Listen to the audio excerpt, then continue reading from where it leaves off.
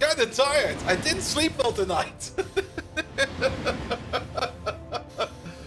Alright.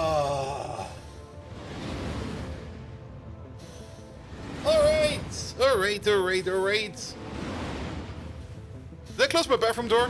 Let me just check real quick.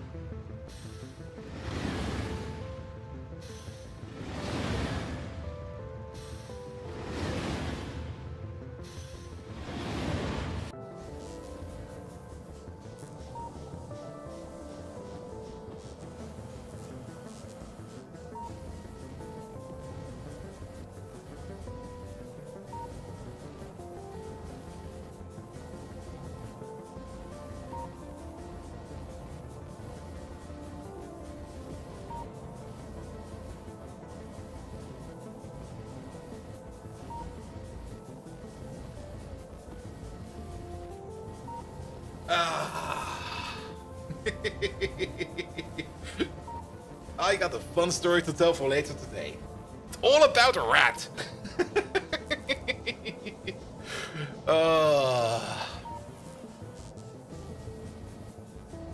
Alright.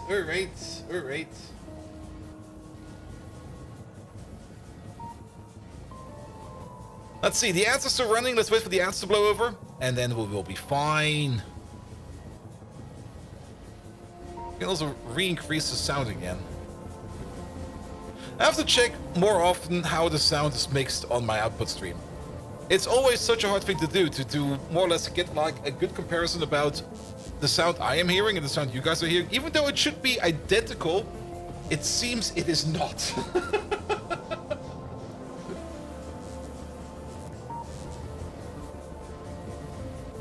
Kunuki, hello there. Marina, hey there. Welcome. So soon we're gonna start emote. Ah, I see.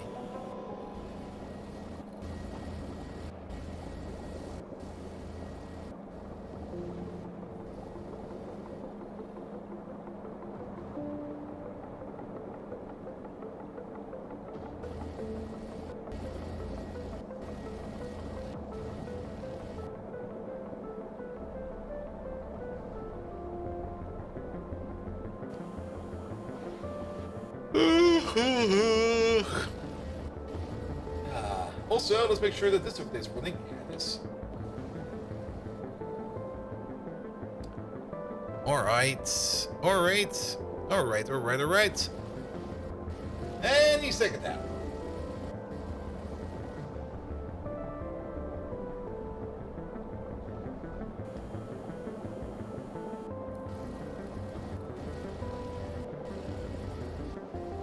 Alright, how about we go? Oh shit, wait, my camera's not ready yet. I forgot to put the camera again. Here we go. Fine now, right? Right. Let's check beforehand. Yeah, it's good. Good evening, Twitch! And welcome back to Factorio Ultracube. I absolutely enjoy Factorio Ultracube. I was kind of thinking about playing this over the weekend a bit, by just maybe preparing some of the builds for today. Then I ended up playing Battletech. Then I ended up being invited into way too many social parties over the weekend than I expected to be. It was like 3 of them. And then, of course, we had the rat incident. Billionaire! Hello there! Welcome. We'll talk more about the rat later. Alright. Welcome back, everybody. Welcome back to Ultracube. We are pretty much picking it up where we left it off last time around. By the way, Monday streams will probably be back next week, unless I got a severe case of the Mondays. I guess we can pick up Monday streams again because I'm currently making so much good progress at work that I can probably just get back to Monday streaming. So that should be fine as well. Good. Alright. Also, I kind of want to play some Ultracube, to be perfectly honest. Yesterday, I was sitting all day at my desk and was like, I want to play some Ultracube. I really want to play some Ultracube, but I don't really want to play this off stream, so I was just like, alright, I'll do something else then. And then I kind of binge-watched I'm a Spider, which was also kind of fun. Have you inherited any new rats? Are you planning on keeping them to train and to breed and do rat races? No. It was a filthy city rat. Not like one of those cool color rats you can buy from the pet store. This was a filthy brown one. I guess it was a brown one. I actually didn't see it. The only thing I saw was the tail of the rat, because the tail end of the rat was kind of sticking out into my toilet bowl, and I was like, wait a minute. Is that a... Yep. I had a rat in my toilet bowl. Why is the cube exploding? The cube is exploding because the cube is made up of infinite mass and infinite energy, and it's always pulsing off some extra energy going off somewhere. So it's constantly and permanently and every now and then non-stop popping off wherever it can. Good. All right. There's a couple things we need to do. First and foremost, we want to... Well, we have to build a train system, and we probably have to find a spot where we're going to be building said train system. And I would prefer to put it... I don't really want to build top-down. I think I want to build left-right, mostly because most monitors are widescreen. And we're not really playing on a tall screen. If I would be doing this for TikTok, the base would probably be like more scaling up-down instead of left-right. But since we're not doing this for TikTok, but for widescreen monitors and players, we're gonna be building left to right. All right. I guess we can just put it over here and start thinking about building over here. It'll be fine. Good. What do we need? Well, we need to automate the construction of loaders because we're gonna need some loaders. We probably also want to make the automation of some blue belt, because we might as well want to make ourselves some blue belt. Vertical monitor gang in shambles. I do have two vertical monitors over here, like to the left and to the right of my main monitor over here. Because working on the vertical monitor is also pretty nice, especially if you're coding. Because you can have things on top of each other. Because on the widescreen monitor, I'm not quite sure, but on the widescreen monitor, if you put like two tabs next to each other, you get like less space. Because of course, if you put two next to each other, you're gonna have like, what is it? 8 to 9 instead of 16 to 9. Yes, and if you put it on a vertical monitor, you're gonna have, what is that? You're gonna have the full. No, you're gonna have the 16 in depth. So it's gonna be 9 by 16. So that will be 4.5 by 8. Actually, no, it doesn't go like that. It will be 9 by 8 instead of 8 by 9. That's the difference. And since 9 by 8 is a little bit wider than 8 by 9, you get just like a little bit more text you can put in there. Also, reading is just a little bit more relaxed if you're reading more top down. But yes. All right. Also, you can see more of your file. That's the other important part. You can see way more of your file. You can just open up your editor in full screen and boom. You can see that entire thing. If you full screen open up like your editor like on a normal monitor, you can see a lot of empty space next to it. Unless you're writing Java code. Well, then you should probably not be coding either way. Demon BM, hello there. Welcome. All right, yes, we're going to have to do a little bit more prep, but we are definitely going to be starting to build up a train system that will transport the cube. And we're probably going to be starting to rebuild and move stuff over into the new system. Now, the old system over here will probably keep on going for a while until we are ready with the new system. And then we just need to move the cube over and hope that everything works. Yeah, we'll see about that. But for now, we can use this system over here for whatever we need. Well, first step foremost is we are going to want to make ourselves some blue belt. Blue belt is the advanced engine units, some red belt, some elbow grease. The blue underground is just belt and underground. And the blue splitter is motors, blue belt, grease, and red circuits. It'll be fine. Oh, sorry about that. Also, I just had lunch. All right. We could probably break it over here. We do have a bit of a belt production all the way up there somewhere. But maybe we want to make like a new belt production or something like that. Maybe we just put it over here. Maybe over here will be fine. Because we want one thing that makes like red belts for us, and then like one thing over here that probably makes blue belts for us. And then maybe something like this. There we go. And Toyo Yacht. And then, yes, we will put your name in soon. Alright, you make red belt again. You make blue belt. That's not blue belt. You make red undergrounds. Do we even need to make red undergrounds? No, because we don't need that for that. So we can just do this. And then you make blue splitters. Blue splitters requires blue belt. Alright, alright. How's this ratio over here? You make like 2 reds per second and you consume 2 reds per second. That is fine as well. Maybe we build this differently. I don't think this is a good idea. What about we do this over here? Let's pick up you real quick. Let's put you over there. And then how about one? That's not gonna be fine as well, is it? I was kind of hoping that we could maybe put like 4 of these next to each other. Maybe over here. There we go. And then we move you like a little bit further over there. There we go. This could maybe work. You over there. You are gonna be... You're actually gonna do nothing. Same for you. Whereas... You over there, you're gonna be making the underground. And you over there, you're gonna be making the splitters.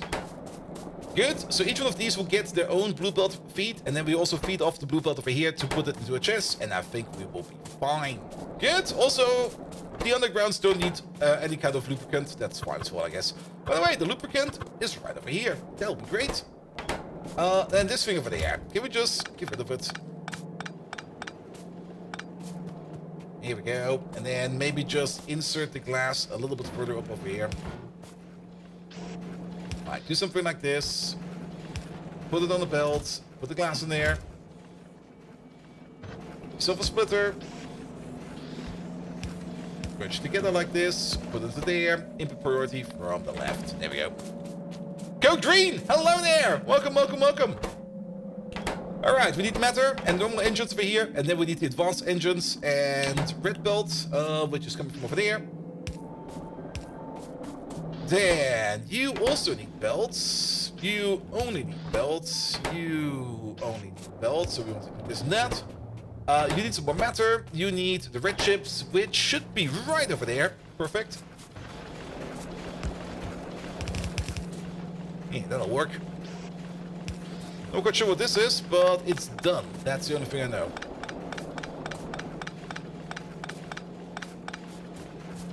Here we go. Take it apart. Where does this even go? Well, not over there, apparently.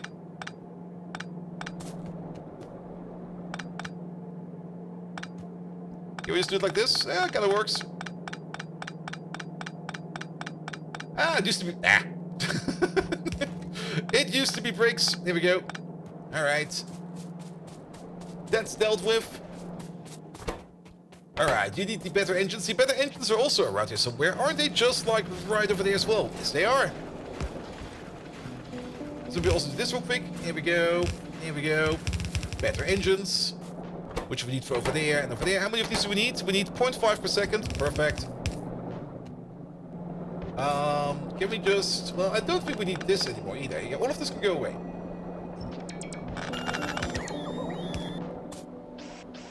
Here we go. You get... Not over there please. One over there, one over there. Good. You get some lubricante. There we go. That'll make everybody happy. You need some matter. You need some matter. You need the normal engines. The normal engines over there. There we go. And I guess we do this. We do that. We do this. Wait. That's only the engines there. That'll be fine. Alright. You over there. And you over there. Good. You need matter as well. You need actually quite a bit of matter. You need matter, you don't matter, and you need matter. Good. That means we can do something like this. There we go. And then 2 over there. 1 over there. And 2 over there. How much matter do you need? You need 8 per second. 8 per second. No, you need 4 per second. 4 per second. 8 per second. So that'll be fine. And then we just need to find ourselves a matter belt. A matter belt is available right over there. Yeah. We can make it over here.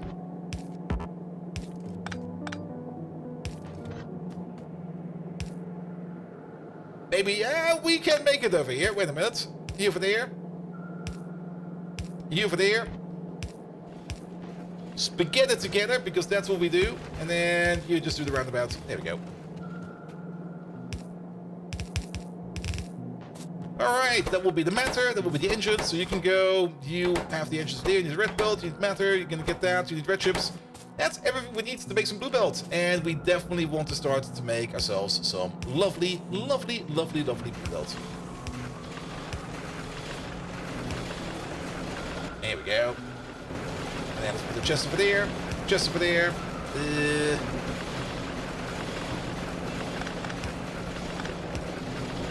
A chest over here, and a chest over there. Here we go.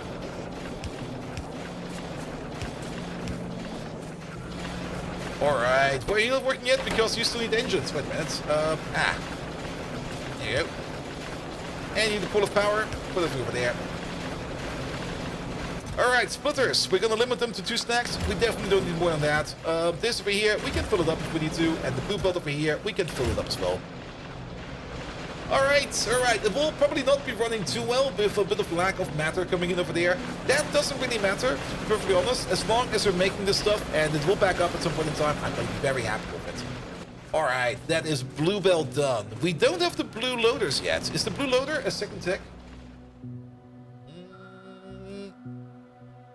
Oh, I guess it is.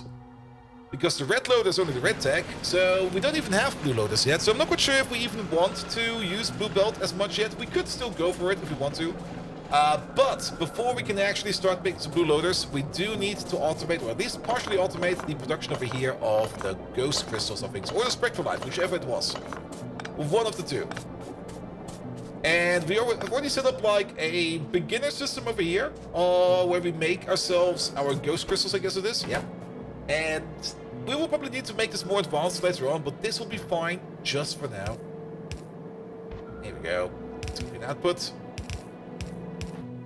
Make sure that we use both of these at the same time. And then, there we go. That'll be fine. Alright, let's get rid of these trees over here. Ghost crystals, you say? We're probably going to need a couple more electric furnaces. If we go over here to the ghost crystal stuff, the spectrolite over there, we're going to be eating 1 ghost crystal per second and turn that into half the amount of spectrolite. So electric furnaces, they go at the speed of 1. They go at the speed of 1. We're going to need at least 60 electric furnaces over here to turn that into 30 plates. Also, my pocket is full of wood again. Oh boy. Have this. Evil Pla! Welcome, welcome, welcome!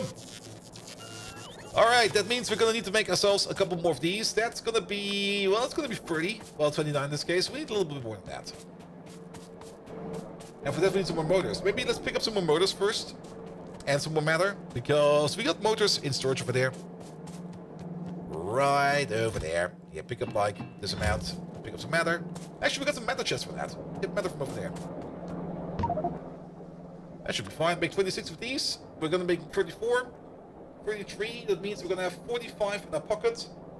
Do we really want to make like a full build out of it? I mean, why not? What else do we need the stuff for?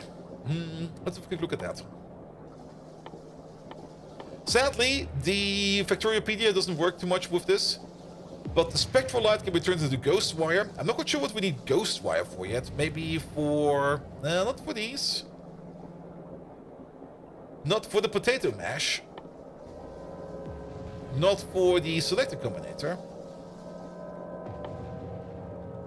We're probably going to be using it for something. We probably have not unlocked the recipe for that yet, so we'll have to wait for that. But I'll think it will be fine. We'll set euphoric release. Bottled euphoria. We can turn back into a Besselheim flask and some steam. What the fuck? Excuse me? What is that? Alright. We do need some more matter if we want to make some more smelters, so let's pick up some more matter. There we go. Let's pick up some more engine units. But you want to start 2 researchers that will open the next researchers to see what to move forward? True, but I also kind of want to start moving over to our train-wise system. I mean, we could just keep on putting stuff together, but the more advanced recipes we get, this place over here is not really more expandable. I kind of want to prioritize getting away from like cube on the belt and to get into cube on the train. And after we get cube on the train, we put cube on a plane, and then at the end we replace the cube with snakes, and then why are there goddamn motherfucking snakes on my goddamn motherfucking plane? Or something like, I saw that plot in the movie once. It was good. It was good. There we go. There we go. Alright, that should hopefully be enough. You love watching that movie while flying? Next time you're flying, watch something like Airplane versus Volcano. That was a brilliant movie. I mean, I saw it, I couldn't believe it. I was completely hammerfest drunk, but it was great. It was great. There we go. Yeah, let's make some more of these. Alright, alright. Thunder! Hello there! Welcome, welcome, welcome!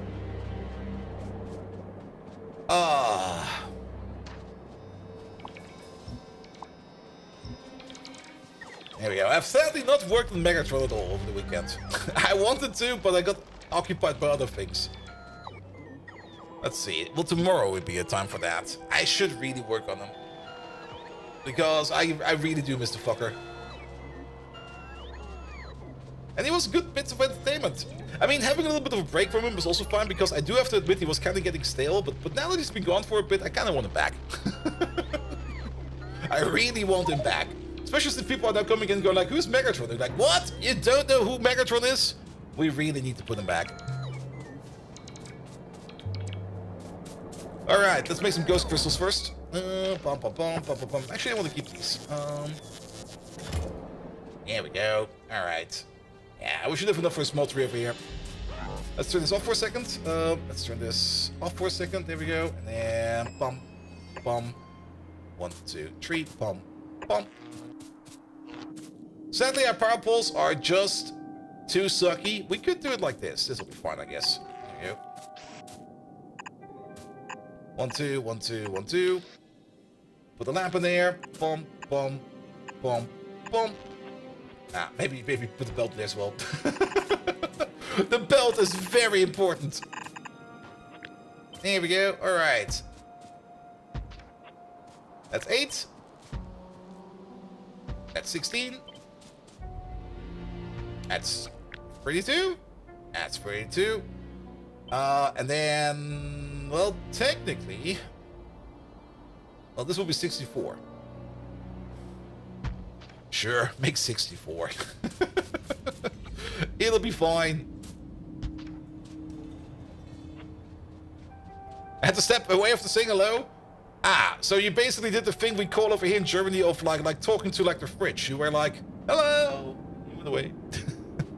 Enjoying Ultracube so far? It's fun. It is so much fun. Here we go. I mean, I really, really enjoy it. I mean, we currently still have like a very... The only thing I kind of found a little bit annoying, and we should fix that real quick, is that you get radars so late into the game. Because I already have an issue like looking at my base, and there's this like... There's gaps everywhere. A little bit of gaps everywhere, but I kind of want to look at my base a bit more, but I can't because radars are missing. But that'll be fine. That'll be fine. We can now make radars. Actually, do we still need more of these? Probably not, but it'll be fine. The cube is stuck again. Are you sure about that? The cube is partially stuck. The issue we have over there is that we are trying to turn the cube from a active state into like a spent state so that we can use it for the thing down there. The problem is the amount of steam. We make a lot of steam over there, and the amount of steam we currently use is... we can't just fit the steam, so we need to vent that steam over there. We need to make a steam venting system over there. And I think we've not done that yet, but let's do that next. I think it's a favorite overall. It's great. It definitely makes you play this game different. And I do kind of hope that the mod alpha for this maybe does put it into space, because if you could imagine like cube in space, like having to move your cube from planet to planet, that would be a lot of fun. It would be absolutely mind-numbing annoying where you just sit there and you go like, I have to bring this thing over to Fulgora now, and then all the way over to like Aquilo, and you just go there like, no! You left your cube on Gleba. It got stomped. No! There's now a nest on it.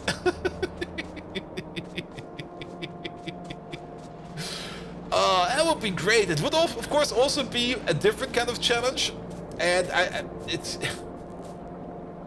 the way to scale that would probably be absolutely horrible.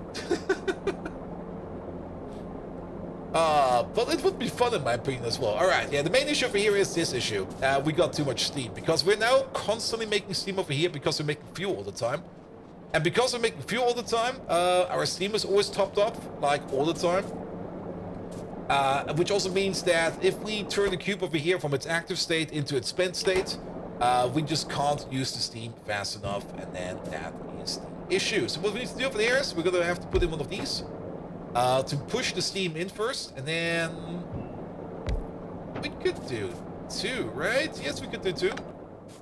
As a buffer, then you just get 1 pump over there to push it in hard as fast as you can, and then we're going to have another... I think we can just put this thing in there. I think we can wire it up, actually. There we go. If you can think about it. Can we flip these now? No, we can't flip them. No. But I think we can... Oh, we can't wire them up. Okay. Never mind, then we do need the pump over here. One of you, and one of you. And it's going to be pretty easy. You're going to be enabled if... anything in here is, say, larger than 20,000? Well, how much do we make over here? And we make 13,000 per second. How long does the cube hold for? Mr. Cube, how much energy do you hold? 2 gigajoules, right? No, 1 gigajoule. So it will be running for 4 seconds over here. So we could make up to 52,000. How about this? If this thing over here is like more than 500, that should be fine. And then we try to push in as much as we can over there, but we also are venting it. I mean, the venting process over here is kind of slow, so I think this will be fine, actually. And if you kind of think about it, if you really, really think about it, we actually don't even need this. Just do this. But because we don't really care much about this steam over there. Alright, cube is making matter. Great. That will also make the process of there go a little bit faster. Did we finish up this build over there? We did finish up that build over there. So the only thing we need to do over there is to split it accordingly. Start making some ghost crystals, and we're gonna be very happy as well. So how about you over there? And over there. I probably chose the worst belts to do it like this, but it'll be fine. Alright. Quickly run to the top.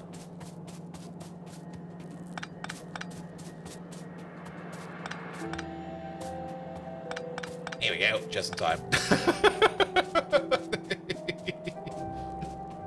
Alright, let's also take out the belt at the bottom over there. Bum, bum, bum.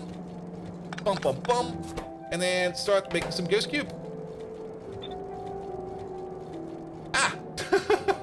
We're missing an insert. I was like, did I make the wrong recipe or anything like that? No. Alright. Let's pick up some blue inserters. And maybe some reds as well. Over here. Yeah, move on back. While we're also running around, radars. What do we need for more radars? We mostly need more rare metals. There's some rare metals over there. Make another tree, it'll be fine. There we go. How much should they eat? 200 kilowatts, it'll be fine. Finally, some radar coverage. Like what the hell, man? Oh, we're missing quite a bit of inserts, actually, I just noticed.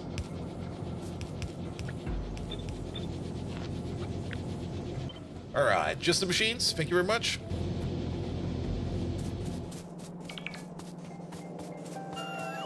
Oh, we're missing a lot of inserters. There we go. All of them are running. Perfect.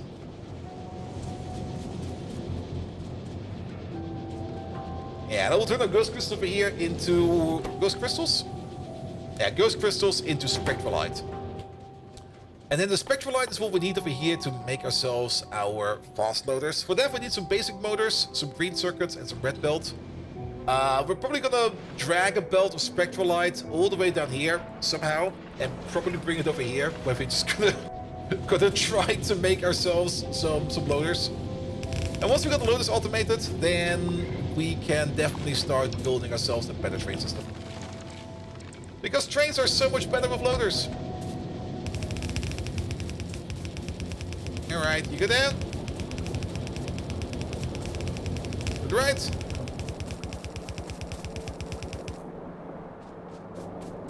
There we go. Oh, I'm out of belt? I am out of belt. Let's pick up some belt. Alright, where's the cube? The cube is... There he is.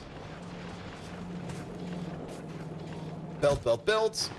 There you go, should be enough. That's when we start building it in reverse. So... Well, that partially worked. And we can probably move you over there. There we go.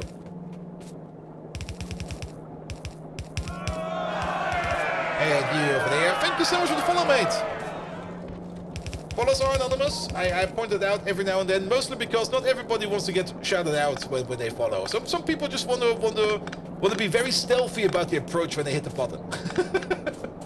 But I know that you know, and you know that I know, so we all know, so no. Thank you nevertheless for that. There we go, there we go. Alright, we can pick up these, we can pick up those. That'll be great. And there's a spectralite. That works. Where's the belt? Yeah, the belt's over there. Is this belt still a thing? No, this belt is no longer a thing. What was this belt even? Oh, it was nothing. Apparently it was nothing at all. Alright. Good. Alright, that will be the spectralite coming in. And then we're just going to place like one machine, like right over here somewhere. How about over here? You over there, you start making some red loaders. You need some red belt for that. We got some red belt over here on the belt. For some reason. This, that. This, that. Here we go. That'll be fine. Start getting that in. We need the spectralite. The spectralite is... Where did it go? Oh, it's over there.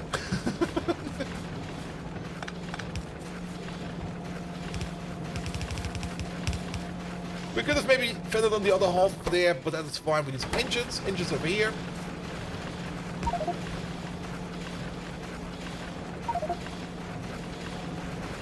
Ah!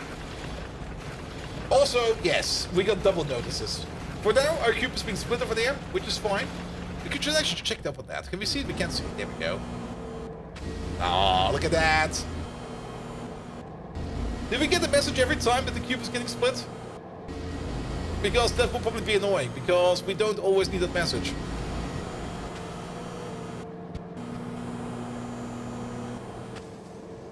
Alright, and then the biggest question was, is the inserter fast enough to bring everything in before the last cube arrives? And the answer is yes! It's perfectly timed, actually. There we go, and the cube is back. There we go, just a quick bit of cube splitting over here.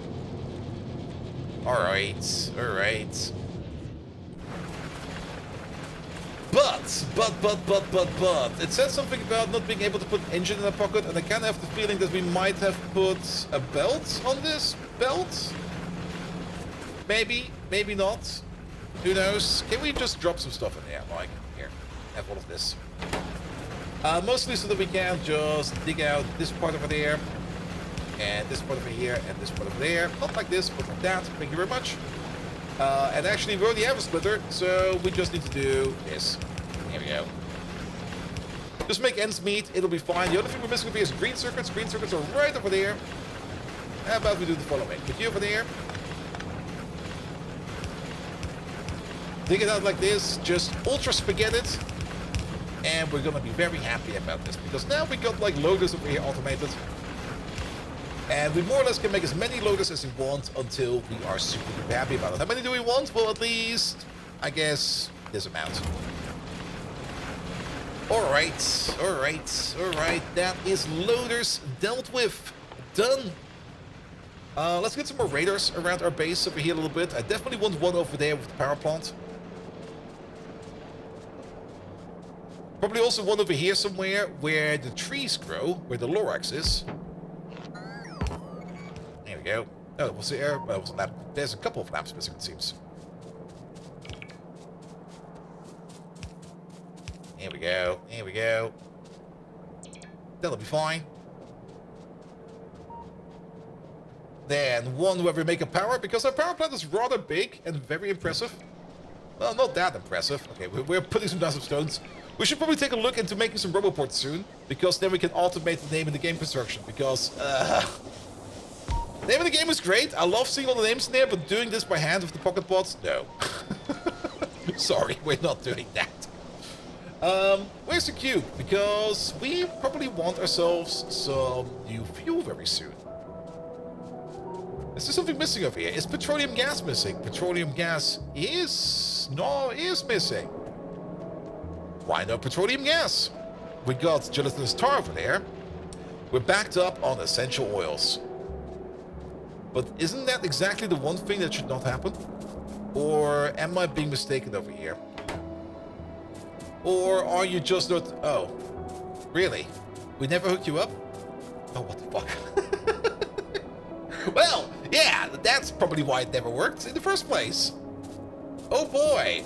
How many people were screaming that at me for the longest of times?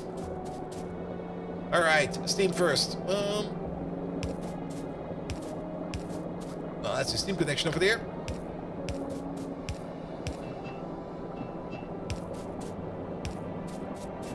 Alright, that is in.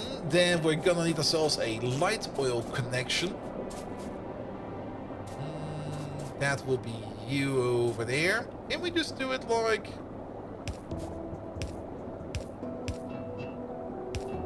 Light oil is connected. Then we need the heavy oil connection. We also need the same connections on top.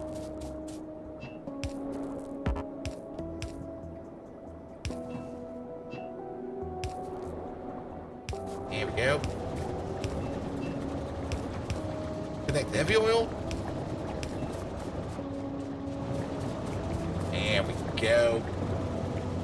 So now this place over here will turn excess light oil and a little bit of heavy oil back into crude oil. The ratio over here is decent. I mean, we do get a decent amount of stuff back.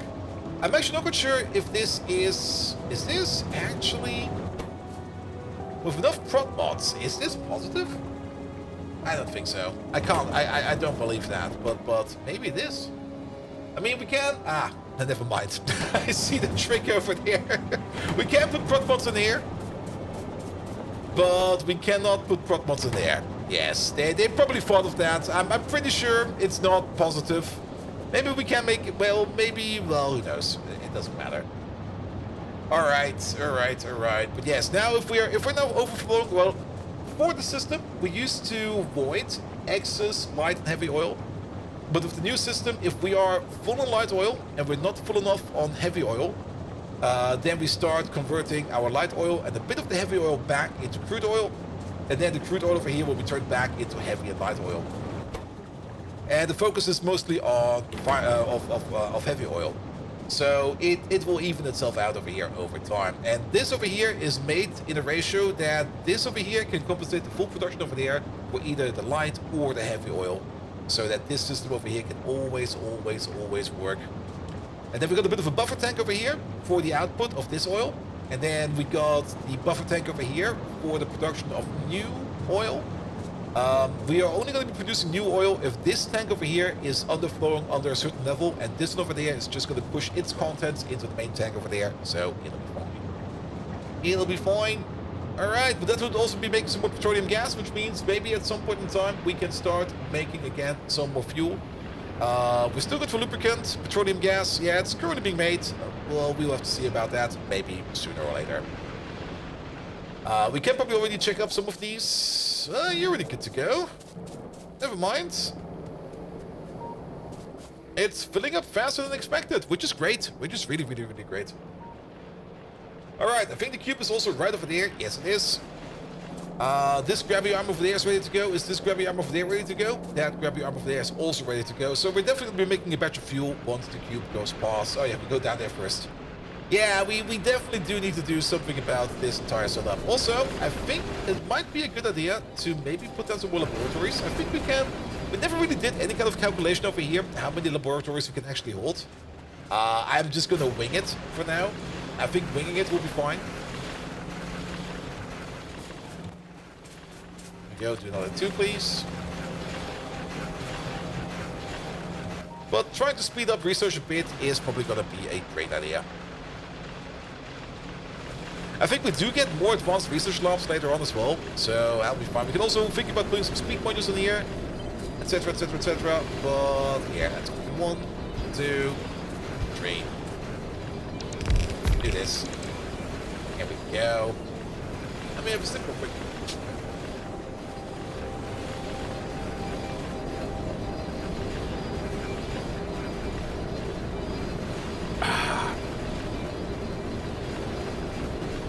Alright, didn't really double our research speed, but it gave it a significant bump. And I think that significant bump is what we really, really want. We could try to add even more to it. Go a little bit nuts with it. I mean, we got 2 more labs over here.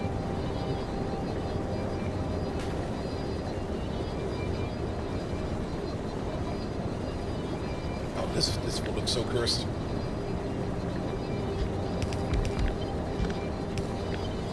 There we go. Might as well use the other 2. Scratch. There we go. That should double our speed. Not quite sure if we can sustain it. We will see. We will see. Alright, alright, alright. Loader production. Down there. How many did we make already?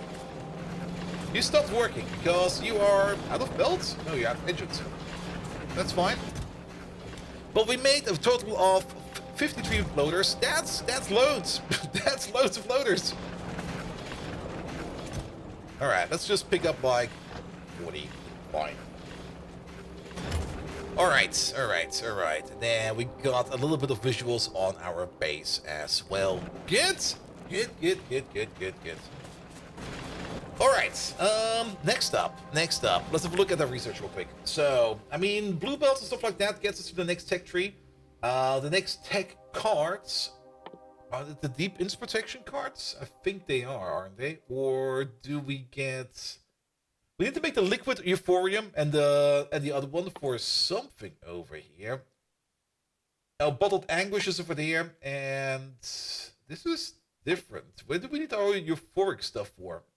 Ah, new research options available in the tree. It even says over there. Ooh, nice. Deep fuel mining as well. Tendril expulsion.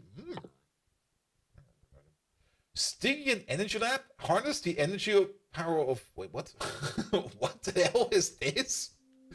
That gives us the heavy turbine, which will give us a significant power boost. Nuclear power over there runs on also the heavy turbine, so that's a different way to get it. We get the extremely long-handed filter inserter over there. Ooh, this might be good. Yeah, I don't really think we need to worry too much about next level techs. I think there's still more than enough fun stuff to be done in here. Let's maybe go into the plates, into these things over there. An energy distribution over here with... that might be worth more at the beginning, because if we can set up builds with... I actually value that quite a bit more. Making up builds with substations over here will probably be way better for us. So let's go that way, and then we can go for the ultra long inserter for this stuff. That's the plate already in there. The advanced solar panel equipment. This is probably personal equipment, right? It is. Not quite sure if we actually want that right now. Better personal batteries, cliff explosives. Yes. It's... I mean, if we're thinking trains and if we're thinking about building over there, I can already tell we're gonna need some cliff explosives, because things are gonna be completely and utterly blocked over there. Alright, this tech over there is only gonna take like 5 minutes. That'll be fine. Good thing we expanded our research lab over there. But more inventory space is also probably very much worth it, because my inventory is such a mess. We can probably still drop some stuff off in here in some of these random chests. Or maybe make another couple more dump chests for like this stuff, that stuff. Actually, we want to keep that stuff. This stuff, that stuff. What else can we drop in here? Do we really need as many train tracks right now? We do kind of want to start building. Let's start building. Let's just start building where the main line is going to be. And if we're only going to be bringing in like a whole bunch of train tracks, we might as well bring as many train tracks as we can carry. For the new Cube mainline system. There we go. Alright, because we do need to wait for tech to move on a little bit, so we might as well put down some Cube main lines. Alright, you make tech cards. We're actually right over there, Cube. Hello, Cube. How you doing, Cube? I hope you're doing fine, Cube.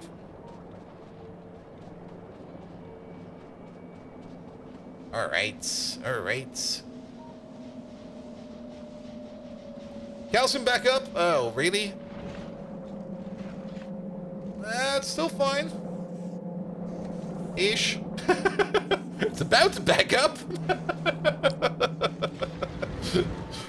Alright, we should do that real quick first.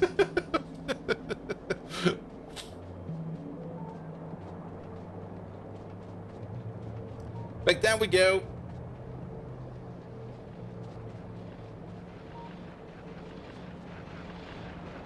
I mean, calcium is definitely backing up, but we're also using our calcium in research right now, which is great. But yeah, we will probably need another one of these.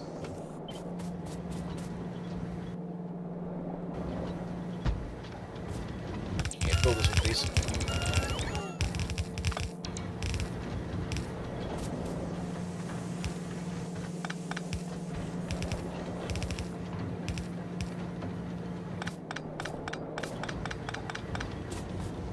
Here we go.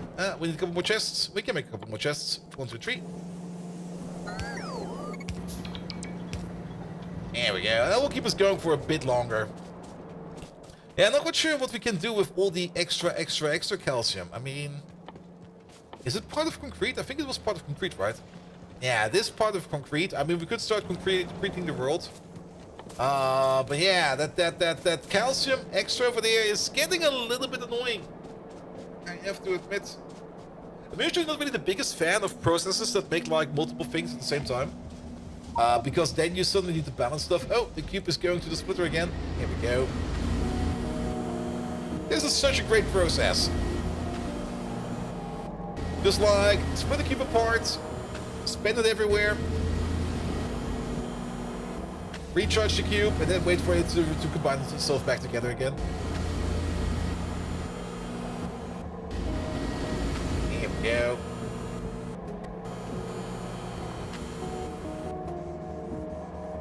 And before this cube is in, everybody else should be in. Not quite. It is going fine from there, but not down there, but that's fine.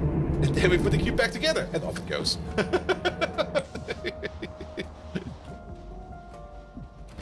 Yeah, having some 2.0 features in Ultracube makes it so nice. Especially the recipe swapping part of it. Alright, we're gonna go very far up with this one. I guess most of these spots on the map, I thought these were cliffs, but these are of course rocks. So it's not too bad, but there are some cliffs around. Let's see. I want to start over here somewhere.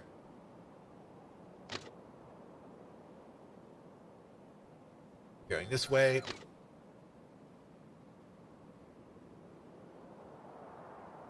Going that way. That will be our cube main line.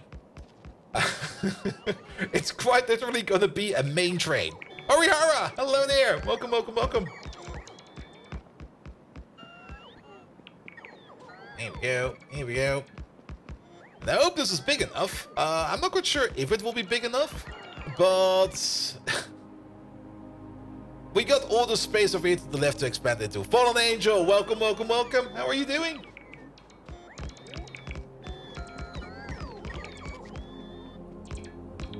Alright, let's build this to the left. So, I think we brought way too many train tracks with us, again, as always. No biters and spitters on this map? Sadly, no. There's no opposition. There's also, sadly, no pollution on the map. I mean, I can understand turning off biters, but I love seeing pollution on the map, because pollution on the map does kind of tell you which parts of your factory are currently active, very active, or not active at all, which gives you like a little bit more information about your factory itself, but even that is off, which is a bit sad.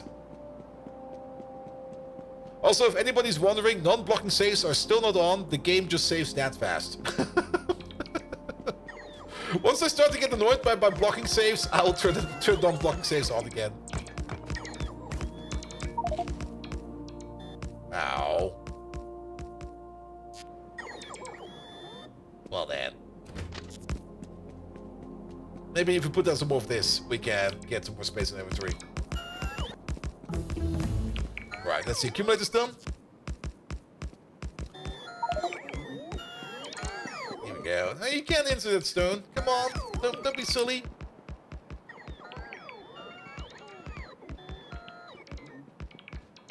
Alright. Let's that'll be a little. Let's just build it all the way up to here.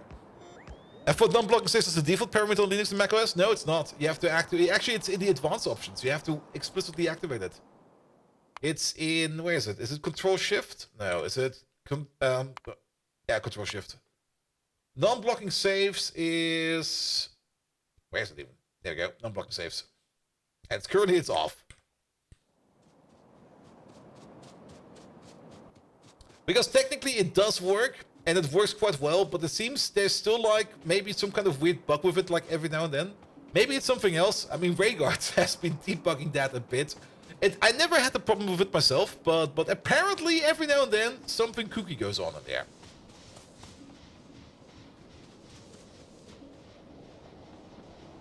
Also, Fallen Angel, have you heard the fun story yet? I had a visitor yesterday. At 2 AM there was a visitor in my apartment. He was in my bathroom.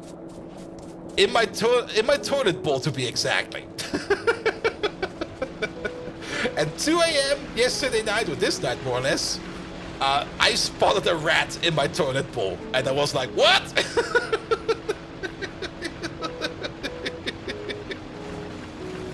It was so great. I mean, I live on the ground floor. It's actually to be expected over here. Because if you live on the ground floor in the middle of the city, yeah, rats can't come up there. It's a known issue. But I've lived here in this apartment for like 5 years already. Never happened before. My bad, you was very drunk. Give me a break. Yeah, but it was like 2 AM, and it was like just before I went to bed. I was like, all right, let's go to the bathroom real quick. So I went to the bathroom, looked into the toilet, and was like, wait a minute. Did it not flush correctly? And I was like, no, it flushed correctly. There's something in there. Then I looked a little bit closer, and I saw like the tail of the rat coming out from under the water. So he was basically sitting on the inside of the toilet with his tail hanging out. And I'm like, there's a rat in my toilet. Time to get the big hungry cat. Now, I have one of those drainage claws. Now, I didn't use the claw part. I just used like the whole device itself. So I gave it a little poke.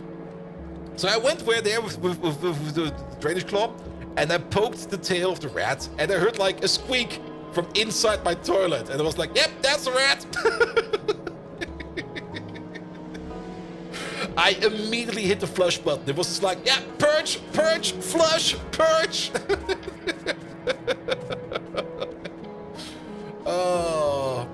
I've not seen him ever since, but I am currently taking some precautions over there to check if he's coming back or not. Yeah, rats can swim. Rats are perfect. Rats are very good swimmers. I mean, that's also how we got there. And the only reason he probably got all the way up to my place is probably because it's been raining over here quite a bit. So I guess his usual living space is probably currently flooded. Also, there's a bit of construction going on down the road. They're working on the canal, so they probably also just disturbed him enough that he was like, fuck it, I'm going somewhere else.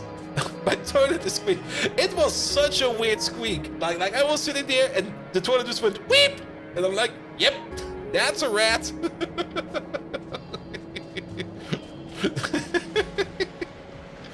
It was probably also a very big one because I mean that tail was sticking out all the way to the end, and it was like, wow. That's a big boy, all right.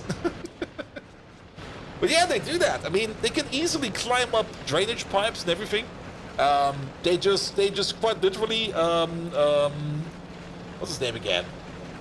Not Johnny Cage, the other guy. Yeah, from Mission Impossible. Tom Cruise. They can easily Tom Cruise themselves like up any kind of drainage pipe. And they can swim quite well, so yes. Yeah, they can hold their breath for up to 3 minutes. They're very good swimmers.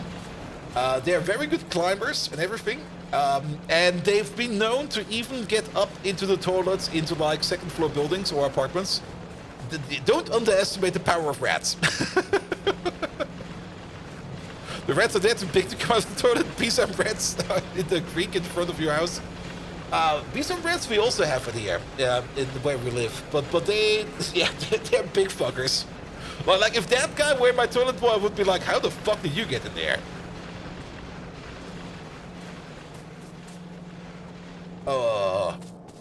But yeah, I'm monitoring it.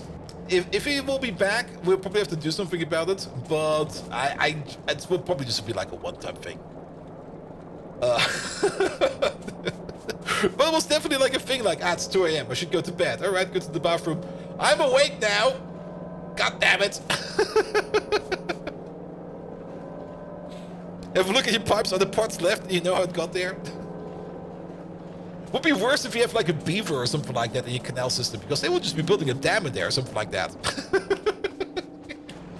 Alright, we got distracted again. There's a random insert over here which you don't eliminate.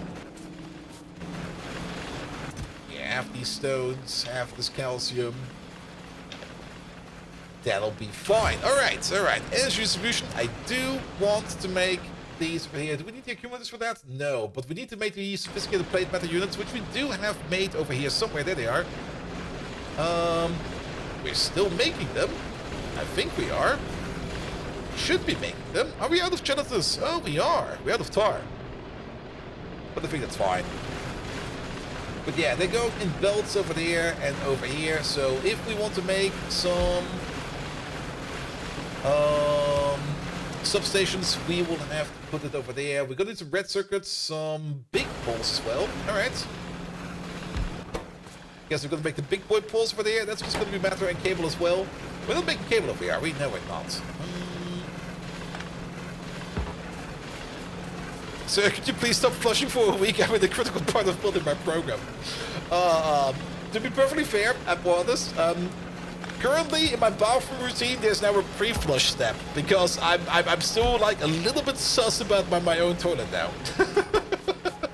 Like before I go to the bathroom to sit down, it's always going to be like, all right, let's give this like a pre-flush, just to be safe. I don't really want like any kind of rat running up my asshole, please.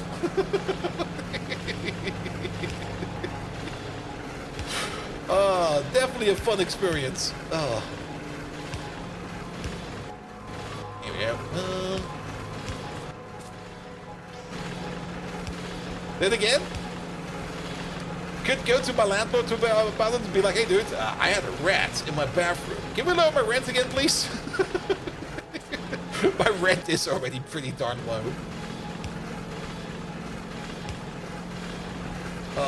Let's see. Also, apparently there's still even more, how do you call it, drug raids going on. Apparently in the street where I live in, I don't even notice any of that happening at any point in time. Apparently there's enough drug raids going on in the street where I live in that even my parents kind of noticed, and they were like, hey dude, are you okay? I'm like, yeah, why? Apparently there's like a drug raid in your street like every other week, and I'm like, what? Really? I don't even notice these kinds of things anymore. And the rat in the bathroom. Can we talk about rent, please? Oh, you're holding pets now? That's a race. No!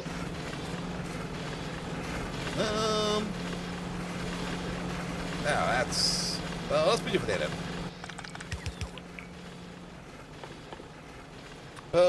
But yeah, fun times, sometimes. At least I'm having fun with it. Alright, you make the big poles. All the way up like this. You make the substations. We're gonna need the cables for that. Cables are over there. We're gonna need these poles for that. Poles over there. And then we're gonna need some red circuits for that. Red circuits are right over here somewhere. There are some over here. Is this a half and half belt? No, that's a full belt. I'm just gonna pull off some over there. There we go. This way, that way.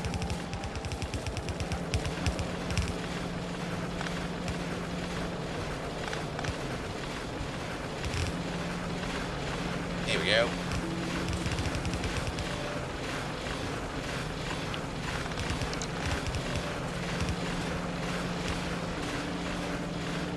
All right, all right. Good, that should be everything, right? You're waiting on some more. Okay, matter is not available right now, but that's fine. As long as we're making substations now over here, we're gonna be good about that. Because then we can definitely make some proper builds. We no longer have to rely on this weird medium power pulse. Medium power pulse we're still gonna need, definitely. But not having to rely on medium power pulse would be so nice. Alright, let's empty out you a little bit more. Have these. How many is it per build? Okay, it's only like one. Alright. Do we already make one? No, we're still waiting on some of the special plate. Where is you? You should have made some gelatinous tar. You've definitely made some gelatinous tar. But the amount of wood coming in and out over here is just not fast enough. Can we improve this a bit? I mean, not really. The bigger issue over here is that we are having issues over here filling you up. Then again, you are filling up fine. I think there was a better recipe, right? For better tar? Yeah, it's over here. Improved tar. Yeah, we're just not making enough tar. We need to add the coal in there. My shirt is getting chroma keyed? Oh no, is it again? Ah. Thank you for notifying. It really depends on what I hold, wear these last couple of days, because sometimes I get chroma keyed, sometimes I don't. Sometimes it's good, sometimes it's not good. For games that are like a little bit too dark. Yeah, this is fine. There's like a little bit of static going on. You can barely see. There's a little bit of static going on right over here. I probably move around into like a little bit more of a fresh place. Yeah, you can barely tell that there's static going on over there. But if you play like a game that's like really dark in the background, you notice that static over there right away. Like if I open up the map and I go over there, it's gonna be like, yep, there it is.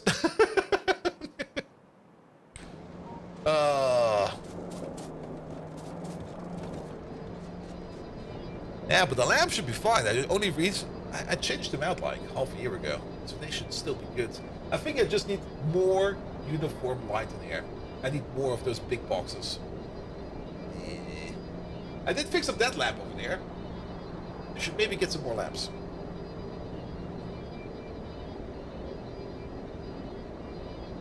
Maybe I'll do a proper Google search afterwards. I think I know what I want. Also, I should not stare directly at my lamps. Oof. My eyes.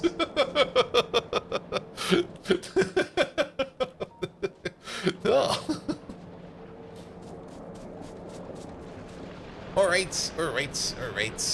Deep Core Ultra Drill is coming up sooner or later.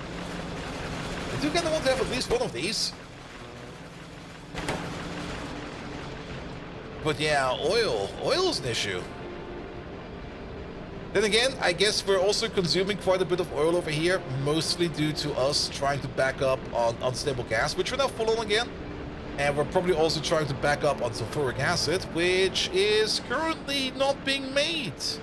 Because this build over here is kind of empty, and that's because there's no more resources over here. That's great. Time to pick this up. Alright, we still got like this little mine over there. Ah, I think we did. Well, we got this lane over there. Destiny Atlantis, hello there! Welcome.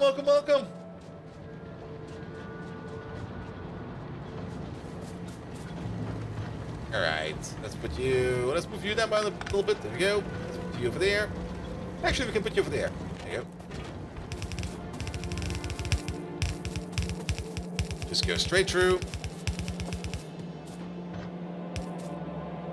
Yeah. Yeah. It used to be better.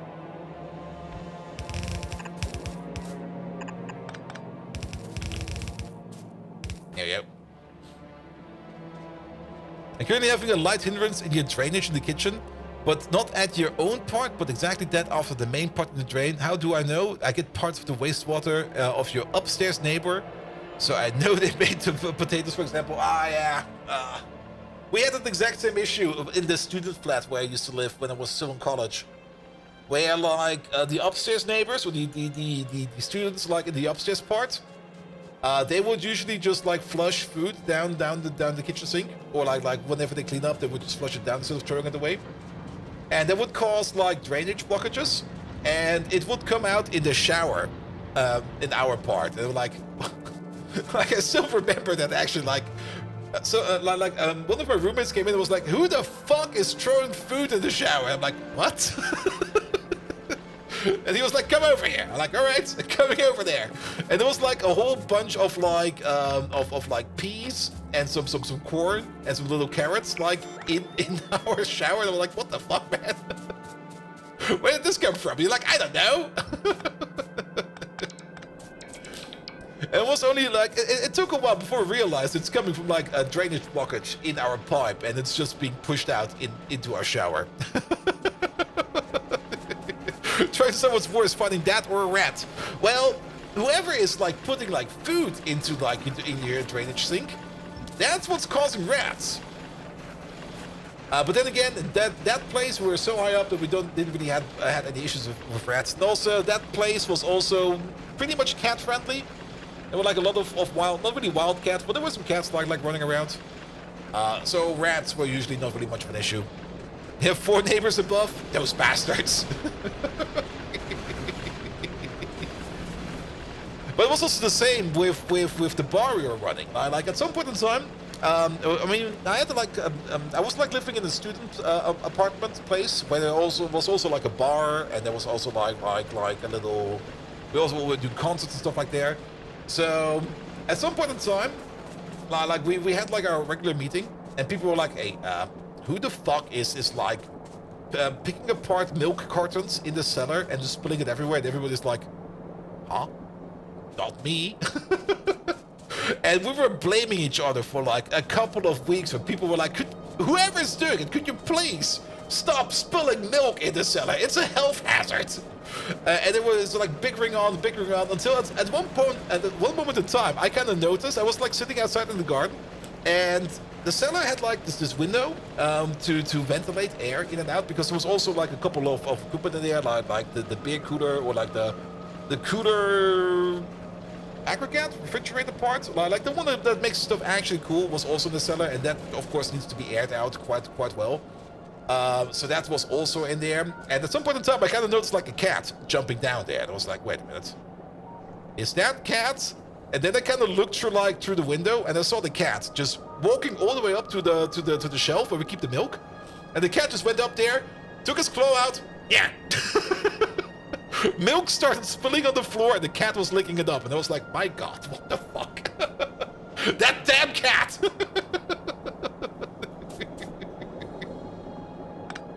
People were bickering at each other for like, they were at each other's throats for like 4 weeks, and it was a stupid cat that was just spilling milk on the floor.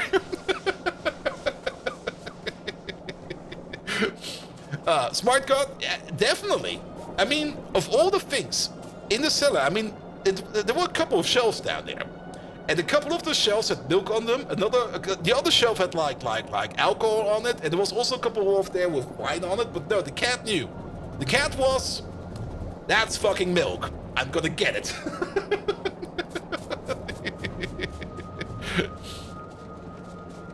Oh, great times, great times. There you go. Let's just clean up this part a little bit. All right. right, deep drill's done. Then we get the plate. We don't really care about that just about now. I do care about substations. Alright, that's only 2. We can already use 2 to start blueprinting stuff and stuff like that. That'll be fine.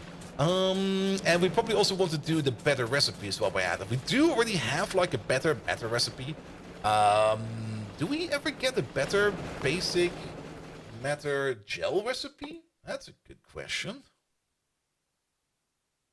Maybe we do, maybe we don't. I actually don't know. Please don't tell me. We're going to figure that out as we go. That would probably be a little bit of an argument to maybe beeline for this real quick. At least to have like, I mean, we just need to research it. We don't need to do the tag, but if we can look at it, we can at least see what's coming up. So that might actually be a smart thing to do. So let's maybe put this stuff in there. So that we can at least have a peek at future tag. We're probably not going to be doing it anytime, probably not even this week. But at least this way around, we can at least see what's going to come up. Alright. But in the meantime, let's turn off our pocket bots for a second and let's make ourselves a synthesizer for matter, for basic matter in the next one. And actually, we can most likely just copy-paste over the exact same thing we have already over here. That was a nice build, to be perfectly honest. I really enjoyed this one over here. Whenever anyone uses the kitchen sink for a bit longer, like for removing potato water and using the dishwasher, the water's going back in the kitchen sink for some time and finally flushes down the drain. Hence the sink being dirty as heck. Oh. So basically your sink is like the overflow valve. Oh, that's gonna be fucking annoying.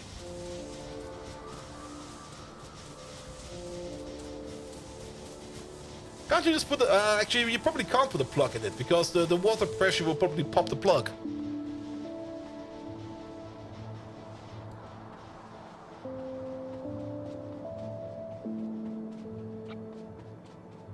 By the way, the solution for our shower issue at some point in time was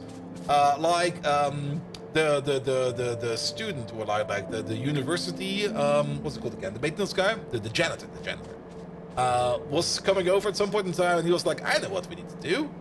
You're having issues with like a drainage blockage in your shower. I got this nifty new tool over here. And he brought out one of those high pressure drainage guns.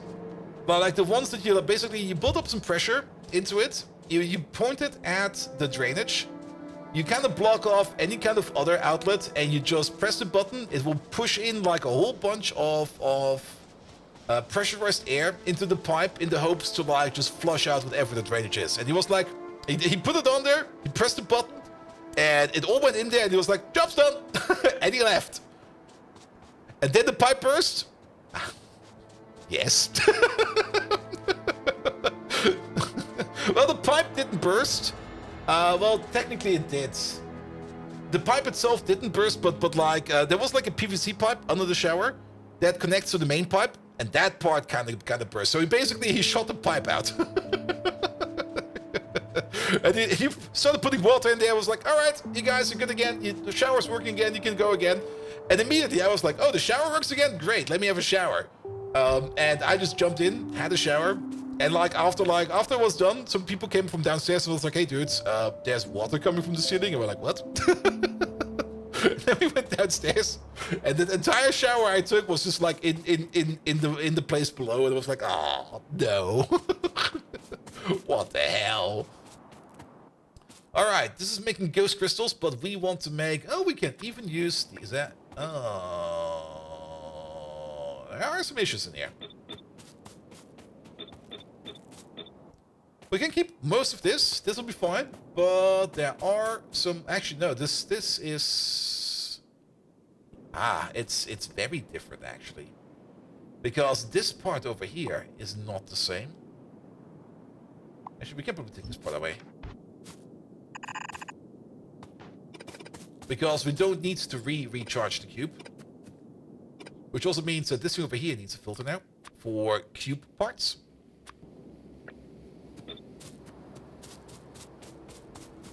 You don't know about that thing, but like high pressure, and we do like high pressure things. I mean, technically, if you kind of think about it, it's more or less the same thing that your, what's it called again? In Germany, it has this amazing name called a Pömpel. What's it called in English? Like. The plunger. Thank you. The plunger. It's the same thing a plunger does, just like with more power. But yeah, that bit of more power is exactly what's breaking it.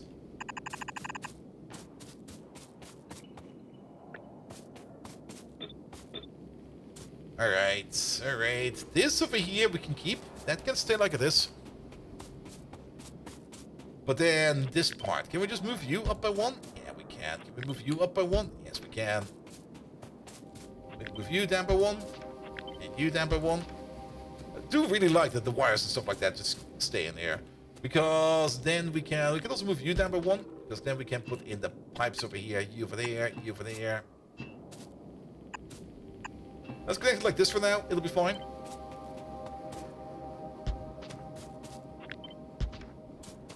And then later on we can see where we actually want to put it. That was a little bit too much. There you go.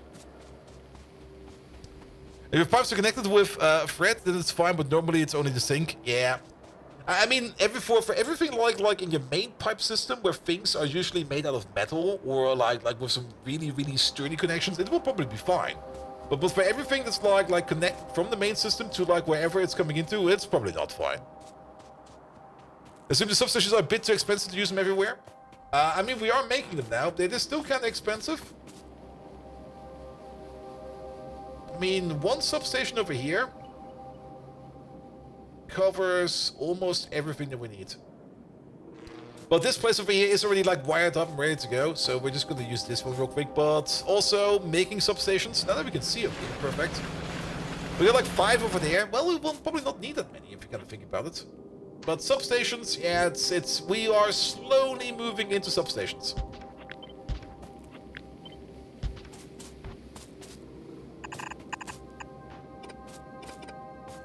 Here we go. Also kind of thinking about putting loaders over here. Because this process, well, will this process be faster? Nah, it'll be fine, it'll be fine. As one of many features came with 2.0 and I didn't know I couldn't live without it. Same. It's also one of the reasons why I'm currently not really remotely motivated to play the pipe playthrough or to port the pipe playthrough. Because either we keep playing Pi on 1.1 and I'm just going to be like, nope. Or we put in the effort to update Pi to 2.0, which is also a big no because they broke already so many things. It's already an entirely new game. Where you just sit there and go like, yeah, that's no. No. Let's put you over there. Let's put you over there. You take this entire thing over there. Pull you down a little bit more. We can even go a little bit further than that. Let's take you out. Here we go.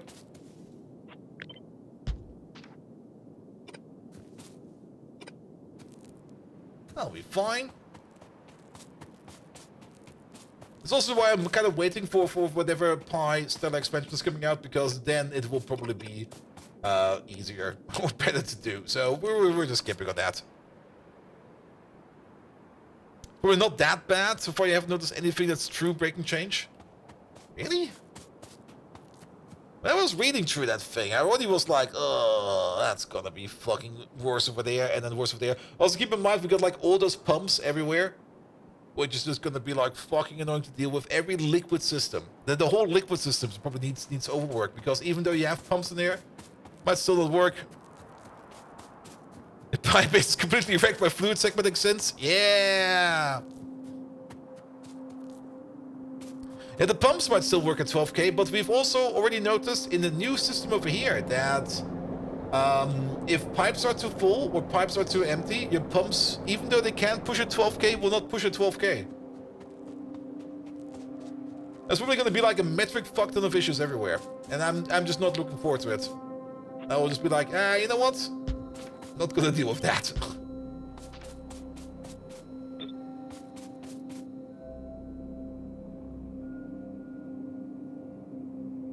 This.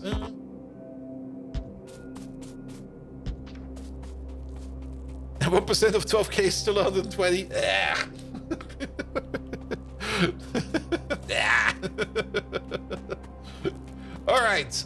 Alright.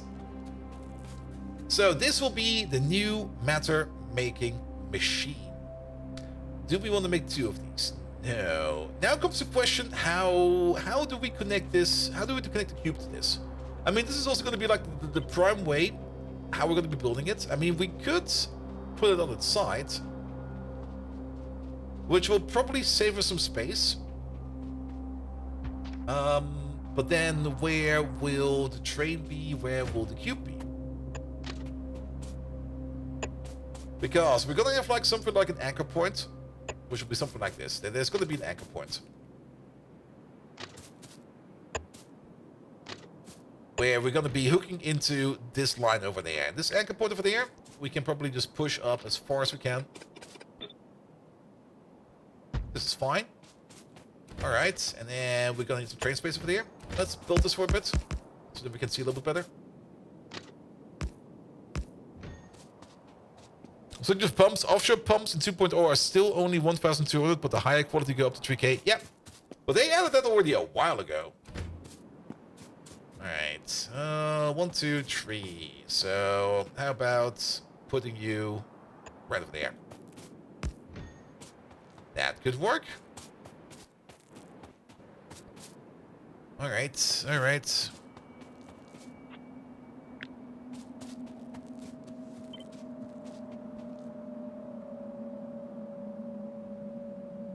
Let's put you as close as we can. Let's put you as close as we can. This, if we, are we already researching that? It's coming up. So we can definitely already ghost it. If we use these boys over here, we can skip all of this. We can skip all of that. And then instead, we're gonna use these 2 over there, which we would then need to set up appropriately. Direct insertion of the cube in, out, over there. Then, I was kind of thinking about this, but there is something else that we need to do over here, and that is, we do need a second train station down here somewhere.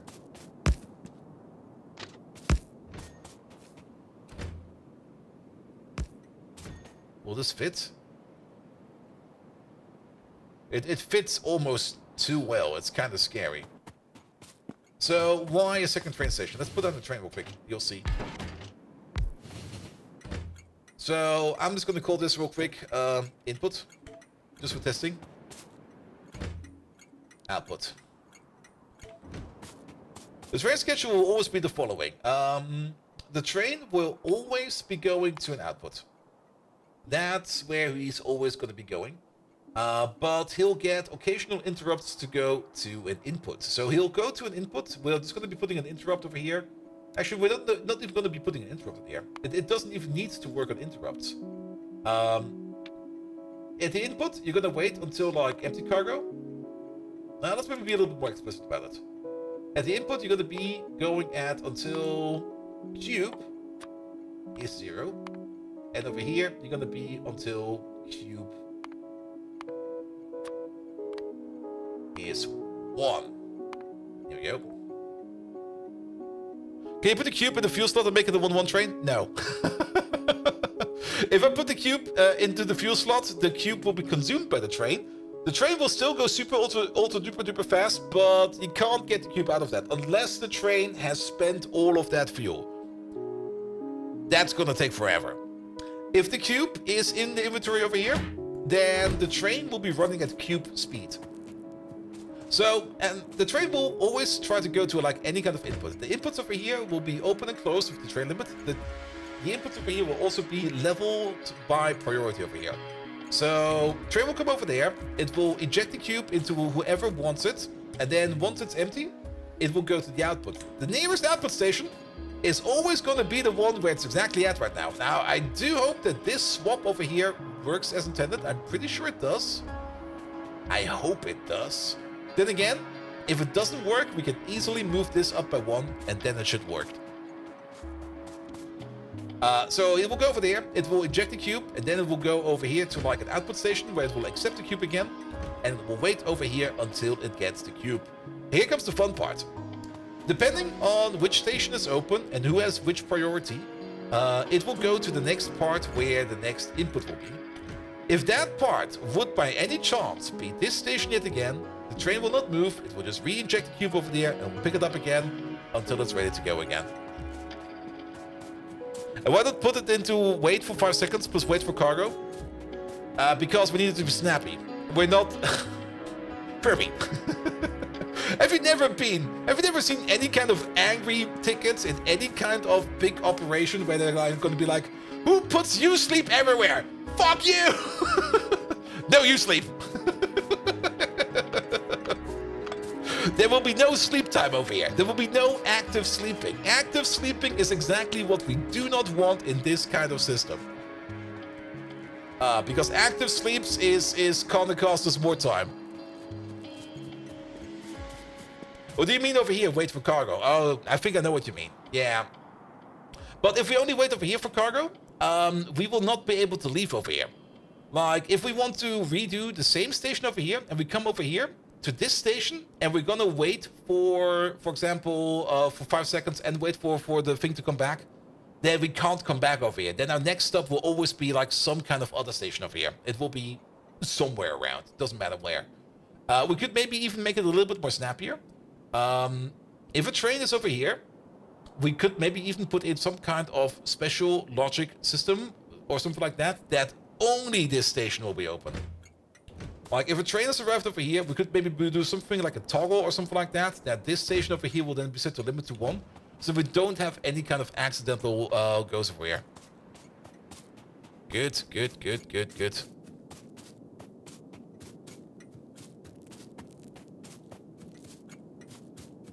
Europeans are so poor they don't even have cell phones yet. Oh, I'm so happy I don't have any cell phones anymore.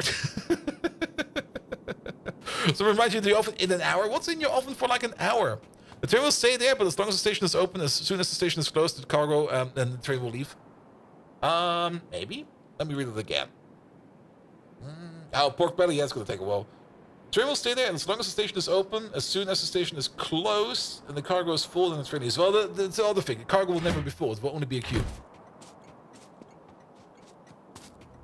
Well, if you want to get rid of your smartphone, but you don't think you could do, nah, my smartphone is way too handy. I mean, I got my calendar on there, I got my money on there, I got everything in there. It's a very crucial part of my life, actually. I do disable any kind of tracking and stuff like that on my phone. At least I try to. And I don't really have that many apps installed, if you kind of think about it. I mean, what do I use my phone for? Even though it's a central part of what I use for planning my day and organizing my day, the amount of apps I've got installed is like 0 to none. What do I have on here? Arknights? I think that's the only actual app I've installed. Yeah, and everything else I do usually via web interfaces.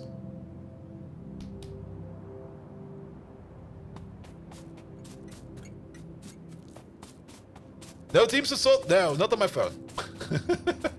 Not on my private phone. If this were a company phone, maybe. Actually, probably. But since this is my private phone, no. Have you removed, disabled the pre-installed ones? Yes. Then again, if you get yourself a Google Pixel, there's actually a surprising non-amount of bloat in there, with the exception, of course, of all of the Google products. I would love to have a smartphone without any of the Google stuff on it, but not having access to the Play Store is also kind of troublesome if we want to install anything else on there. And that's also another thing. I mean, no company phone shouldn't be company. I could probably ask for one, but to be perfectly honest, I don't even want one. How about an iPhone then? Oh, fuck that. No, thank you. Alright. But yeah, but the other reason why I choose the Google Pixel over here is because it got like 5 years of full support. Like, you actually get all the updates. Like, usually when you buy like a phone from Samsung or from what's the other one? Actually, Samsung is the other one I'm thinking about. or any kind of other bigger phone company, you get like updates for maybe a year. You don't even get the good updates. You get like whatever they kind of thought you would be getting. And then afterwards it's going to be like, phone is out of date, buy yourself a new one, you fuckface. But yeah, yeah. The phones is sort of the trend of unremovable batteries, yeah. Yeah, Apple's not better than Google. I also don't like Google. Both companies I dislike. And I used to love Google, but I would prefer not to have to use Google. But whenever I try to use anything non-Google, it's always gonna be like, oh, why is this so shit? Well, like I really tried to use DuckDuckGo for like my internet searches, which is basically just an anonymous filter on top of Bing, because in the background it's using Bing. But Bing is so fucking terrible. But on the plus side, Google search has also become so fucking terrible. Like the amount of times where I still remember a time where I was just Googling something and I would exactly find some random piece of code I was looking for in a random repository. Google was like, hey, you're looking for this, right? I'm like, yes, that's exactly what I'm looking for. Thank you. And these days, it's going to be like, I want to Google this. And the first answer is a badly AI-generated answer to a thing I'm not even asking about. Then it optimized my search for the things I was probably asking about. It was like, no, I'm not asking about that. I'm asking about this. Could you please stop thinking for me?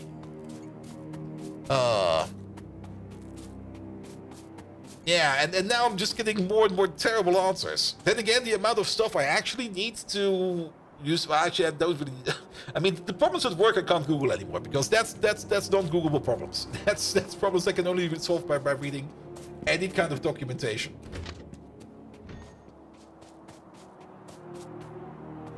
When you ask Google about something specific, you get several pages of worth nonsense and completely unrelated things. Yeah, and it's getting worse. It's getting worse. It's just getting worse. In one of the early Nexus with your 3GS, which got killed by an OS update. And then Android is Google, and I'm sure the support of that, right? Nah. Even Dr. Ghost, the AI generated answers now? Yeah. Ugh. Please don't.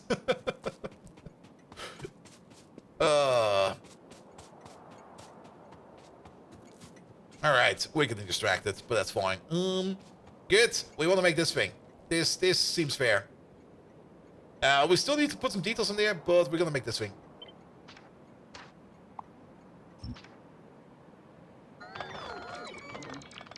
Like the typical car firms, hey, I'm having to have this petrol-specific question for my car. Oh, I'm driving electric, I can't help you. Ah, you fucker. Alright. We're just gonna place you over here. It's fine. Alright. One of many to come. We might, well, we don't really want to build this in a circle, but we'll see how this will be. Google is perfect as intended and shows you pages that paid the most to be shown, even if it's not directly connected to the question.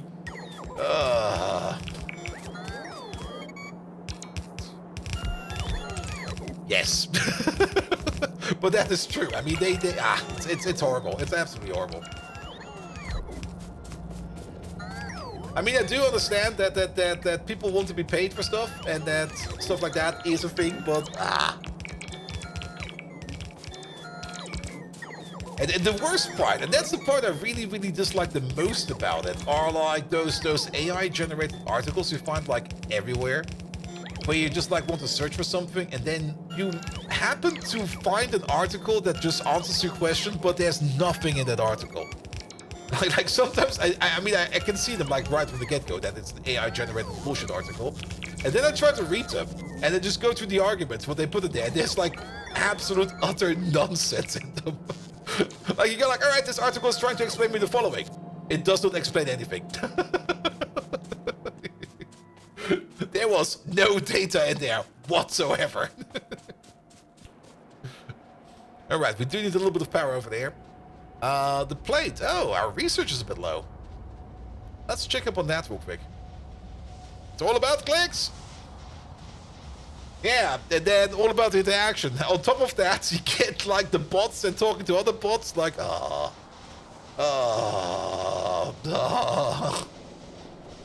very happy that I'm not really active on X. I do have like a Twitter account, or X, Twitter. I just keep calling it Twitter. But I don't really use it. I got social accounts on a lot of things. I don't really use them because I don't care. Alright, this science over here is broken. Why is this science? Probably because of the lack of red circuits. I kind of noticed that we were not making red circuits. Alright, what's up with red circuits? And to be perfectly honest, I don't even think I'm missing out on anything. Like, I just sit there and go like, oh, great. It's such a quiet day on the internet again, because I am not subscribed to any kind of bullshit. I love it. We're missing metal over here. Now, I think metal's been made. And Blue Sky as a platform is really neat, but the content, it's just like Twitter 2.0. I also do have a Blue Sky account, but I also just sit there and go like, I don't actually care. It's just like Twitter 2.0, which makes sense. Oh, it's from the Twitter makers, I see. Alright, metal's being made, so red circuit should be made again, I hope. I think we might have a bit of a metal issue. Can we improve our metal production? That's deep pore crystallization. There we go. Explosive smelting. That will make us more metal, but this will not necessarily make us more. We've already looked at this. It does do it faster, but it not necessarily makes more. This over here turns 6,000 raw rare metals into 2,000 plates. The recipe we are currently using is this one over here, which turns 1,000 refined into 1,000 rare earth, and 1,000 refined is about 2,000. Let's just say 2,000. We're not going to go too deep into the calculation. Actually, it's 1,750 if you want to be exact. No, it's less than that. It's 2,000, which is 2,000 refined rare earth metals to make ourselves 1,000 over there. But this one over there is doing that 6,000 into 2,000. It is doing it way faster without the intermittent step in between. Could have a look at this. I mean, it will make more.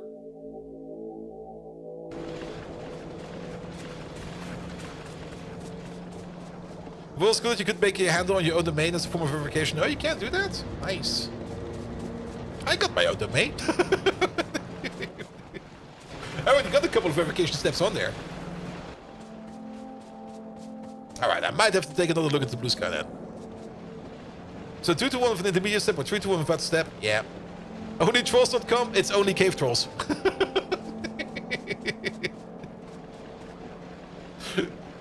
It was not as fun as that the last non-yet reviewed French research paper on AI was so bad, I was wondering if it was generated using AI. I tried using Gemini to generate one, and it was exactly the same crap. Yeah, I mean, that was one of the first things that people did, I think, where people were writing papers with AI to see if it would be published in any kind of scientific manual or scholarship or something like that, and they just did that. Yeah, those Rayguard at me. And it just uses a single DNS entry to work. Oh, that's great. Just put a DNS in there and then boom. I mean, it's the same way I use also my own DNS for like all of my SSL certificates. I just tell like what's it called again? Let's encrypt like here. This is my domain. There is your handle. That's all mine. Please make me certificates, please. Thank you. All right, when do we even come down over here? I already got distracted yet again. It happened so fast.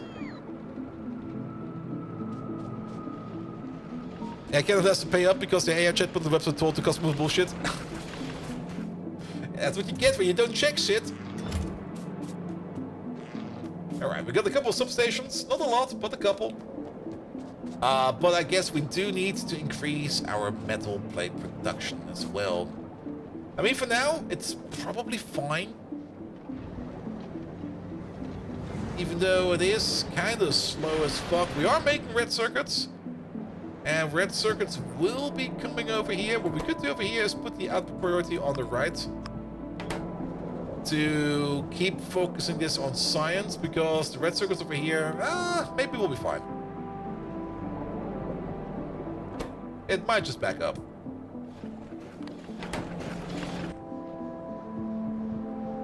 Research stuck? Yeah, we know. And it's, well, it's kind of stuck because we're not making enough metals. And we're not making enough metals probably because we're not getting enough metal in, actually. If we just make an outpost over there and bring some more metals over, we could focus on... We could just do a little bit of a local metal rebuild over here. Let's do that. Alright. Train stations, stuff like that, everything. We got loaders now. Yeah, let's make a better metal processor. And using AI for pen testing is quite fun, actually. I can see that. I mean, it's not like AI is this absolute terrible thing. There's definitely some good use cases in there. But a lot of people just do like the throw shit at the floor. Actually, they do the throw shit at the floor method of programming, where they just dump AI over everything. They're gonna be like, "This is fine." No, it's not. It's shit. It's still shit. I'm sorry to say, but it's still shit. What you're doing is shit. But if you polish that shit into a polished shit turd, then it's still shit, but it's good.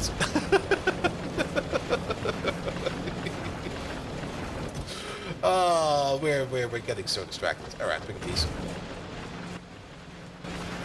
Pick up some belts. Let's drop some stuff into some of these.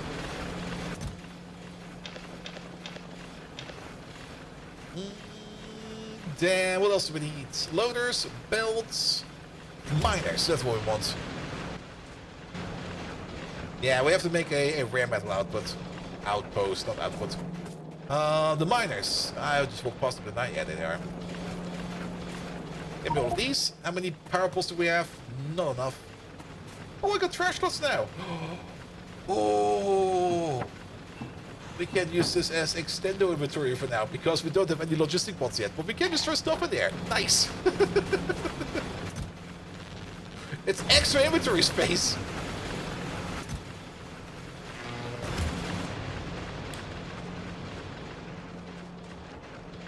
I find this mod pack, got a list of mods installed currently. It's pretty straightforward. It's just Ultracube, and on top of that we installed the Milestones one, just to see when we did what. But it's just Ultracube. Like, it's just, yeah, there's a list.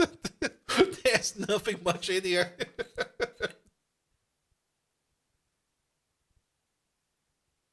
The only one that's extra is the Ultracube Flippy Time. Galdog quickly made it for me. You can find it in my Discord if you want it.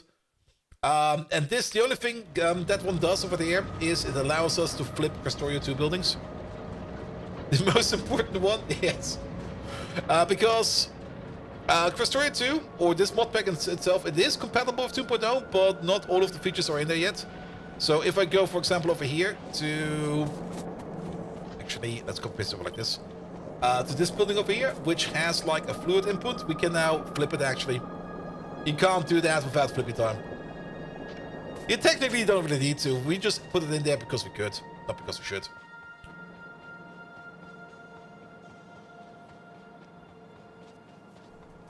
The only thing worse than a mate that can't cook is a mate that can't cook but still cooks. Ah, okay. I was like, wait, huh? Where you go with this? Oh, okay. Yeah, Ultracube plus milestones plus elevated rails from Space Age. Yeah, elevated rails were also put in there, which we, I think, still can't see. Well, maybe we get them at some point in time. Alright, research is going again. But yeah, we need to increase our rare metal input. There are some rare metals right over there.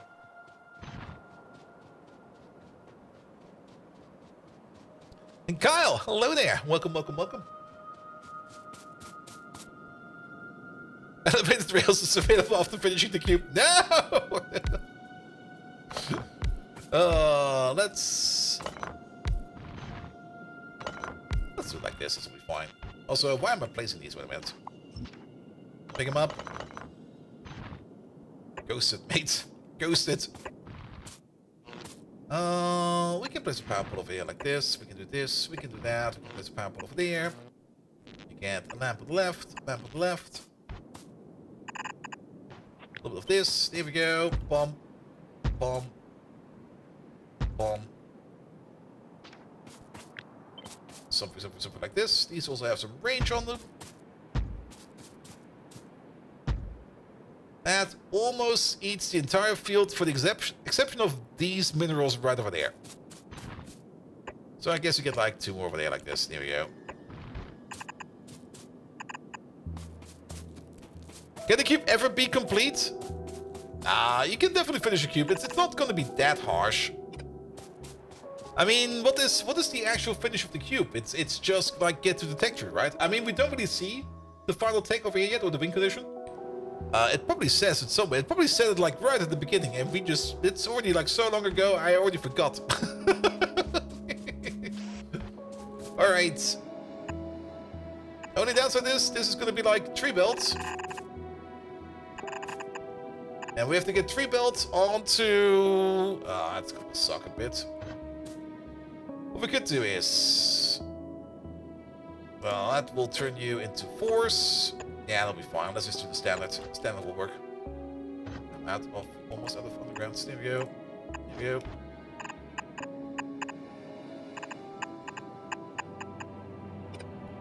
And then we turn the force.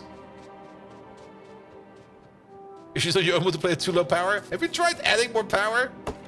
I know it's this insane trick, right? All right, do we do the 1-for-1 train?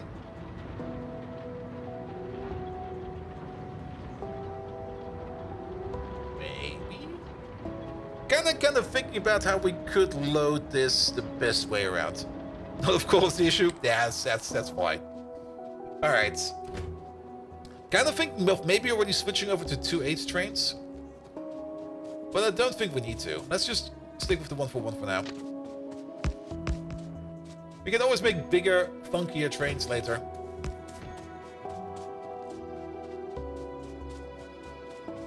I suppose you're doing a 4-to-4 balance next to the mine, and again, it would mean that you can steal the belt of it all the time. Now, the thing is, I want to split this onto 4 carriages.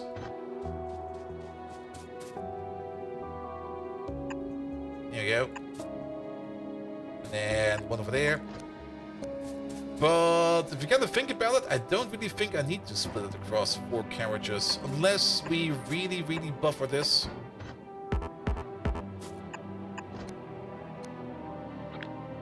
Okay, you do that. You do that.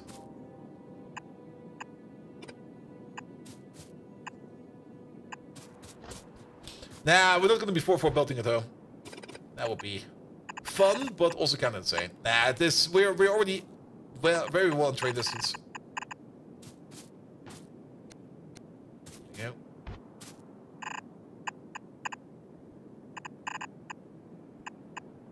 Quick, stupid outpost. Perfect kind of outpost.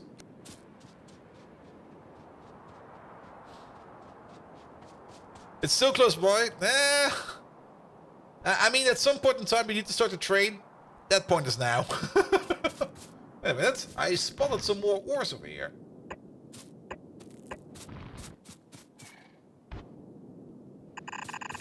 Yeah, we're just gonna move you around like this. Splitter. We'll be on this side, so we can do this, we can do that, we can do this. Just put them there. Yeah, we're gonna get those over there.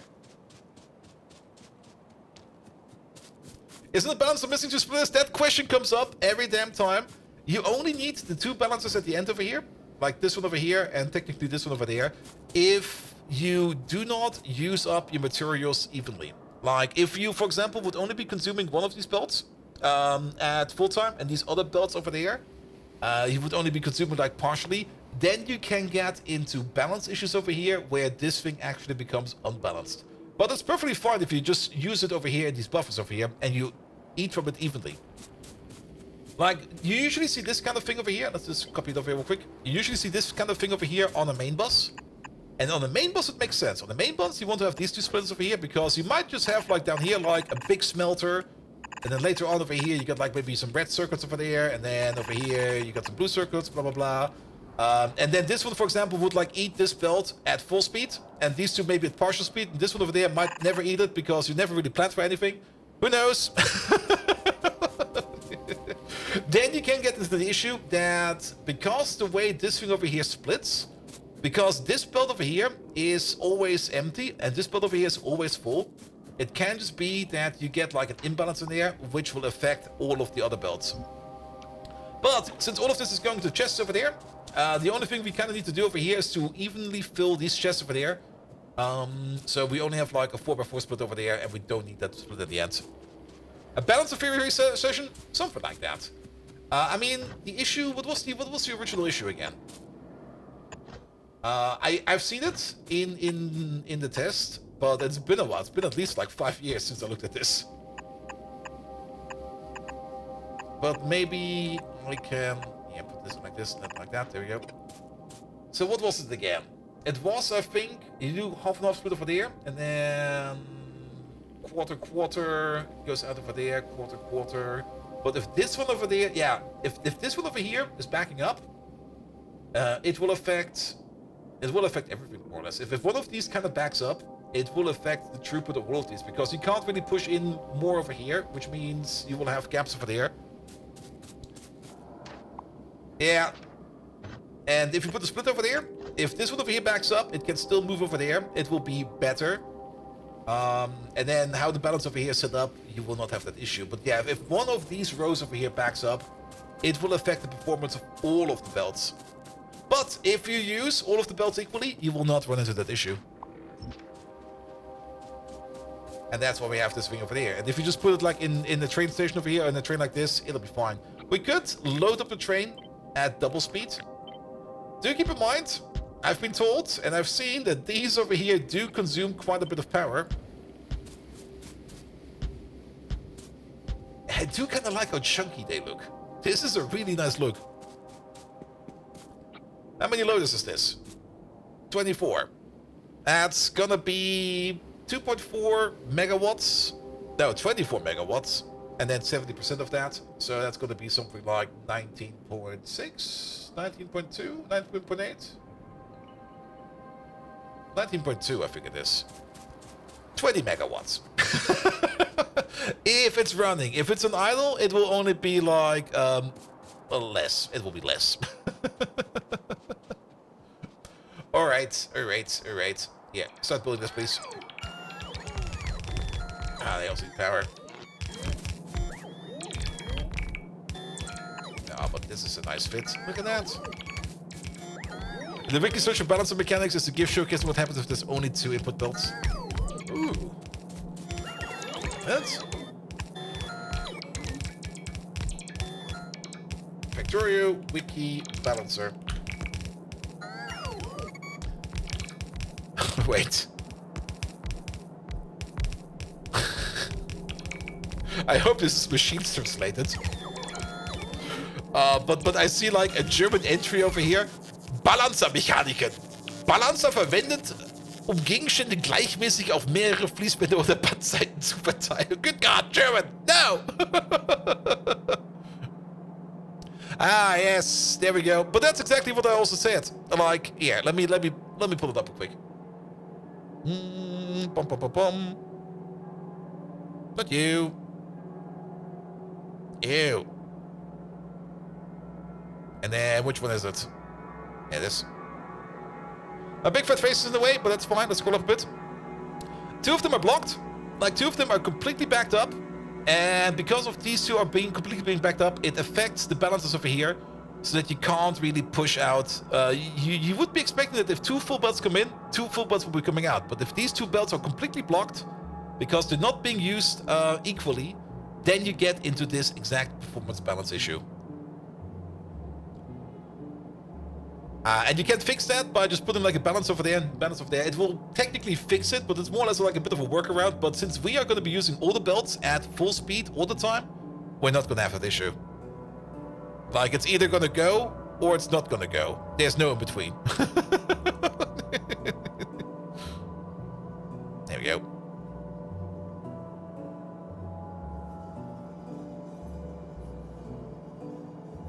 Where's my game? It's over there.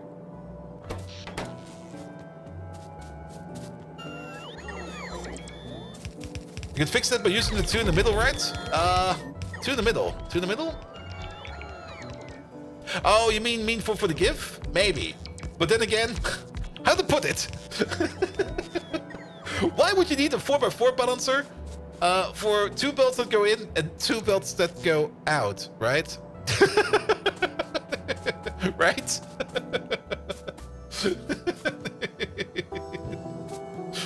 Now, it's just something you need to keep in mind when you're using like 4x4 balancers. That if you don't use them equally, you might get into throughput issues. Yeah, we got raiders now. Finally got raiders. I mean, we can see the base over here. Look at that. We can see. Not everything, but we can see.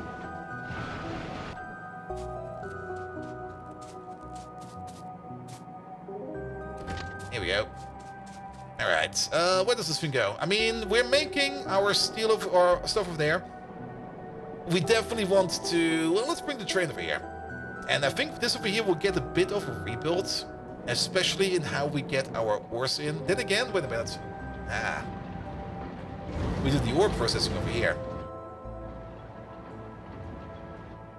That's gonna be a thing as well. And I think I also want to improve the ore processing because this belt is not full enough. Then again, the reason that belt's not full enough is because this belt over here is not full enough. If we move the ore processing around and put it over here, that will probably be fine. We do want the ore processing to be like a little bit closer by, unless we want to set up a stone and a calcium train. I don't really want to set up a stone and a calcium train right now. It would make a lot of sense to process the ore on site, but then again, our sulfuric acid recipe requires the raw ore, and we do have different, more optimal recipes that may or may not require either the processed ore or the non-processed ore. So yes. Tallman! Hello there! Welcome, welcome, welcome. Alright, so it will be... There will be a train station like right over here somewhere. Like how about over here? Ah, perfect. And then we make a turn like this. Yes! Alright, can we maybe make this a little bit... Like this, there we go.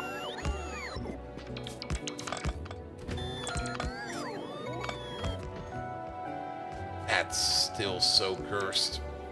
I'm sorry.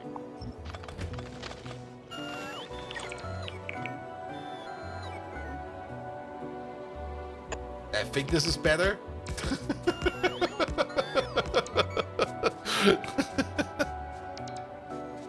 A 90 degree for the train using the cube as fuel, so no turn at all.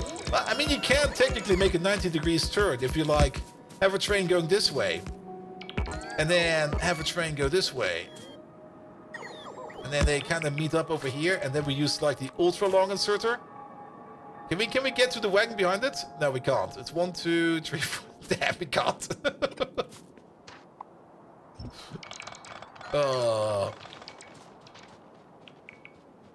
Alright, move on with this. Yeah, science is currently going on and off. It's a little bit annoying, but maybe getting some more metals in here will hopefully fix that. We can already see the cube over here making some metals. And the big thing we need to do over there is we need to fill these up with metal faster. So that maybe we can even put in a buffer in there. Intertooth! Hello there! You are always rating me when we're building trains. Do you have like a psychic connection to trains? You probably have, right? Intertooth! Welcome, welcome, welcome! How are you doing? We are actually working on trains for now. And we're already kind of prepping over here what's going to be the cube train system over here. That's where we're going to be doing most of our cube processing. But before we can like fully build this outwards, we still need to do some optimization over here every now and then. At the moment, we're kind of trying to optimize our metal production a little bit because we're not making metals fast enough, and that is causing our science over here to be a little bit unstable. But we're working on it. We are working on it. This mine over there is also getting emptied out quite fast. Guys, if you do not know who Intertooth is, well, go check him out. He's fucking amazing. He's absolutely brilliant. He knows everything about trains. He knows how trains sleep, lying down. He knows how trains run on all 4 wheels. He knows what trains eat, usually coal, and they actually don't really coal, they eat carrots. And he also knows that trains are actually horses. You're waiting for trains in Captain of Industry? Oh yes, they made an announcement like quite a while ago. When was that announcement? Like more than half a year ago? I thought for sure that that update will be out sooner or later, but you doubt there's many trains and only 4 wheels? How many wheels does the ice train have? I mean, every locomotive? 8.2. Is it 8? I think it's 8 because it's like 4 the front and 4 the back. I get that. Google shit again. Alright. Let's get some pressures real quick. We only got 5. We need some more. Are you transporting ice by train? Ooh. Did we ever do that in Factorio Vanilla? I don't think so. It says 60 per wagon. Yeah, it should be. Isn't it 8? I'm actually not quite sure how many it is. 4 by buggy, so 8. Yeah, I'm also. I mean, it's a 4 block per wagon. And the thing about the ice train, which is actually kind of nice, is that every wheel set is used for acceleration and deceleration. So you don't really got like a main locomotive that's pulling everything. Because usually if you got like a main locomotive, you also usually got like more wheels on that, so you can get more traction on your track. But with the ice train, and I guess also a whole bunch of modern trains, especially for passenger transport, every wagon is like is adding to the drive. Pretty sure the TGV also does it like that, and probably also that Super Denshi in Japan. All right, where's the crushers? Here they are.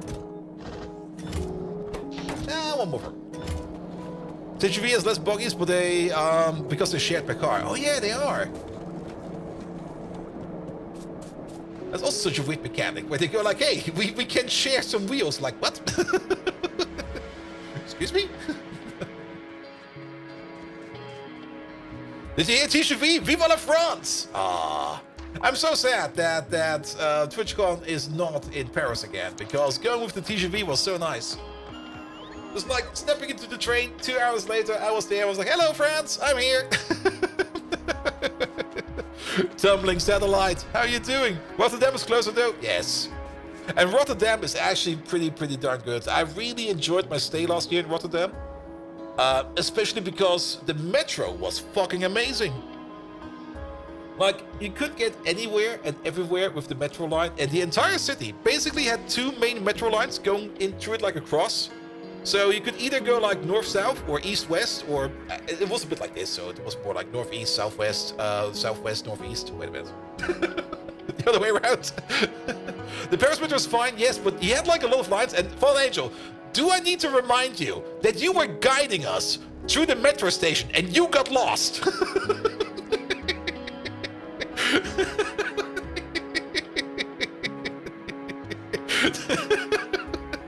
We were like walking together with Fallen Angel through like the metro stations, trying to get to the metro, to the bar we wanted to go at. And we were like, okay, left, and then I think right, and then left again. And at some point in time, I was like, hey, wait a minute. I remember that hobo. We walked just past him.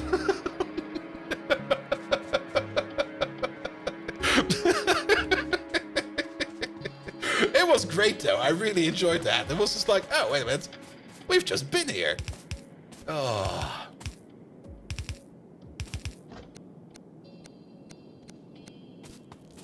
There we go. There we go. Yeah, one over there, one over there. Let's pick up some more of these. It's the biggest station in the metro station in Paris, yes. It was also the one with that weird art at the wall. We already talked about it like 2 years ago. Maybe I can Google it again. But it was so weird. They had like this massive wall of pictograms. And I think they did that for the Olympics. But the Olympics already quite a while ago. Not the recent ones, but the one before that. And if you kind of look at those pictograms, it was basically just like this big jumble of tiny pictograms of people like playing badminton, and then people playing tennis, people beheading each other, people having absolute rough intercourse, and you was like, what, excuse me? Who the fuck made that? Let's see if we can find it again. I mean, we rarely talk about this. What was it called again? Paris, Metro, Pictogram, Arts, blah, blah, blah. I only found like a Reddit post of it, like when they were talking about it, but for most of the time it was just like, yeah, it's a thing, all right. What's the station name again? I think we found it by the station name. I still have the picture on my phone, but it's not the best quality. I'm kind of hoping I can find it on... Also, I got so many pictures on my phone. What was the station name again? There we go, thank you.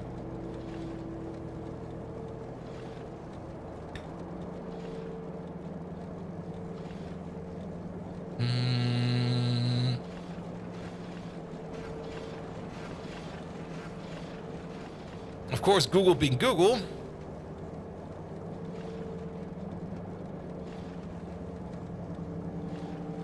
No, that's the one. I don't want it to be on Etsy. What the fuck?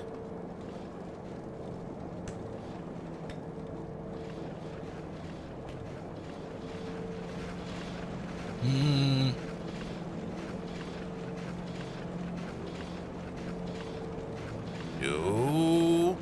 Worst case scenario, I'll just whip up my phone and find it in there. Let me.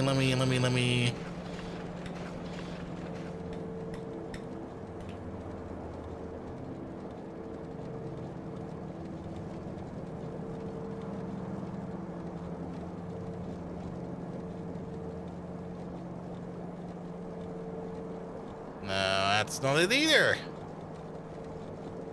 Such a weird thing. Okay. Found something entirely different. Is Google censoring pictures being added? No, Google wouldn't even know what to look for. And it's also not, it's not like any kind of graphic picture or anything like that.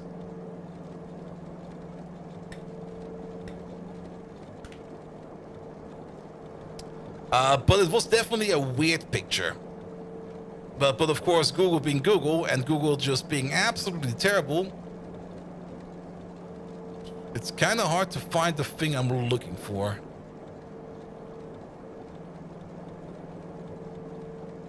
It's also my Discord somewhere.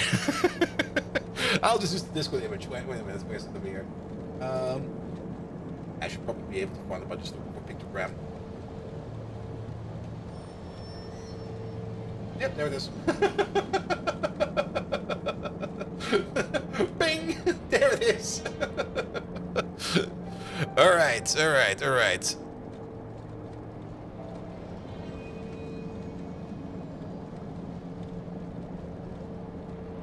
Where is it? There it is. So, random picture of random pictograms of people doing like over here. These guys over here. They're breakdancing. Here's a family. This guy is having oral sex. They're going at it.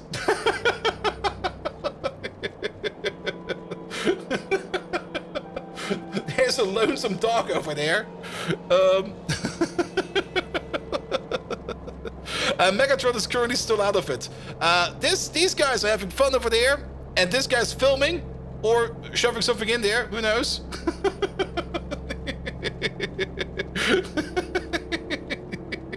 And it's just on the wall. It's supposed to be like anything for Olympics, like breakdancing, dancing. I've had lots of words. Where was the person beheading somebody? There was somebody being beheaded in there as well. Oh yeah, we got German guys as well. Wait, there he is. Kind of hard to see, but he's over there as well. Yeah, we got an Elon Musk impersonator over there.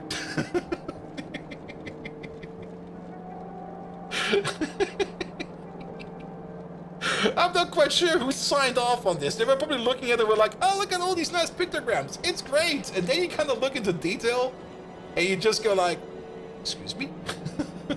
What the fuck is going on over here?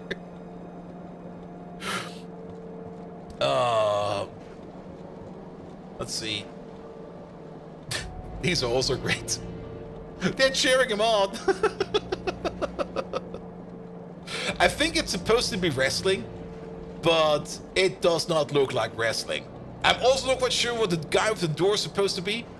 Or the guy just falling to his death over there, I just noticed. It's like, ah!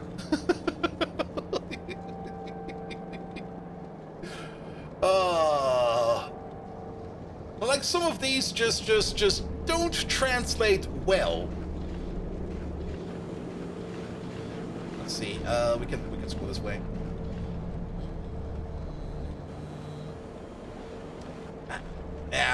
Sadly at the bottom the quality is not the best. It was still my old phone. My old phone was kind of shit for camera. Alright, enough about that.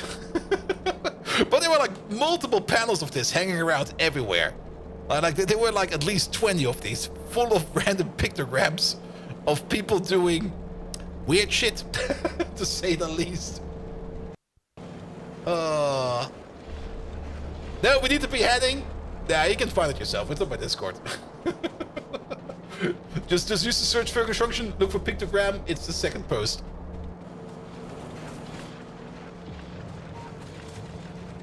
Alright. Yeah, we're trying to process more materials. So let's do that. We need some more storage for that. That's the Olympic paragliding bolt. Just forgot the glider. Just off you go! Whee! Do a flip! Gives you bonus points!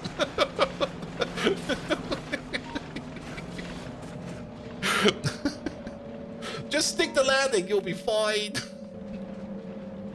Horrible. Absolutely horrible.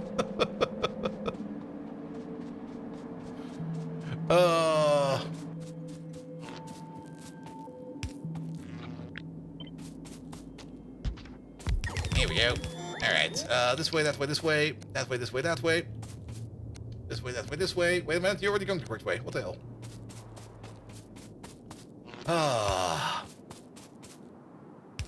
But then again, finding weird shit like that is also absolutely fun. I mean, yes.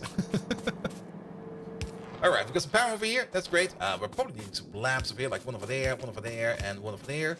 We can now unload this train over here. We're definitely at least going to get 4 belts out of this. Like one over there, one over there, one over there, one over there. Which we are going to be 4x4 balancing. I guess, like, well, probably not like this, because we need to get the belt in there. Then again, we can't get the belt in there. Yeah, we just creep around like this. We go up, we go over, we go in. Same thing for there. We go there, we go up, we go over, we go in. And then we can move you to the middle like this. We can move you to the middle like that. And then we do you over there. And actually, if you kind of think about it, it will probably make more sense if we do it like this. Yep, there we go. Because then we can do this like this. We put you over there. There we go. And you have yet again your classic 4x4 balancer. Just a bit different this time. But this is the same 4x4 balancer as the other one. Alright, and then we got 4 balance belts over there.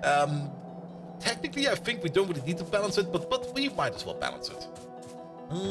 Alright, there. The crushing process. For now, we're definitely going to be focusing again on the crushing process because we do need to make that calcium. It's our only source of calcium right now, even though we are constantly backing up on it.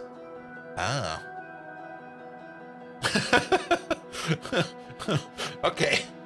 I think I now understand why you probably want to use the other process every now and then. Because you want to use the because you don't want to be backing up on calcium. Explosives, how are they being made? Yeah, they don't have calcium in them. Alright, I see.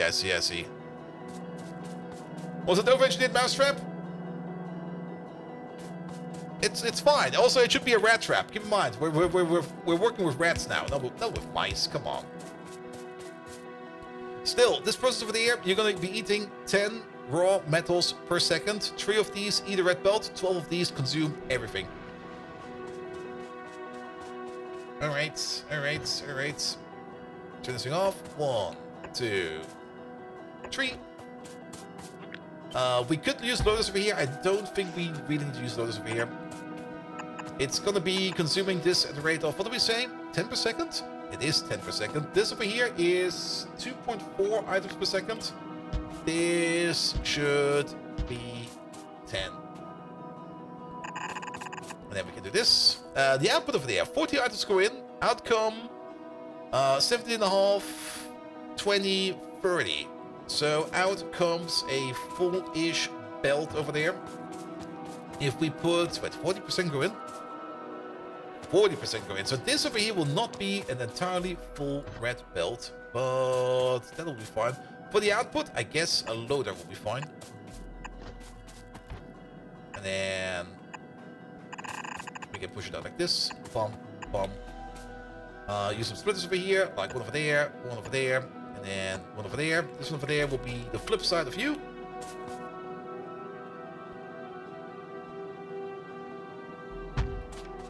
Here we go. And then we're gonna have one of these. And how about we do this, and we do that, and then we start to work with this. Which is better, do it like this or directly from the train station into the buffer of the machines? Probably into the buffer of the machines is probably going to be better. The main issue I have at the moment is this is just going to be like, yet again, another build of many of in-between builds, because I don't really know what we need yet. If I would have played through Ultracube once, I probably already knew what would be a proper good build right now and what's not a proper good build right now. So my main focus right now is just get raw metals in, process them over there as good as we can, bring them over here in a better way than using like belt inserts over there, because these guys over there are very hungry. Then buffer the calcium somewhere. The stone can just be moved on a belt onto down here where the stone train is as a priority input. And then we just live with that for now. Also, can we use this in here? We cannot. I would really want to, but we cannot.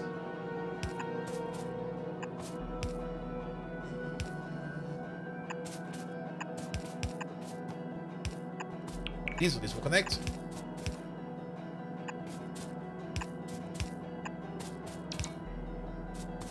Are you? No, you're fine. And you over there. You over there. And I mean, for something that's probably going to be like just like an in-place optimization build, I think this is fine.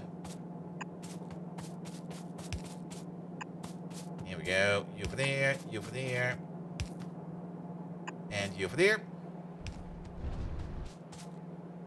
Alright, then we need to pick up some more stuff, but it'll be fine as well. We connect you over there, you over there. Because it's not too big, it's also not too small, I think it's just right in size. Alright, we do need to connect you to the power grids, then we can do it like this. There we go. We need some lamps over here. It's way too dark. I guess lamps will be over here on this part.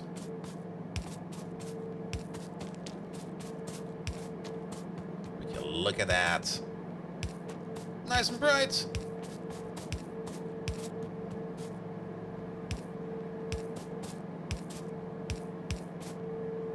Do we need to set the recipe over here? We don't need to set the recipe over here. It's always a little bit weird that sometimes you need to set the recipe for like the smelters. But then for the crushers over here, it's just going to be like, just put stuff in there, it'll be fine. Alright, alright. Yeah, since the recipe is already working on huge amounts, yeah, that's definitely also an issue. Like these things over here, eating huge amounts is an issue, but then again, keep in mind, these machines over here are not running all the time. They will only be running over here if the cube is around. Missing 3 lamps? I'll put them in soon. I was actually walking over here so we can get some more loaders and stuff like that. So we only need to fill them up like at a decent speed, not necessarily at full speed, just fast enough that nobody will complain, but not too fast, because then we will more or less be wasting resources on filling the machine up. So we need to fill them up at whatever rate we find to be correct, and then just wait for the cube to come over. And we might even double this thing down over here. I think I will actually double this thing down over there. We might also want to put in like an output buffer for this thing. Maybe not, I'm not quite sure yet. Yeah, we're missing 3 lamps over there. And a whole bunch of loaders.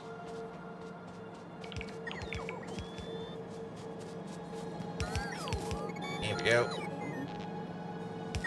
Over there. Over there. Over there. Alright, alright. So, materials will be coming in. Then we can already start output filtering over there. And how about we just output filter over here the important part, which is going to be the metals. Other side around. Play with the Cube 2, it sounds as fun. It's great. If you know anything about operating systems and how processes work, Cube is a lot of fun. Because you're basically building an operating system. But you have to deal with like scheduling and stuff like that. Like how much cube time you want to have and stuff like that. At the moment, we got the token ring, which is the cube is going around on a belt over here, which is of course not the most optimal. We could maybe try to optimize the token ring by putting like inserter shortcuts in here, where maybe we skip a part or something like that. That would also speed things up. But then again, to be perfectly honest, getting into like the rail ring or the rail-based TCP system over here is probably going to be better. Is that really a token ring? It's not really a token ring. It's more like, what's it called again? It's not, well, it is technically a FIFO buffer scheduler. It is a FIFO scheduler, isn't it? Or a round-robin scheduler. I guess it would also be a round-robin. It's a round-robin scheduler. Where everybody gets a turn on order. Like, you next, you next, you next, you next. And then either you do something with the cube, or you don't. For a FIFO, it would be more like a machine is done working, and then it will put its own cube demand in the queue. And then whoever is in front of him will get the cube first, until then he gets in there. A circular buffer, a round-robin circular buffer, same thing.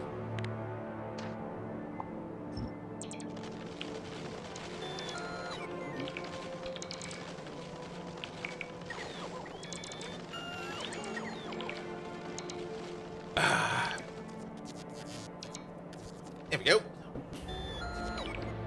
Do we want to expand this?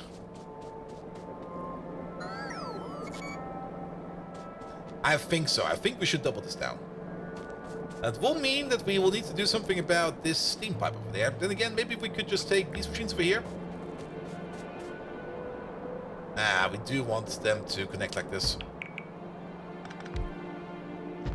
Alright, what does the steam pipe do? It goes like this, it goes like that. We could just move the steam pipe all the way around. That will work as well. Let's do that.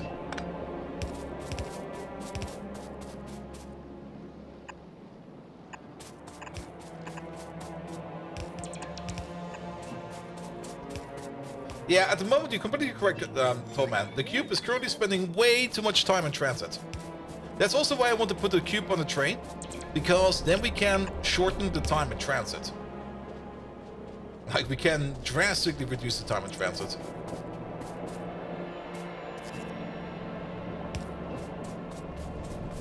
So maybe think whether it's possible to do a FIFO train system without a stupid amount of circuitry. The way we're going to be doing it, we're going to be using enable-disable for the train stations. In addition to that, we're also going to be using the priority system. Because the priority you can also set with a signal. And basically every station, whenever it's ready, or every cube production center like this, whenever it can do anything, it will open up its station, and then it will also automatically set its priority. The priority will then determine where the train will go, because every station for input and output will be named the same. But depending on the priority, it would either go for like, well, whatever is the highest priority. And then based upon the priority, you could definitely do like a FIFO system for the train system if you work with priority. Because you will just have something like, you don't even need a lot of circuitry for that, you just need a counter.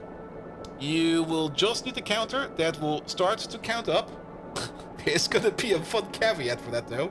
But you're just gonna have to have a counter that counts up and sets the priority based upon the current counter value. So that whoever is more or less opening a station first gets like that ticket number. And then the fun part happens once you get to the buffer overflow area. Because at some point in time, like some person is gonna like pick a number, it's gonna be like, oh no, my number is like 32,555, and I'm gonna be like, oh fuck, I'm gonna be lost. Next person comes around, takes a number, your number is 0. Huh?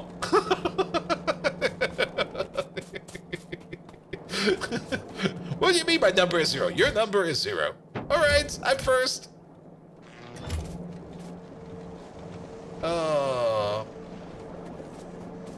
Would definitely be fun. Alright, we do need to do some fixes over here. Let's just turn you off for a second. I don't think we need to do this in a circular buffer anymore. That is not gonna be needed.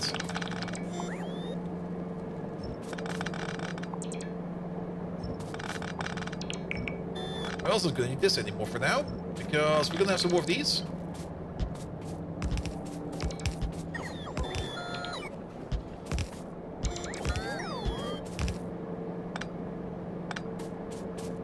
There we go. Then, while we're at it, we might as well do the power poles like this. Oh, I forgot one. Damn it.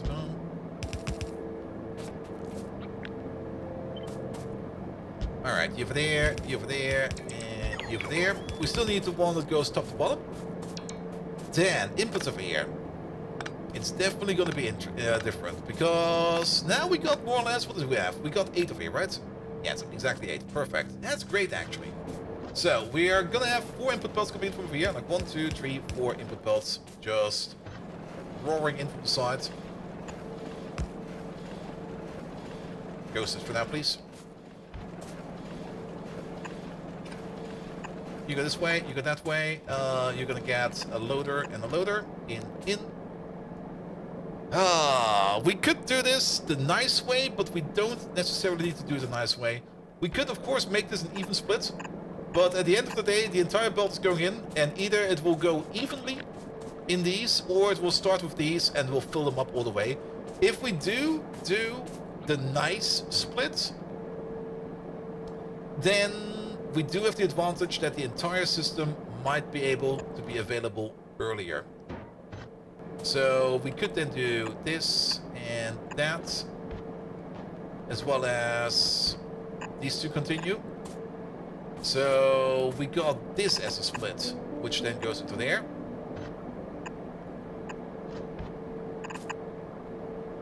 That's the first split. You then move on. We have to be a little bit careful over here. Wait a minute. Wait a minute. Wait, no. Horrible, wrong. What the fuck? Sorry, do over. Something is not quite right over here.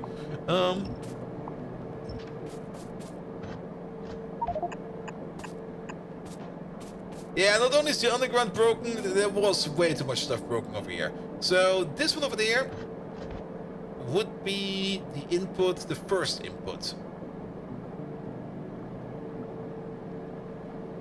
I'm not splitting it enough. That's where my issue is. So technically, this one, can we do this even, Steven? Because technically, you would have one over there. You would go over there.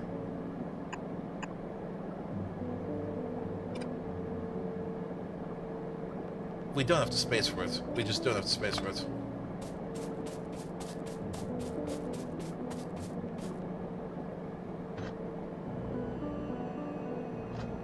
So what are we trying to do over here? Let me just paint it up real quick. So you would go this way. You would go this way. And then in. This splits the first belt.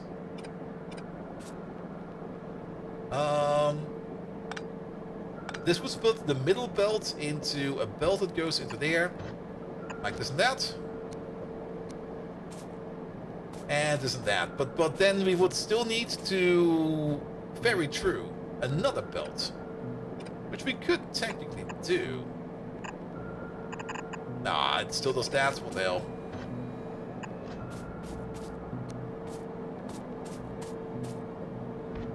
Because we could. We still need this. No, wait. We still need this. We still need that.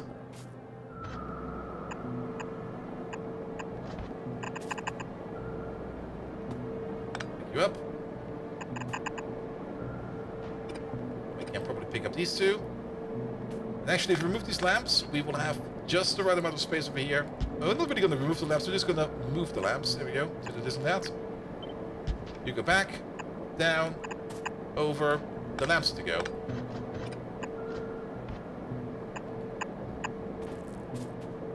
There go. Do another split. You go to there, you go to there. Lamps to go. You go to there. And you go to there.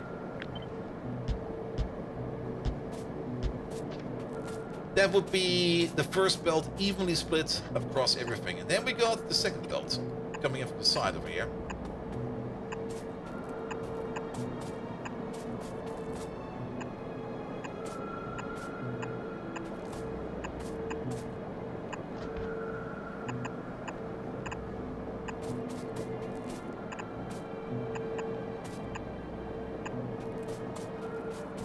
Here we go. Here we go.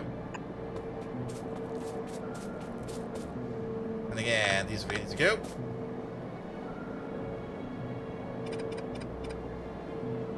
Not only that, we need a splitter over here, a splitter over there.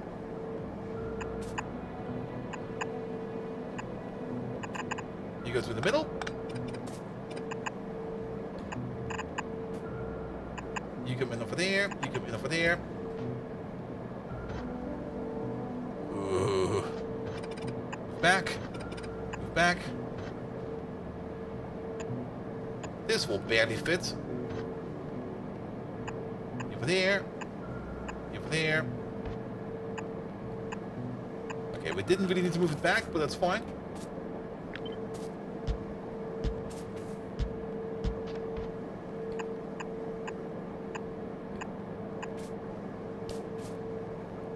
Is the cube stuck in the plastic machine? Oh, it might be actually. Wait a minute.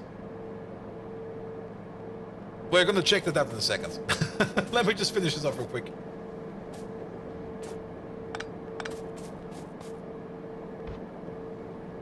Here we go. You go over there. You go over there.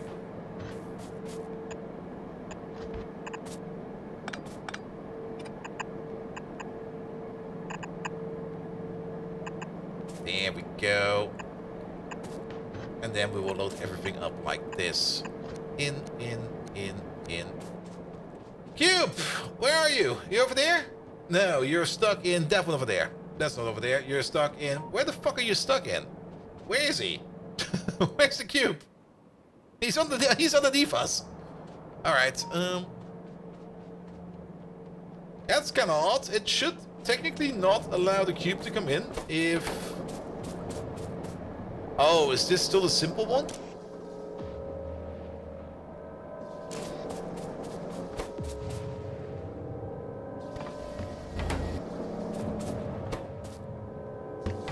Yeah, this is still using the simple schematic. We got a better one going around, and we actually need to implement that over there as well. Where we only allow the cube in under certain conditions.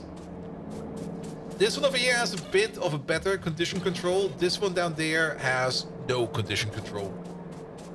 Alright, remember what I said about the lamps? Let's see. Nah, we can definitely get some stuff in here. Actually, it will be fine. We can place one over there, place one over there. We can place one over there, one over there, one over here. One over there, one over there. That'll be fine. Great. Alright, pocket pots start building already. We need to start replacing the lamps because we took away some of these. Over here they will be in the middle, but usually they'll be over here like this. Here we go. Ah, and then you over there, move you out, you over there, move you out, because there will be a power pole over here and a power pole over there. Ah, there's a couple other things are missing over here. All of this, that didn't work as expected at all. Wait a minute. Alright, yeah, do it like this then.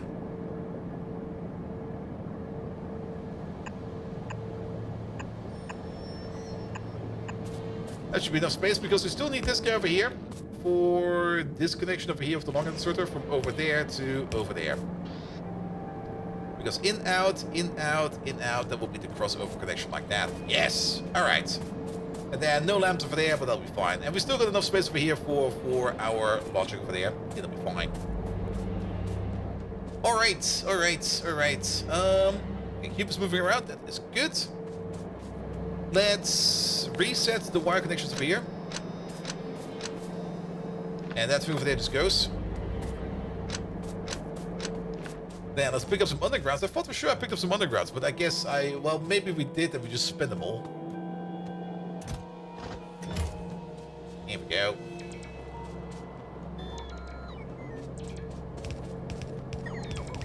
Alright, start doing all of this. Small amount of undergrounds. Perfect. Does anyone happen to know an ebook shop that's not complete cancer? Oof. I never really got into the ebooks. I mean, even I was kind of at some point in time I was kind of looking into like self-hosting, like an ebook manager or something like that for on my own personal server. But even that is there's only like I think only one, and that one seems to be somewhat okay. All right, then let's fix up the outside as well.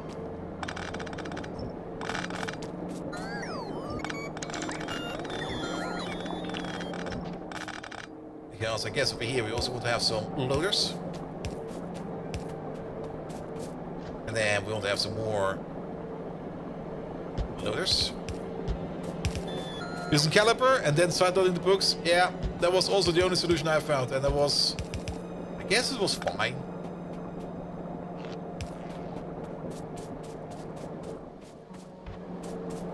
Alright, then you go like this. Straight out in there. And then we're gonna use these things for there. I don't really care if there's gonna be like any kind of metals over here stuck like in this little side patch. It'll be fine. And we're gonna use the entire machine over here as one big buffer, by the way. And this should probably be more than enough buffer space over there because each one of these is gonna be making like 1,000 rare metals. So it's 8,000 over there, there's another 8,000 over there. Crack-a-lackin'! Hello there! Welcome, welcome, welcome. Alright, pick up these. Delete those.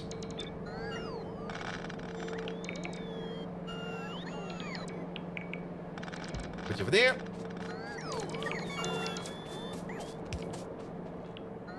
Alright, alright, alright. Now we just connect A with B and it should hopefully be fine. You bought yourself a Kobo now, and it has no Amazon integration at all, you know, but you got to download each single book separately, and it takes like 6 clicks each. Oof. Oof. I guess ebooks might just not be that popular for like a good cell phones or for like good ebook solutions. It's a bit sad, actually. I mean, for ebooks, you got like the Kindle, which apparently is fine. And then, what else do you have? Apparently the Kobo, but I have no clue what the Kobo is.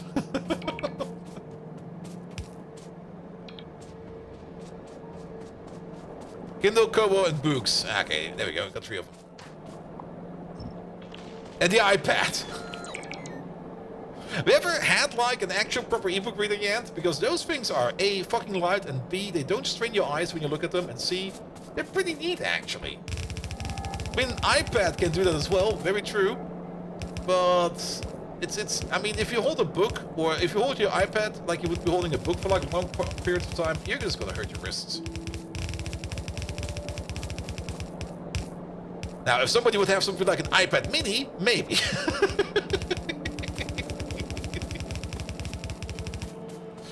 Alright, that's connected over there, that's connected over there. It's a built-in workout. No, it's a built-in carpal tunnel, man.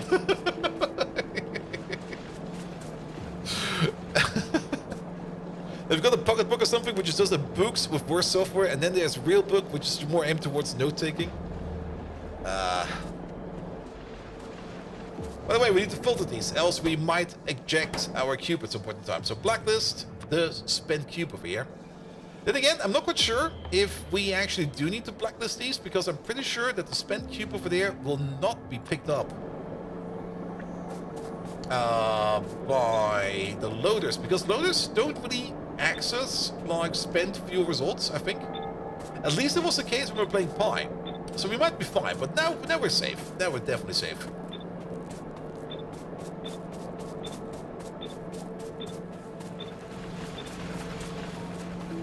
the last iPad is more powerful than your Mac from last year.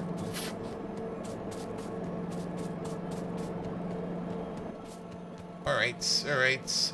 We got the required amount of combinators. So, one over there. One over there. Over there. Yeah, the combinators will be over here. And we're going to use the exact same combinator logic we've been using every time. So, green wire goes to there. Red wire goes to there. Then, we're going to be reading the ingredients. Yes. Yes. We're going to be setting in a couple of conditions, up to 4 of them. It's going to be rare metals, smelted metals, and smelted metals. We need for a craft, we're going to need like 1,000. How are we reading 3,000?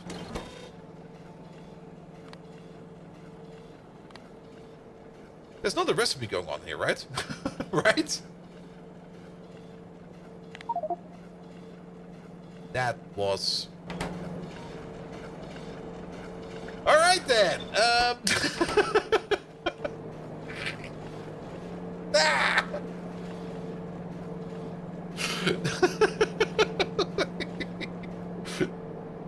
There's confetti on the floor now! Oh, you know we're reading 3,000 because we are not differentiating between channel yet. That's why we were reading 3,000. Yeah, reading red and green wires. I got there. I got there. Alright, then on this. Items on the ground. Get to it. It's gonna take a while. Alright, this needs to be greater or equal than 1,000. Because that is what we need for a craft. Over here, the same thing. Greater or equal than 1,000. Output needs to be exactly at 0. Does it need to be exactly at 0? If we want to go for a second round of crafting.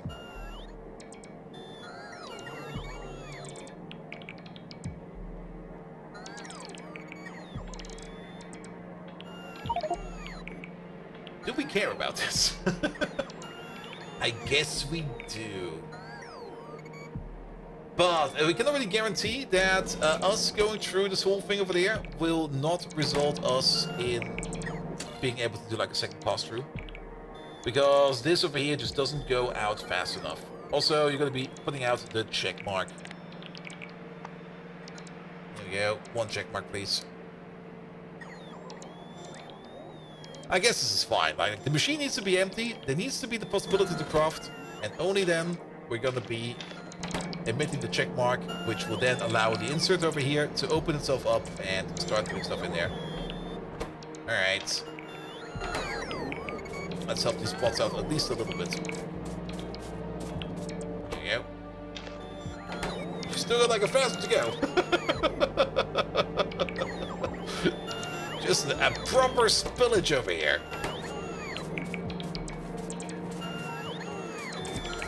Just go over there. Here you go. There you go. Fill up, please. I picked up some extras from the build.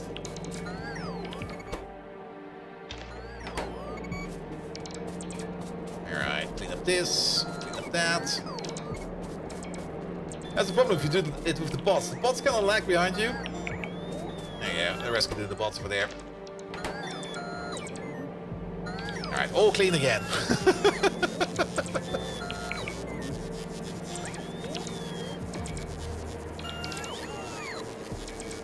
Yeah, I know those things, the remarkable. I had a rocket book for a while, and it was kind of nice, but to be perfectly honest, like any kind of Oxford notebook or anything like that was just so much more effective.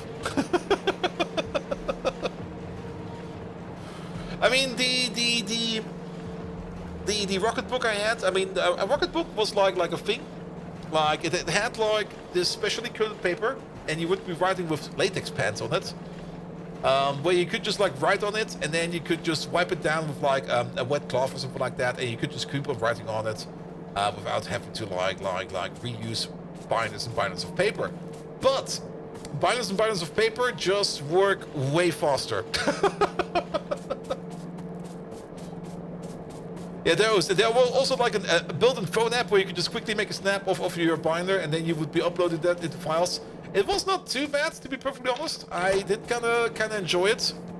Yeah, the plastic tends to wear out, and to be perfectly honest, like when I'm done with a ring book, most of the time the things I write in like Oxford ring books are not really worth putting into any kind of digital storage. Because it's always used for like quick prototyping of anything at all. And once I'm done with that, I either put it into something like an actual system or something like that, or yeah. All Oxford ring books have a digital photo thing as well. And they probably have by this point in time. I mean, if you just put in like any kind of weird thing on the paper, you're probably gonna be fine. And even if you just take a picture with your phone nowadays, I mean, most phones nowadays will instantly recognize, oh, you're trying to photograph a document, let me just align it for you. And you go like, all right, thank you.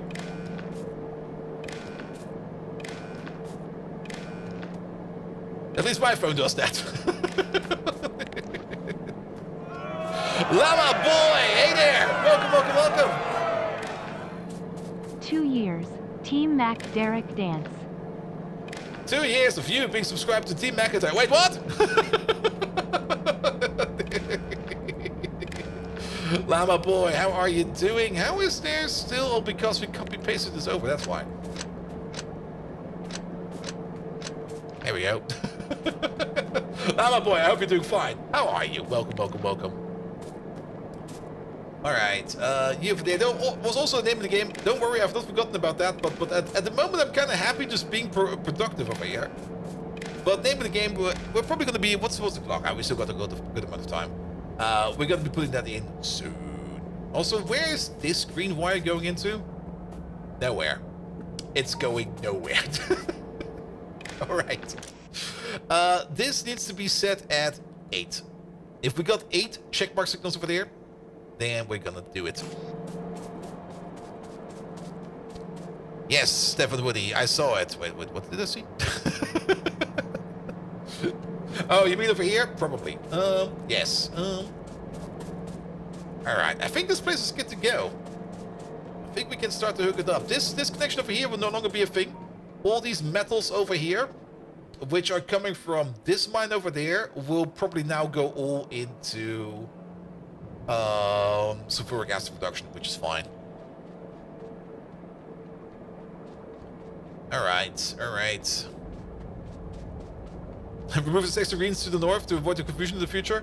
Sure, why not?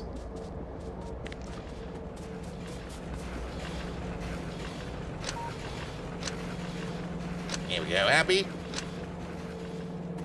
And also this one over there.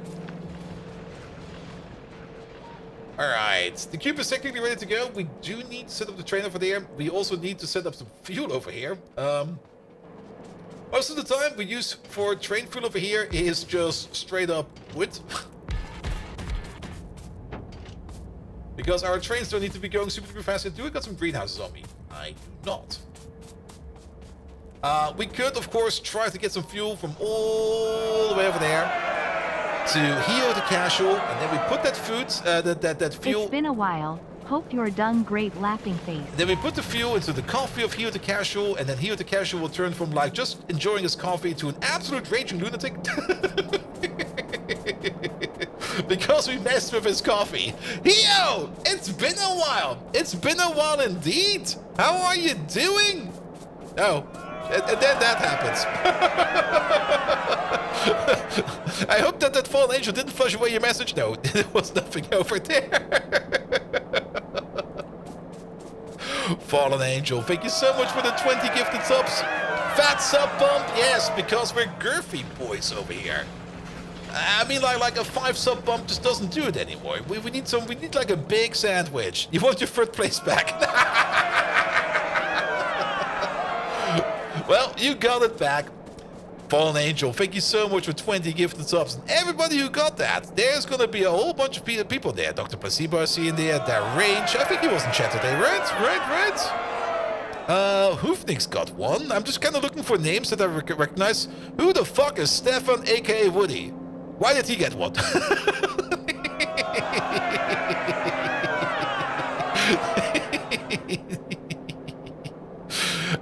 Houtflood got one as well. Current value.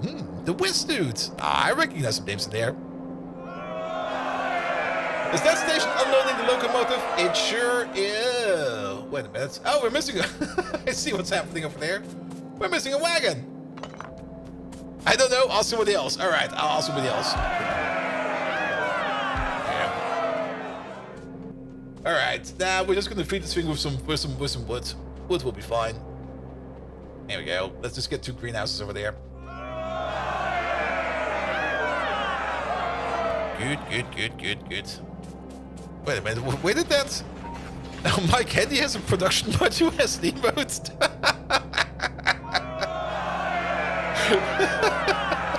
I guess that's fine.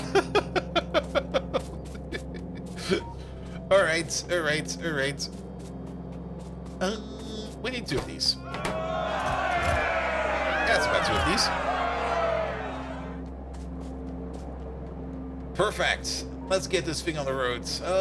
Once we get some metals on here, it'll be fine. We still need to drag the power all the way over. It's slow walk over here. We still need to drag the power all the way over here. We also still need to deal with the calcium that's coming from over here and the stone, but I think we'll just belt it down over through here somehow and then connect it with the old system. Alright, for fuel, I mean, we could connect it up to some kind of fuel system or anything like that, or we could just put this boy over here. Connect them up. Oh, can we run on potatoes? Sadly, we cannot, but we will just run on wood. There you go, you get some wood. Well, these will be fine. I am a little bit missing in underground, but we can make some over here. Is that? Ooh, perfect. I love that. Which probably means we can pull you all the way over there. Sure can. There we go. Every train gets its own little greenhouse over here. It'll be fine. Alright, water. There is a water pipe over here somewhere. If we press this magical button, where is it? It is. We can see that there's a water pipe right over here. And we should probably also pick up also on some underground pipes. Because we're lacking some. Alright. Pipe to underground we're making all the way at the bottom over here. The entire base over here is currently kind of sleeping, mostly because of the lack of metal. I do hope that once this is done, it will be way better than that. Alright, pipe to underground, all the way down here. We might as well pick up some pipes. Here we go. Oh, we're not exporting these. Never mind then. We can pick up 4 from over there, and we can pick up some more pipes from all the way. It's the first thing we're making this entire thing. Yeah. All right, water pipe. Water pipe is over there. Yeah, I guess trying to go over here like this will be fine.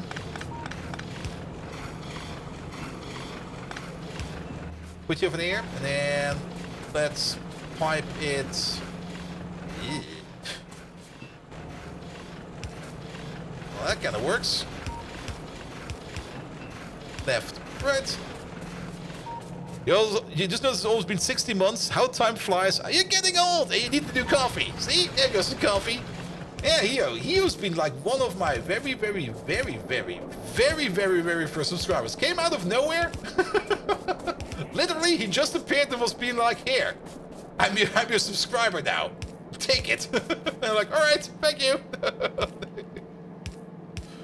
What were we doing back then? Probably doing some. No, we were definitely doing some Frostpunk. I think we were doing Frostpunk.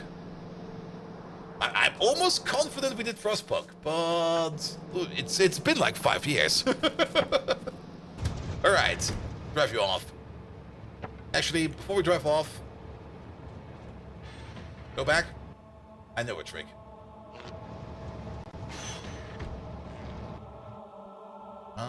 Can you go over there and then faster, faster, faster? Didn't quite work because we kind of missed the start connection.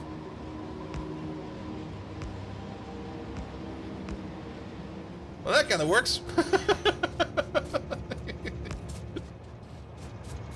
I was gonna miss disconnection over here somehow. There we go. Or it was the day of billions. Either one. And choo-choo, it's gone. What the hell is that emote? I also got one over here. Let's see. What did I get? What did my loot box give me? I got the drunk Furby as an emote. There we go. Not quite a squirrel, but close to a squirrel. Good, good, good, good, good. Here we go. Put you over there. Alright, we should have radar coverage over there. Ah, the mine is not hooked up yet. Alright, let's fix that up as well. I do like that we have these point-to-point rail connections right now. Very simple, very stupid. It will get more complicated later on, but the mod pack we're playing is not that fast, and on top of that, there's just not that many minerals going around, so this will be fine. Train hype? Yeah, train hype. Just a bit of train hype. Alright, over there. We are going to give you like proper names, like this will be raw metal pickup. Because we are going to have like the generic stations in the future, but we're not going to have them. Well, we basically have them now, but we're not going to be putting in any kind of weird system right now that will be taking use of these. And then you'll be the drop for this. Here we go. That will be you drop. Perfect. Which means you over there, you can go. Was it shift click? It was shift click. Go to the pickup. Go to the drop off. Full cargo. Empty cargo. Off you go.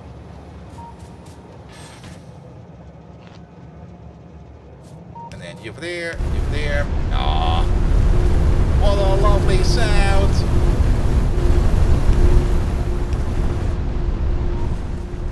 Here we go.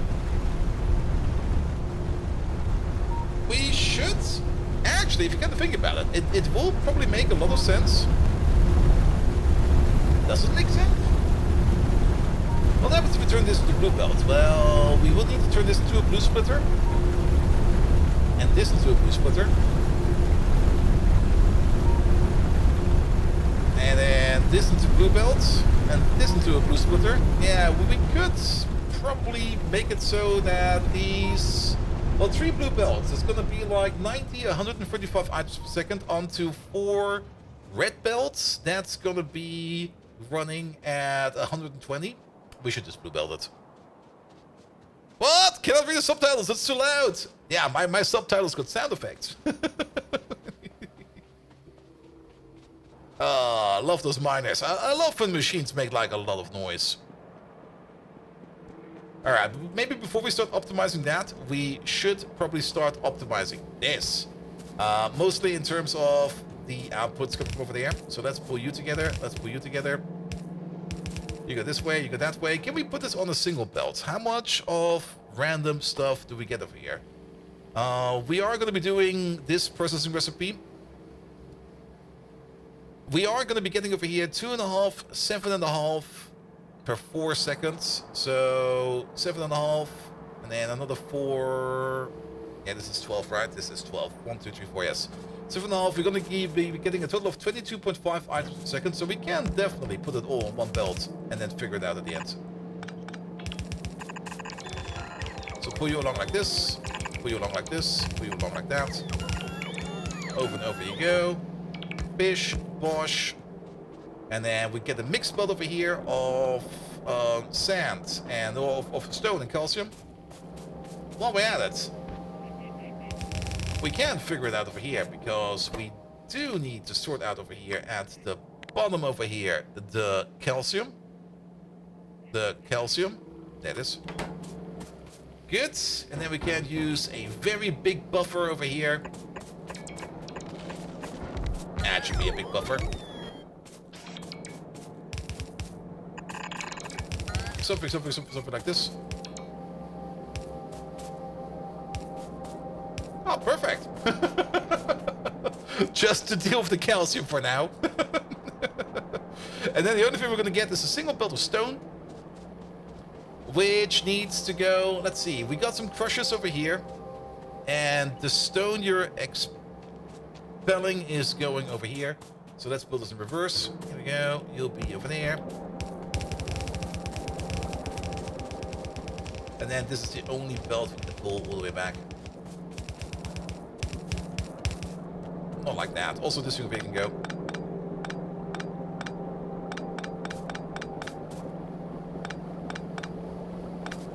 Alright, that will be your connection over there. Down. Oh, that was a bit too energetic. There we go. Perfect. Hey, the train has arrived just in time.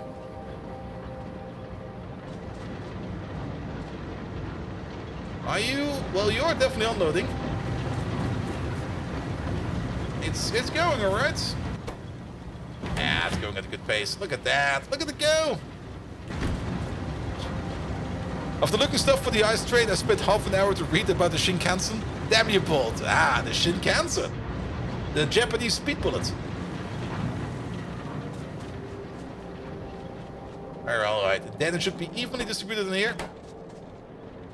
Why is there an exploding box on the cab? Ah, here, you don't know yet. We're playing a very special mod pack over here.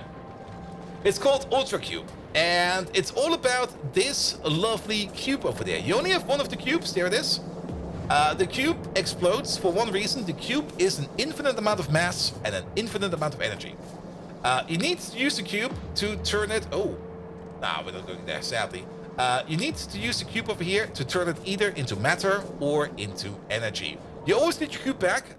There are ways to recharge your spent cube. There's also ways to split the cube. That's going to get very advanced.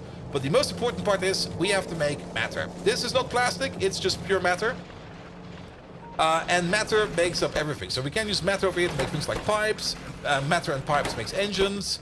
Matter and engines makes belts, etc, etc, etc. So matter is like one of our main resources. We do got other resources on the map.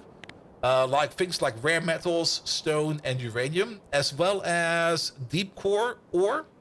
Deep core ore allows us to get things like coal and maybe something else. I'm actually not quite sure yet because, funnily enough, you don't see the entire tech tree. You only see the tech tree once you unlock a specific tech card. And we should probably unlock these so we can see more of the tech tree. There we go. Oop. Good, but that also kind of means you need to manage a cube. Like, cube time is important, and at the moment we got like this belt carousel where the cube is going on around, and either a machine will accept the cube, it will start working with the cube, or it will not accept the cube, and then, well, it will not work with the cube. I also kind of have the feeling that something is very, very, very stuck over here. No, we're actually fine. On a scale of K2 to Pi, where would you put the cube mod in terms of difficulty? It's different. You can't really compare it technically, because on Pi as well as K2, you can just grow infinitely. You can just go and make things bigger. If you need like 10 times the amount of uranium, you just mine 10 times the amount of uranium and you start processing 10 times the amount of uranium. You can't do that in Ultracube because everything is limited by your cube. And you want to spend the time of your cube as much as possible. At the moment, the cube running along on the belt over here is very inefficient. That's also why we are working on making over here a train-based cube system, where we have like little cube factories on a lane, on a single vertical two-way line, horizontal two-way line, where we will put the cube on a train and we will send the train over to whichever place needs the cube more. Adjacent to this, at the top and the bottom, will probably be a main bus. I guess we're gonna have a main bus over there because it doesn't really make any sense to make anything else over there. Either a main bus or a train bus where we just start offloading materials into trains and move them over to wherever we need them. We might do trains.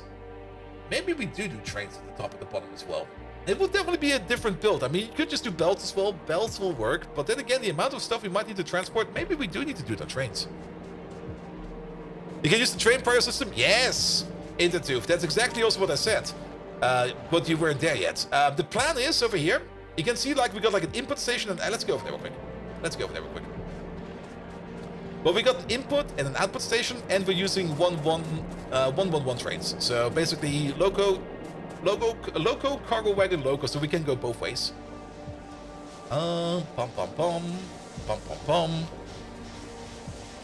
If you mean to play it for a while, but you keep putting it off, it's fun. It's fun because it's so different. It's actually not that complicated. The amount of stuff you need to make over here, it's just random stuff. It does get a little bit more complicated over here with the split cube recipes, where you get like the sub recipes. For that, you need to make some very cool and very specialized machines over here, which you can use 2.0 features for, like a charm.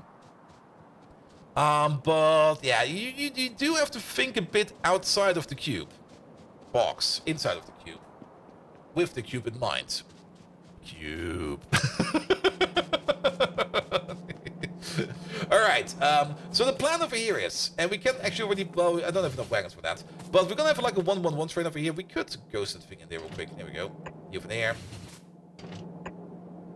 That kind of fit. There we go. So that will be our train over there. I do hope this works just like that. We might need to move this station up by one. We do get some extra funky super long head inserters, which we're going to be using for Cube IO. The train will be moving over to any station. We can't. Well, here we go. The train will be moving over to any input and output station in this order. And over here, as the input, we are going to be sitting over here. We go to the input and we wait there until our item count of cube is exactly 0. And at the output, we're going to wait over there until the amount of cube we have in there is exactly 1. There we go. That's the plan over here. So input stations will open up depending on 2 criteria. Actually, they will only open up on 1 criteria. Like, there will be some kind of an output buffer. For example, over here, we got like 2 mausoleums, which are basically big chests. If these run low, or if we are running under some kind of threshold, we will open up the station. However, just because we open up the station does not mean that the train will go there. We are going to be using over here the priority system. We are definitely going to be setting the priority over here with the P signal based upon some kind of fun metric over here with the output over here. I was kind of thinking of once we reach like the threshold to open, if we divide the amount of threshold that is the difference between what the threshold is to 0, and we use that more or less as a percentual incremental, then the lower we get to this thing being completely empty, the higher the priority will be. And there will be a priority from something like between 0 and 100 or something like that. It will probably most likely be something between a priority of 1 and 100. Maybe even we will have something like, it will probably be something like between 20 and 100. Because I guess we do want to reserve like the bottom 19 signals for very priority systems. If you have a constant number, do it in a constant combinator, but name the group so you can change one, you can change all. True. But maybe. But the details have not been iced out that much yet. But then, depending on which station has like less resources in its output buffer, the higher it will automatically go on the priority list. So when somebody's done crafting, the train, well, first of all, once the train comes over here, it will eject the cube, and then it will go immediately to the output station. The output station is right over here. It's the shortest way to go. I hope this fits in length, and it will not try to go to any kind of other output station. But it will then go over here, and we'll wait for the cube to come back. This is also a very important step, in my opinion.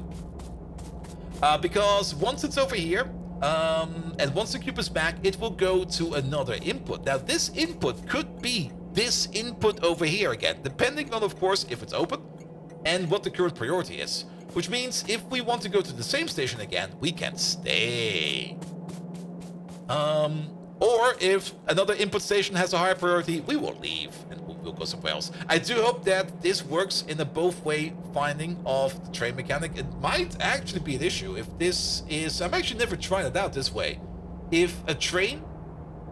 It should work like this, right? I mean, it's sitting at this station over here, but it will look both directions for like the shortest path, right? It shouldn't be able to, as it's on the other side of the rail. You mean which one? I mean this. I mean it's a two-headed train. So don't tell me I need to keep care of priority over here, which way the train is facing.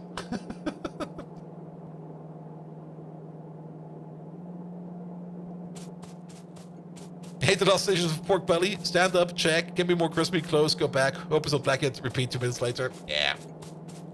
It's the same when I make lasagna. We only go to the output station as the other ones are on the wrong side. Also true. Also true. Yeah, that should be fine. That should be fine then. I was kind of thinking of maybe making something like a switch. Like we only open up the output station over here. If a train has arrived over there, you can just do that with a toggle or something like that. Like train comes in, you toggle it, station opens up, and then you can leave again. But yeah, you're actually correct. There will always only be one output station available. There will never, ever be another one. And it's not train station enabling, disabling. It's of course setting the limit over here. Even though enable, disable is still in there, but we're only going to be setting the limit. I think I would never ever even use this anymore. Unless I mean, the only time we actually use this one over there is if we actually want to turn off a station. Like physically turn it off. And we usually use that manually. But yeah, then we got like this line over here. That will be like our main... What will this be? Like... I guess this will be our process memory and process space. Our memory queue. Actually, this will be our scheduler. The train line will be our scheduler. And we would be using priority scheduling. And that would be fine. We could technically also think about doing something stupid like real-time scheduling. Like if the cube is not back into like a certain amount of time, eject it, force it back, abort it. A scoop scheduler line? Yes. I mean, we do set the recipe over here. So if for whatever reason the cube is either A, not moving around, or B, something else is happening, we could put in some kind of criteria over here that will just unset the recipe, it will eject the cube, and we can put it back in there. We do have those options, but that would also mean that we would need to put in a timer or something, or some kind of criteria for every of these processes. But you could definitely make a real-time schedule out of this as well, if one would want to.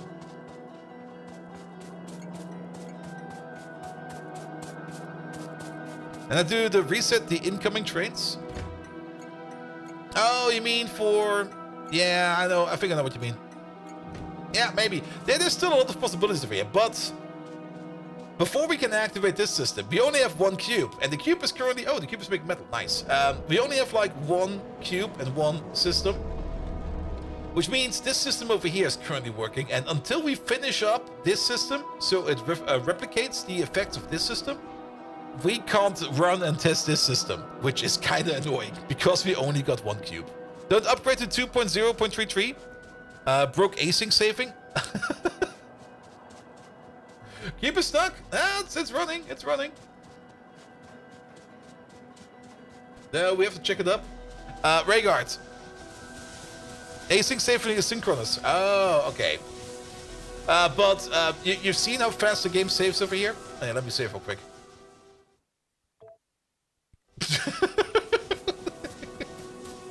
I think I'm fine. At least I'm fine for now. Maybe a token system we could use. Let me think. The cube is the token. If you zoom out, the denser parts of the factory kind of look like a microchip. It will start to look like a microchip. It definitely will start to look like a microchip.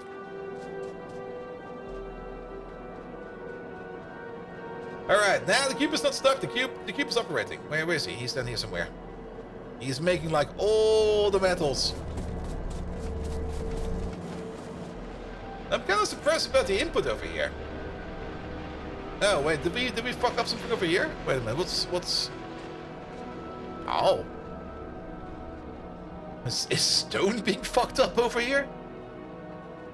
I guess it is, because I guess we're not using enough glass. I mean, stone is going this way. It's being fed in over here as a priority into this system and into that system.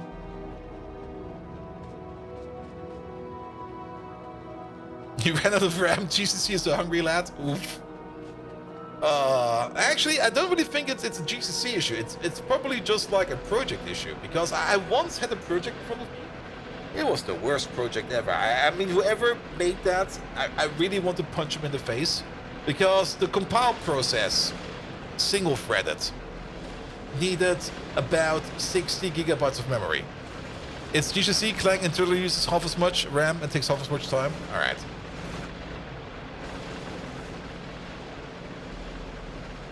There we go. There we go. Also, thank you for the follow, mate. Yeah, we'll have a look at stone over here. I mean, we could just do an intermittent buffer over here real quick. There we go.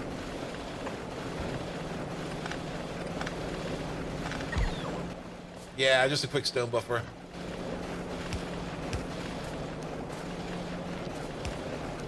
There you go. Just so that this process over here doesn't stop. And for your 111 trains, multiple train unit control, let's have a look at this one real quick. It's loading. It's loading. Multiple unit train control replaces bi-directional trains with once twice as powerful to simulate real locomotives driving backwards. Oh. And that's a thing I really want in vanilla, actually. Like the ability for the trains to naturally drive backwards. But I think I'm happy with my 111 trains.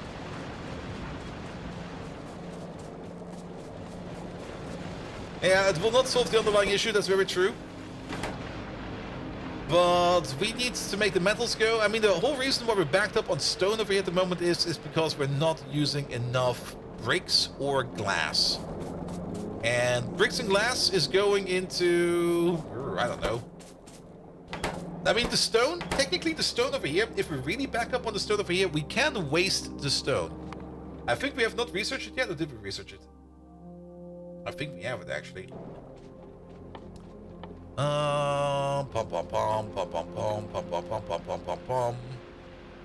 There is a stone, or there's a sand void recipe. Did we research it?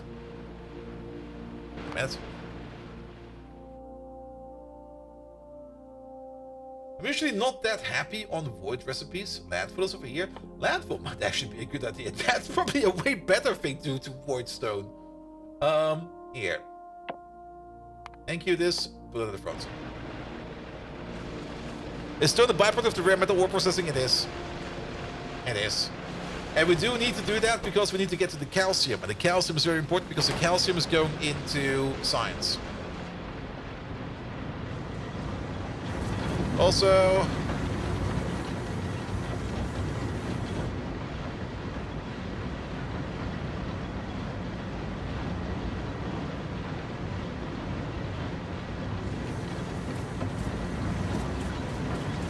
did we unload the train?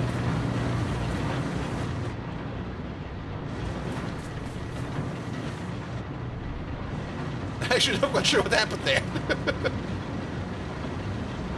That should be fine.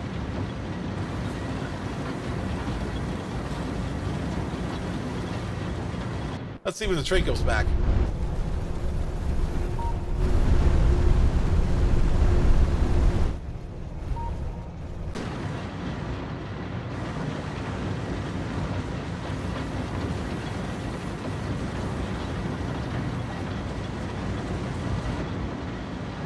Well, it should be fine. It should be fine.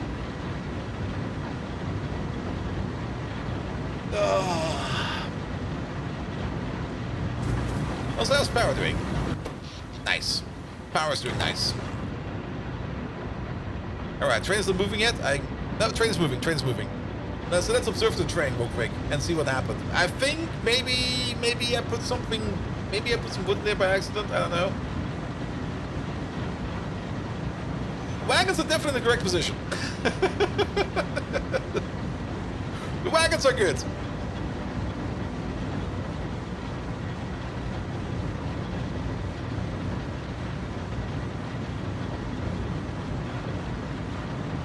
Maybe there was something random on the belt or something like that. Maybe we picked it up somehow. Maybe I misclicked, who knows. It seems to be fine now. I mean, if it was something that was consistent, the belt over here would be fuller. So it was maybe a misclick or something else. And I'm actually kind of surprised how fast they do tend to eat the metal over here. The cube is ready to go in here again, right? Yeah, there it goes. Oof. We might want to buffer this output over here. Can you stop this for a second?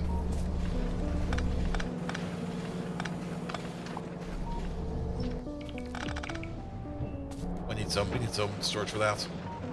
Over there.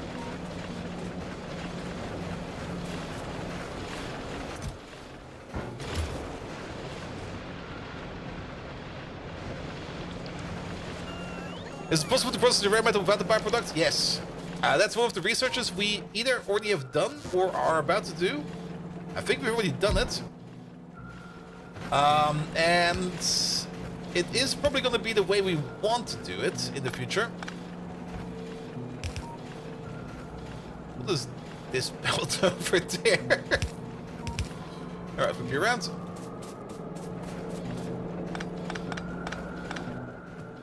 Here we go. Keep it there. In, out. Here we go. That should be a bit better. Yeah, we can double pump this. It's not going to be like super duper fast over here, but it'll be fine. If you're full of non-earth rare metals, yeah, I see what you mean. I mean, we definitely want to make the calcium over here. The calcium is what's part of making more science. That's definitely important. We do have a new ore processing recipe, which we just unlocked recently, I think. We got explosives over here. Did we already do it, or is it still in there? No, we did that. No, it's over here. There it is. Explosive smelting. We have not done it yet. This one takes just rare metals and puts in some explosives. Explosives themselves over here require sand, sulfur, petroleum gas, schnapps, and some rare metals, technically. It is a less efficient way of doing it, but it might be the way to do it if we are A, backing up on things like calcium, or B, backing up on things like stone. And wait, the chest needs 2 outputs plus upwards underground is missing. Upwards underground is missing. Oh, upwards underground is missing. Here we go. And the chest does not need 2 outputs. I just put like a second input in over there so we can fill it up. I mean, we could do with a second output, but what do we do with that? We don't really do anything with that. The only thing we could do over here... Wait a minute, what is this shite? Wait a minute.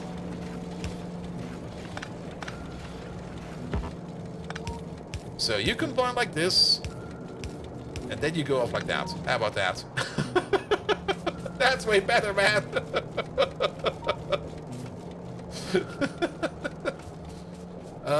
There we go. Yeah, I'm not quite sure what that was, to be perfectly honest. It was not good. Because there were 2 splitters after the outputs. Oh, you mean over here? Oh. Yeah, but this should be fine. Unless we had something like this over here. This still makes sense. We do have an output port over here to the right.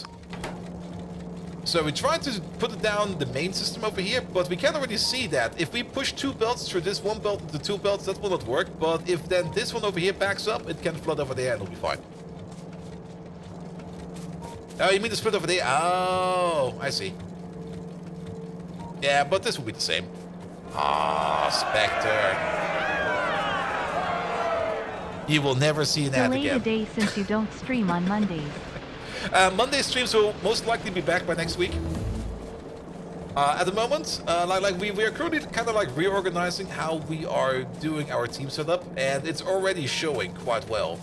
And I'm feeling less underproductive, and I'm actually feeling overproductive. That I'm actually going to be fine with streaming on Mondays again, I think. You already don't. You're on Turbo. Damn. Turbo, man. What's next? Like fucking crack? Nah, you're fine, mate. You're fine. Alright. Don't do Turbo. Have you not seen the movie? Don't do Turbo. It's not good for you. What was it again? Was it Wreck-It Ralph? With Don't Do Turbo?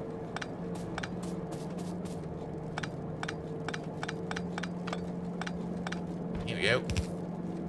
I think it was Record 12.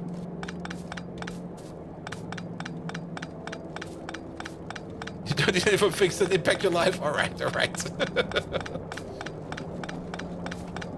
Alright, this belt over here can also go. Ah, what the fuck? Well, I have this. Alright. Can we drop this stuff? We can probably drop it straight in there, right? Yeah, we can. There you go. Have this. There we go. Go with that. Do you remember Turbo being a drug outside the movies? It's definitely a drug in Fallout. That's fine, it's fine. Alright. With this over here, we now make more metals, which means our science over here should finally be going again. We're getting glyph explosives in. Excellent. So we can focus a little bit more on making more of these rebuilds over there. We should probably also pick up some of these machines over there we need for that. We also got way too much wood in the pockets.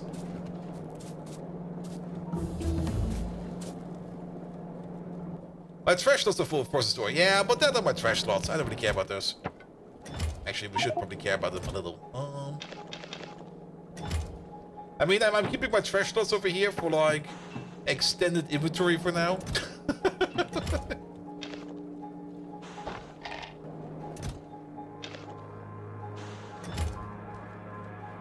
There we go.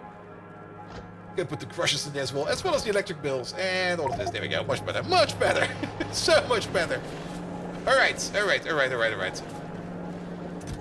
gonna need a couple of these. We're gonna need a couple of these. We're gonna need a couple of these. And those back. I have fixed the underground. Yes, I think everything is fixed again. It should be fine. It should be fine. And we're gonna need a couple of these. And if it's not fine, we will figure it out at some point in time. A couple of splitters. Give me some more loaders, please. Thank you very much. Science is going again. Excellent. Blue belt. How much blue belt do we have? Ooh. Less ooh, but still kinda ooh. Do we really? Yeah, we need that many undergrounds. Oh. Ooh. Well, at least we have some blue. Why are we not making blue? Because we are out of... Does that matter? That doesn't matter. So we've got some, gotten the amount of emotes from the gift shop that auto-complete completion breaks. Wait, there's an emote that breaks auto-completion? Alright, so... Next to this thing over here, and we should make it right next to that, is we want to make ourselves some of the matter gel. Matter gel and making matter over there are going to be two of the very much important things that we can do over there. We should also turn on alt mode, thank you very much. Turn off wire mode, we don't need to see that. And then smelting metals over there is also going to be like the next big thing. Yeah, blue belts are missing matter. They are also pretty much at the end, I think, at the beginning. It's a bit of a thing. Like we're only making matter every now and then. We're not buffering matter. They will now get stuff over here.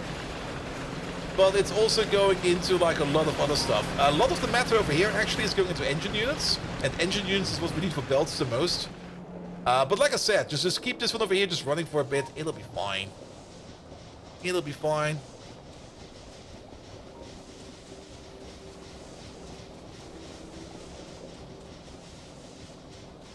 You do good without the space, and it should just good. Ow. Oh, that fucker. Well, actually, it should... Wait.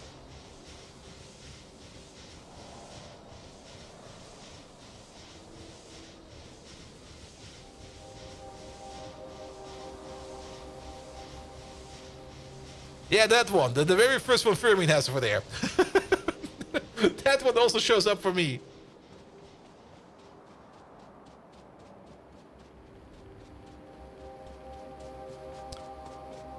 Good one.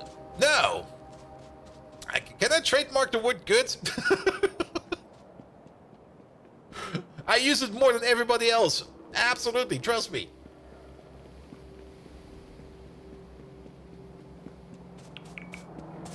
Do you need to... Wait, Simrock, don't you need to put my prefix in? Or... I'm actually not that good in emote game, to be perfectly honest. My emote game is horrible, to say the least. I'm not really a person that does emotes. For me, ASCII emotes is all I need. But, shouldn't. And I got to put over there for now. Don't you need to put my own, like, short prefix in front of it? Else it will not work either way.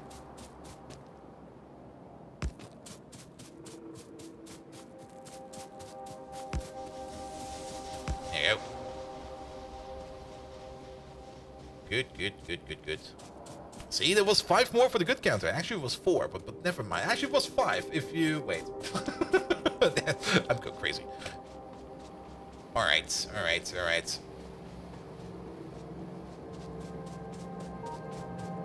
That's kind of interesting. Because you're on the wrong side. Maybe over there. Here we go. Will work either way unless the system is worked either all the way. Yeah, it'll be fine. Alright, this over here technically can make matter as much as we want. Next to this thing, either on the left or on the right, it doesn't really matter. Let's turn off our little machine over here. We are going to put down the machine over here. That's going to be making the matter gel. But that's not out of basic matter replication. Is that thing made in one of these? Oh, it is. Okay, never mind. We need water and steam. We will have something like a centralized water and steam system somewhere. We will definitely have a main bus system of pipes. That's something we will definitely have. We will just keep on pushing and pulling liquids in, because we don't need to worry about liquids too much. Alright, so... copy over you real quick. Here we go. How big do we want to make this thing? Well, at least some size. How did we build the other one? Because we've got some issues over here, right? Oh, does it not? No, it eats the cube. Oh. Let's spectralight. I'm looking at the wrong machine. I need to look at you. That's the machine we want to copy. Okay. That's the machine we want to make. Okay, we got some time over here to reimagine the machine. We could make him snuggle like this. That could work, and then only use the input and the output over there. The water inputs and output over there, they're gonna be fixed. But then again, we probably also do need some space in between, because we do need one of these in here doing its thingamabob. So either way, we're gonna have a space issue or space constraint. We can definitely do something like this. That will be for the output, which will then connect over like this somewhere. So as you can chain them? Yes and no. You can't really chain them, because the recipe over here, we require 8,000 steam and 2,000 water, and we get 2,000 steam and 4,000 water. So you can't really do this. This is not possible. So that will not work. So we are definitely gonna have like a water input like this and a steam input like this. But what we can do, because we're using Factorio 2.0 fluid systems, is we can just use this as a fluid system. And this is the fluid system, and we can just combine them all together into like one big fluid system. We're getting all the achievements. And let's kick that thing out. Then we can definitely think about using you over there. We can even, probably, most likely. Wait a minute. That doesn't work then.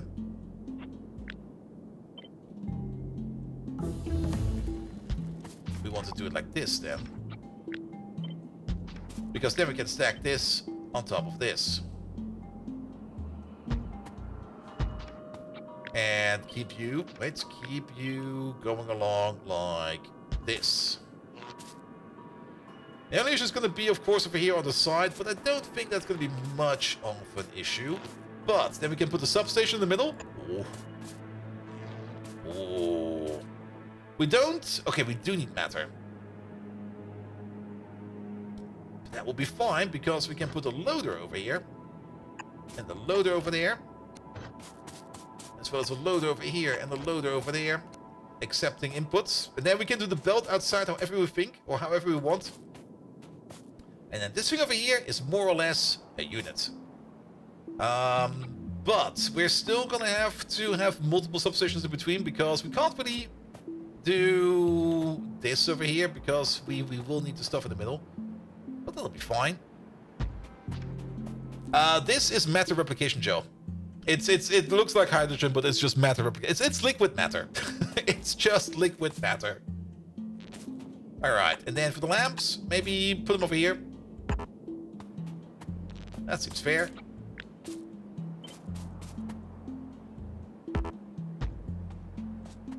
There we go. And then how many of these do we want?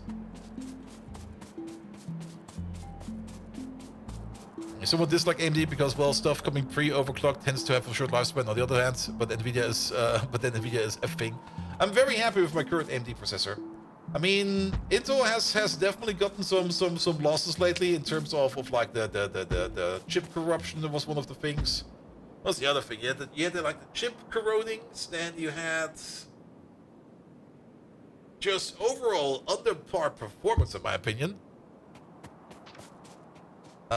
Yeah, but I'm very happy with my current AMD CPU. The AMD GPU, I'm also kind of happy with. I don't really can compare it to my Nvidia GPU.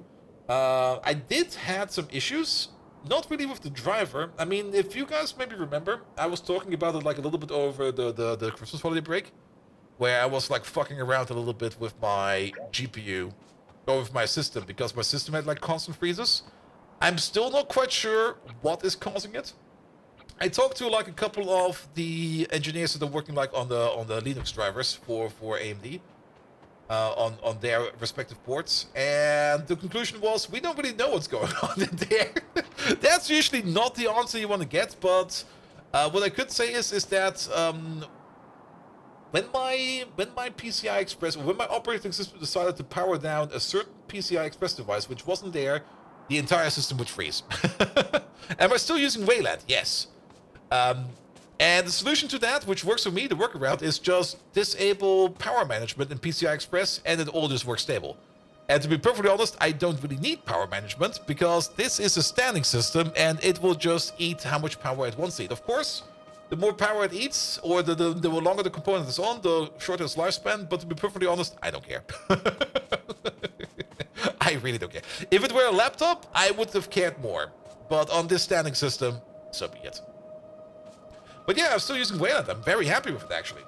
I've heard a lot of shit about Wayland. Like a lot of people... I actually found like an issue board on GitHub with a whole bunch of issues where people were like, this is not working, that is not working, blah, blah, blah, blah, blah. And I went through some of those issues and was like, hey, that's working for me. Hey, that's also working for me. And some people were even pointing it out in the issues that, hey, this is actually working. And the person who was like owning the board was like, no, I hate Wayland.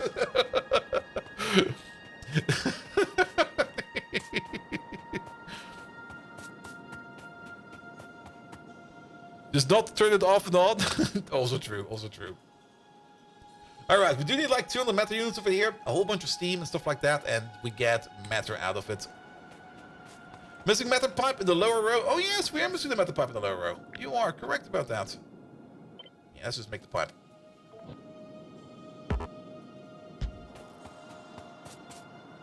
Also, we got like extra matter pipes. I don't think it matters. Ah.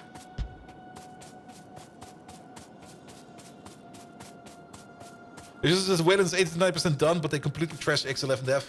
Yeah, I mean, that's definitely a point I can also see. Like, the way Wayland is going around, you would expect it would be done, or at least...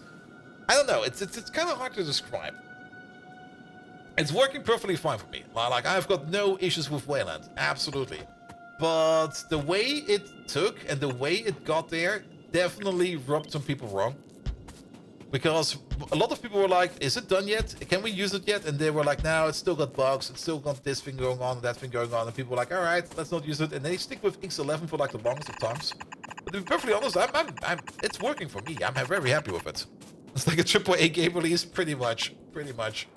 And they've been working on it for years. I mean, when was Wayland first released? Like, the first release, when? It was probably 15 years ago, right? Wayland. Was that like in 2012 or something like that?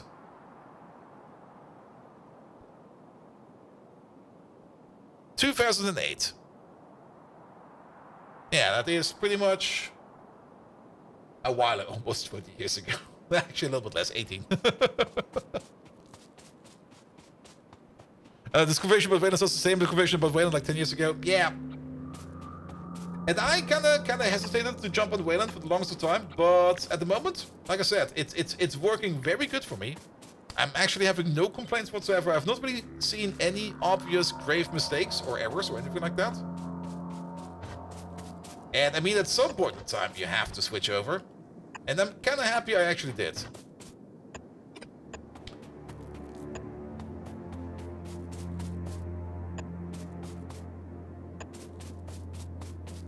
Don't mind me googling what Wayland is. Wayland is your display protocol manager.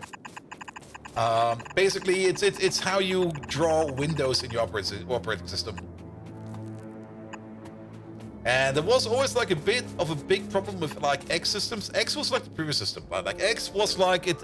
X had the main concern about X was like it's running at the root process on your operating system, and if somebody hijacks that thing, everything will go to shit. Though the main answer to that one is like if somebody manages to hijack your X system, then you're fucked either way.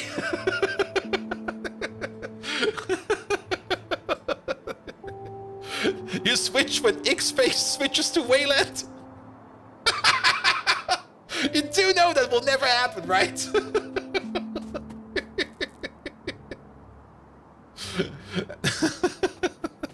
2022, it will never happen. X-Face for the X server. X-Face.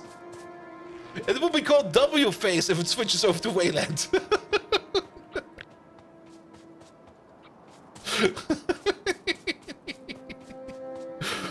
As long as it's working, I was using X-Face for the longest time as well, and I was also very happy with X-Face. I can recommend absolutely both of them. Okay, are we overbuilding this? Maybe. How much do we make per craft? It's 4,000 per craft. We don't really need to calculate per second because it's not going to be crafting all the time. So we got 12 of these. So it's going to be how much? 12 times 4,000. That is that's 48,000. Oh, really? Maybe we do want to make it too.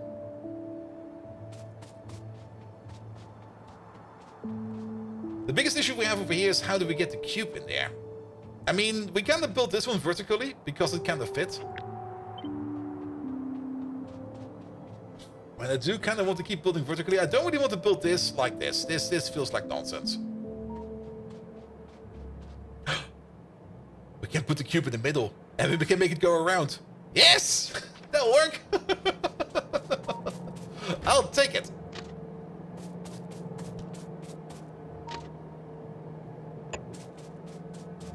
Alright, something like this. And you over there. Let's place you over there for a second so we can pick you up again. And since X-Face 4.2 released on December 24th, Wayland is supported. Oh, but no labs are ported to it yet. All right. Never mind. I take it back then.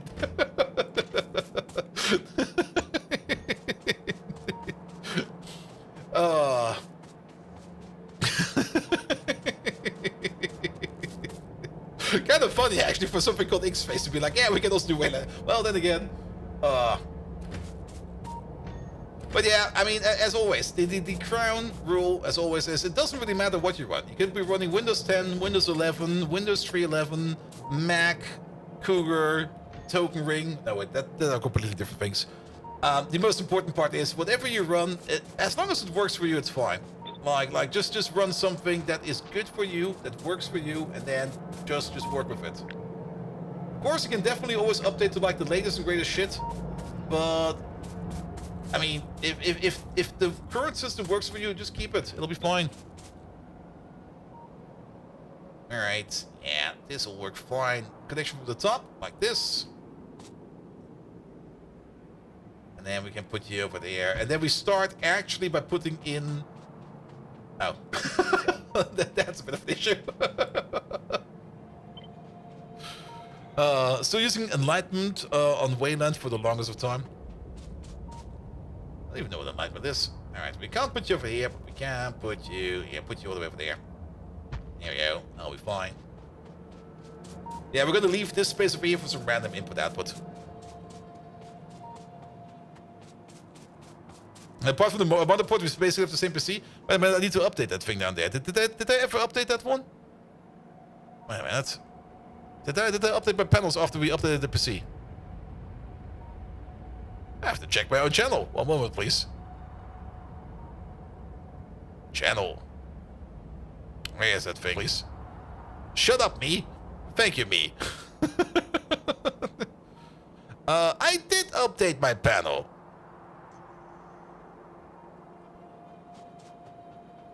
Can Wayland do screen capture yet? How to put this? What are you looking at?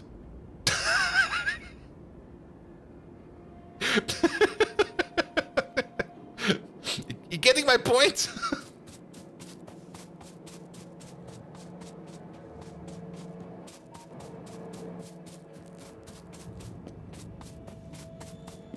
There you go. Oh, I don't even have signals.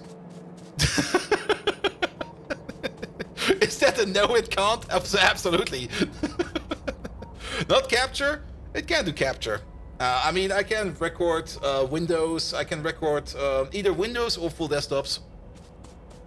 Capturing. I mean, if you want to capture it with like lasso, maybe, maybe not. Maybe if you want to use a lasso, you probably want to call your local cowboy. And he'll do it for you. I am running Factorio Wayland mode. Wait, where is it? Settings, graphics. Oh, wait. I think we switched it around at some point in time. Wait a minute. Cough! There we go.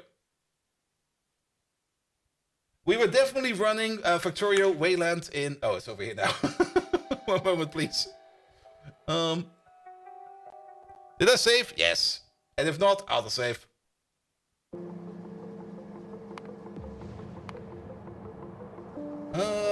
We were definitely running it on Wayland on the vanilla playthrough. It's over there now.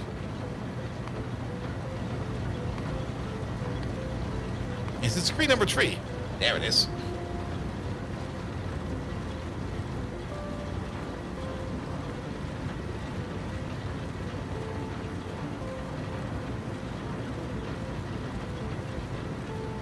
It is. Alright, running on Wayland now.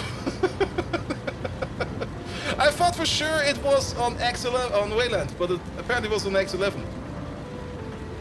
But I'm still running my whole operating system on Wayland. I don't even think I got X11 installed. So Welsh, thank you so much for dropping by. Alright, we're back on Wayland. Ow. Did I save? The answer is no. But then again, we didn't lose much.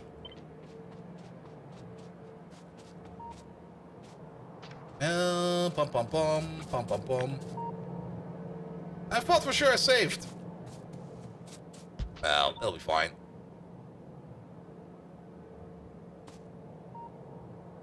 Place you here. Oi. Place you here. It's not like we lost like a lot. We actually didn't lose anything at all because we were talking about Wayland. Now he has 1 extra FPS on the Pi base. I mean, the Pi base is definitely running fine.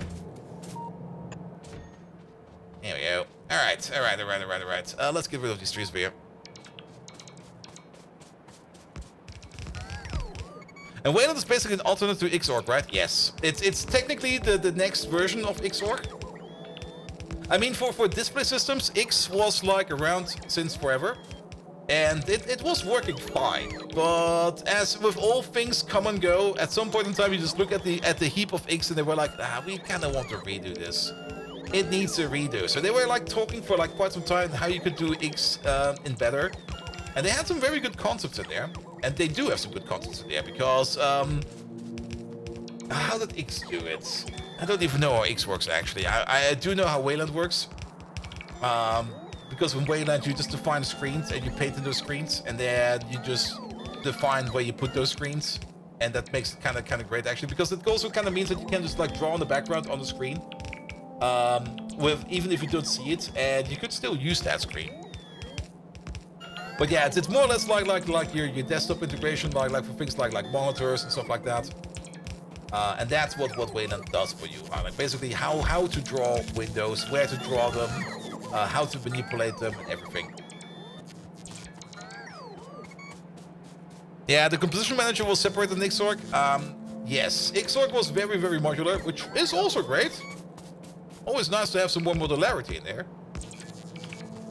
I mean, don't get me wrong. X was great as well, and I do understand how some people are kind of upset that X is going away, and they now need to switch over to Wayland. Oh, this thing is not set up correctly. And like I said, I was also very hesitant about it for like the longest of times. Even if my last PC set up to like 2 years ago, where we set up like the previous PC, I was like, do I go for Wayland? And I was like, nah, I'll stick with X. I don't want to fuck around with anything. But after I set up like Wayland for my work laptop, and I just noticed how it just works, I was like, sure, let's go for it. I think it will be fine. And modularity is useless when nobody makes modules. But then again, for the compositor and X, there were quite a bit of them. There were quite a bit of X compositions out there.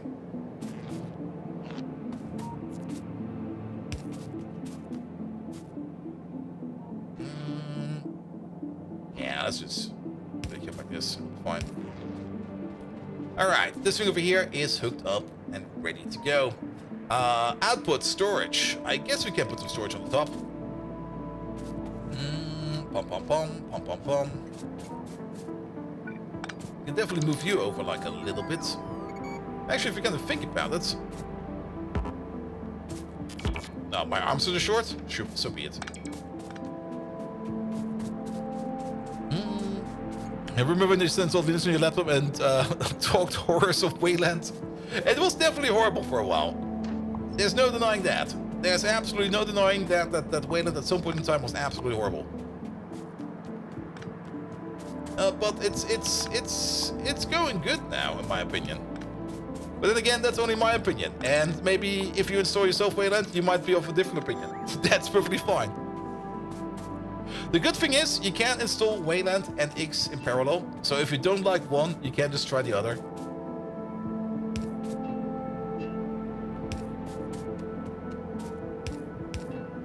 Like even on my system, I got like, I think I got like X-Face installed. I got like KDE with Wayland. I got KDE with X. So I can just switch it around. You're so close to convincing me to enable it on your work laptop. All right. Don't do it. Is it working?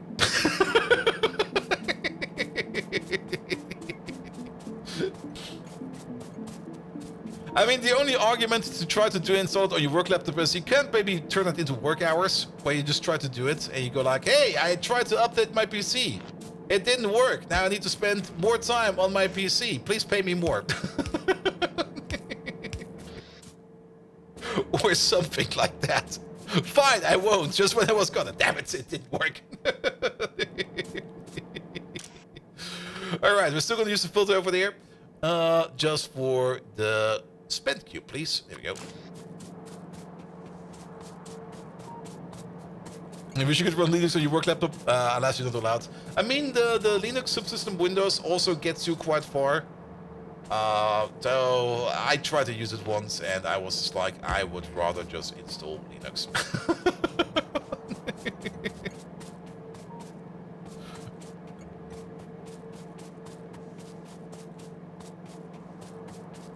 When you have all work and no play games, better performance?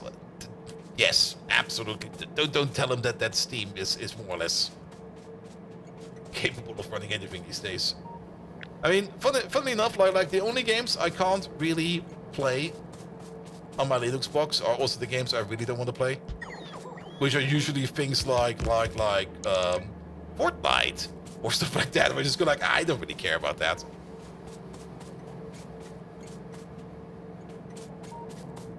Alright, we do need to put in a little bit of logic. Train will come in from the side over there. Cube will be loaded over there. It will make its round across once. And then it goes back out over here. So we need to put in some kind of logic over here. Once the train is over here, that the cube will go back and will not go into another round. I think I know how we can do that. We can basically check if the train is over here. Nah, maybe we need the flip-flop counter. I think we need the flip-flop. Well, it'll be fine. It'll be fine. We can figure that out soon. Good. We do need, well, we need a bit of storage for everything and stuff like that. Do we need more storage over here? I don't think so. I think this might be fine. This stuff over here, I'm still on, well, for now, these two over here can go in tandem. Why not? We can unload this stuff over here. We can unload that stuff over there. You can get the power pool over there and the power pool over there. Then we balance you. We pull you all the way to the top.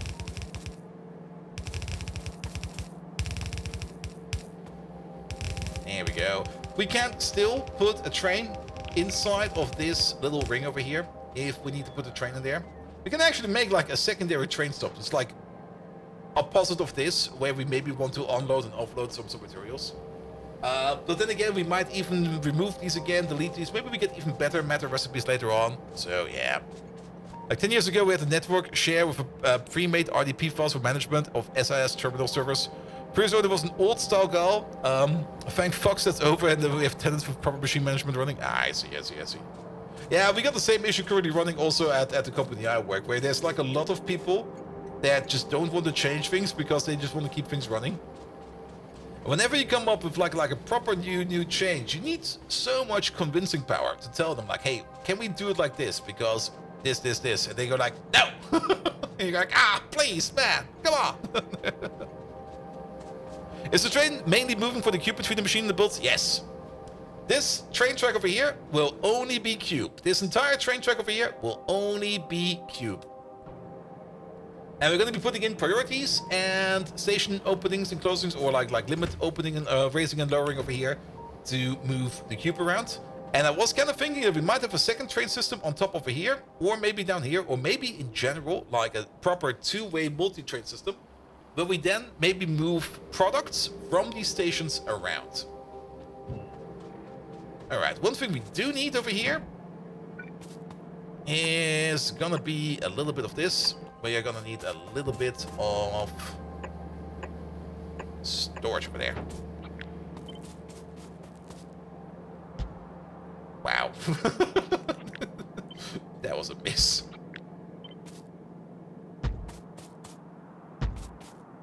That should be enough. Actually, wait a minute, what am I doing? Wait a minute. Fuck that. We got proper storage. There we go.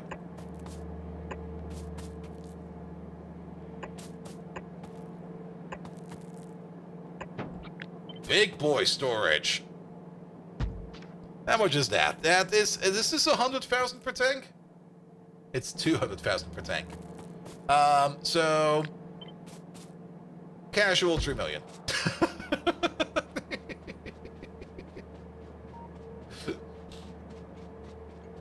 Alright. We do need to make those special long-headed inserters. Do we already have the other tech card in there yet? No, we don't. So get those tech cards in there. Then probably we're gonna go for the better smelting recipes over here.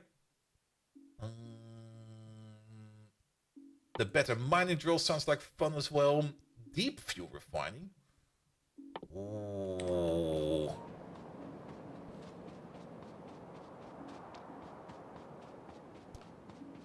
Good.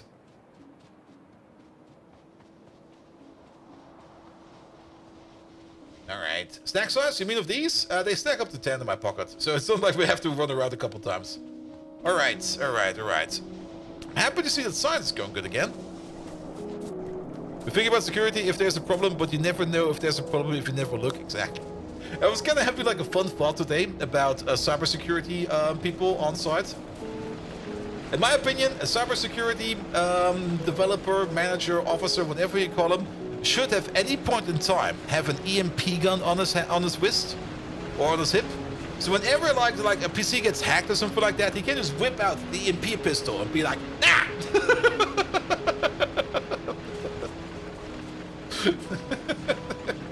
And is going to be like, no, you're not. Power still made with steam engines? Yeah, but that's fine. The fun thing about this whole setup over here is power is not something we need constantly. You can see these power spikes over here. These power spikes is where we operate cube. The cube processing requires usually a lot of power, but the way how inefficient our base is at the moment, we don't really need that much cube time.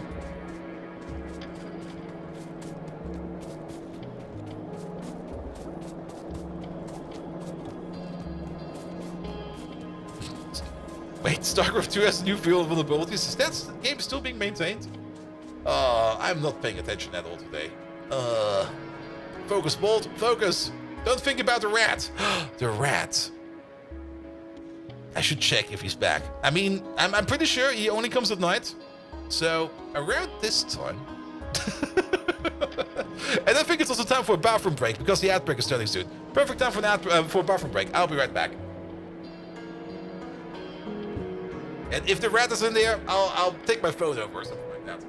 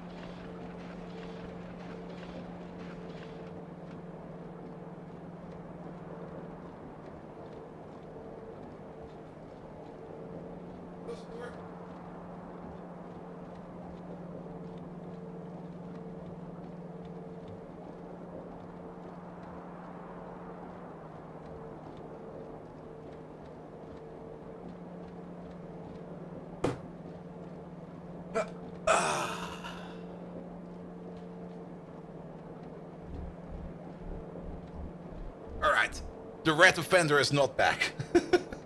But it's raining again outside, so he might be back.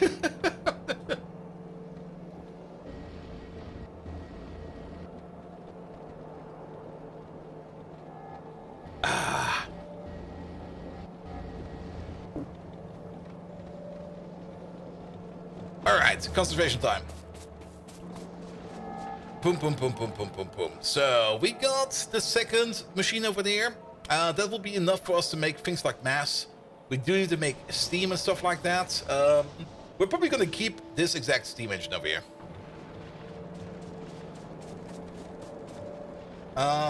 Good.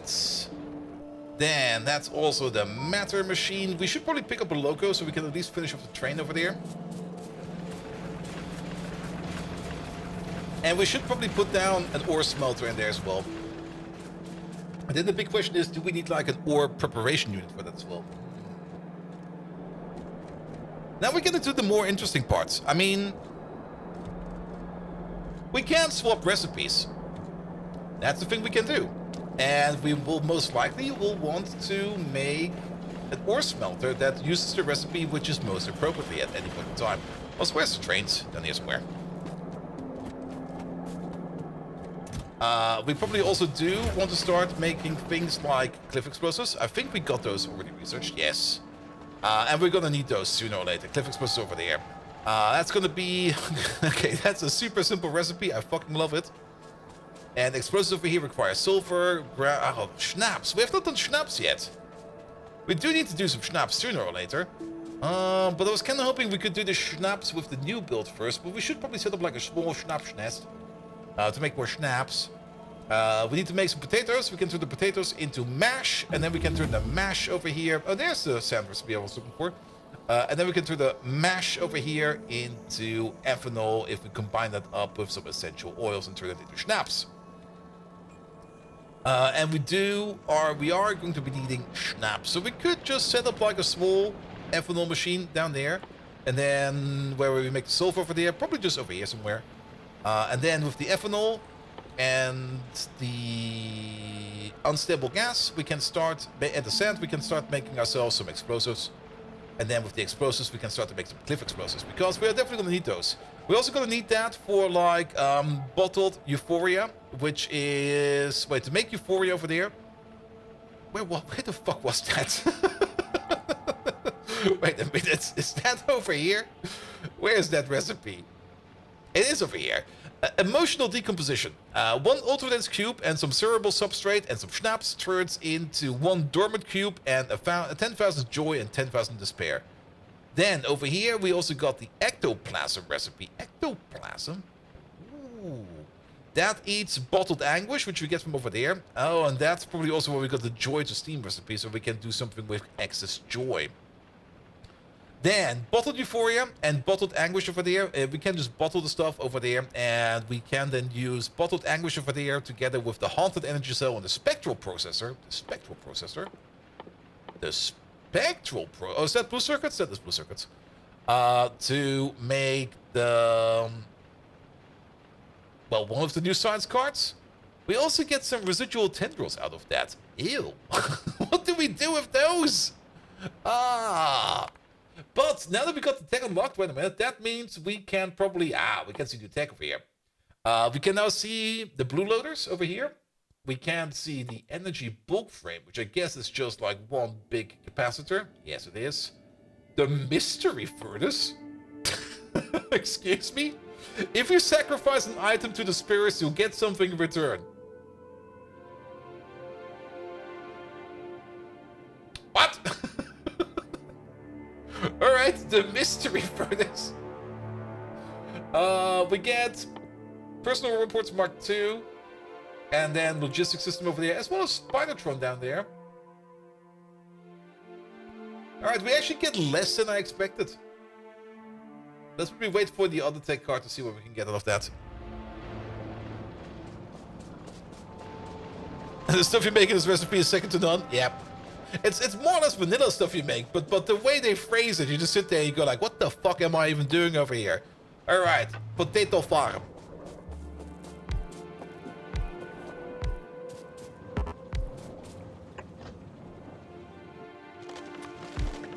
Start making some potatoes.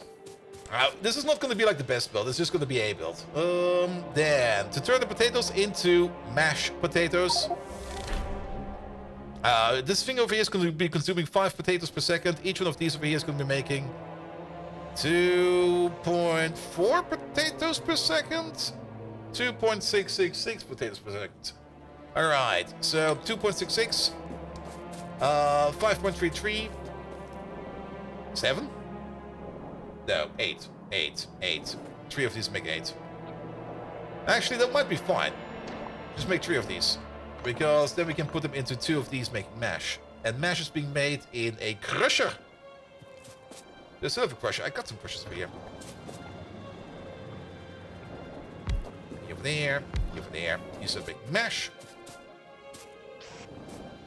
Do the monster mash or something like that. There we go. Then mash comes out of that. And then we turn that into schnapps. Schnappes.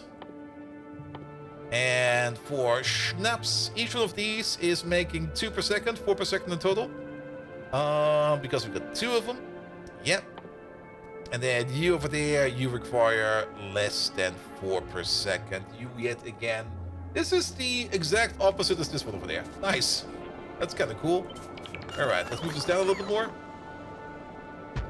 Where is this recipe done? This is done in a distillery. Oh, we don't have those yet. we've never automated those because I think nothing needs that.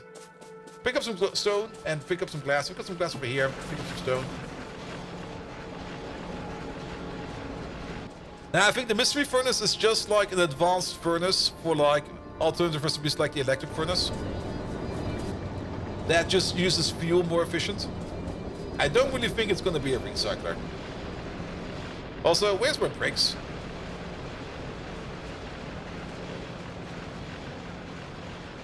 There they are.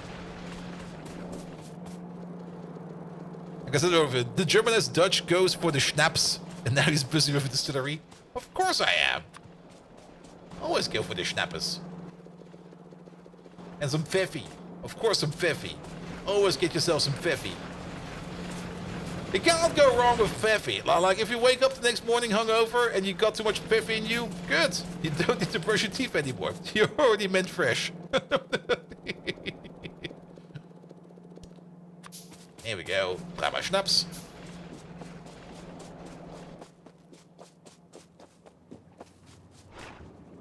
Here we go. Over there.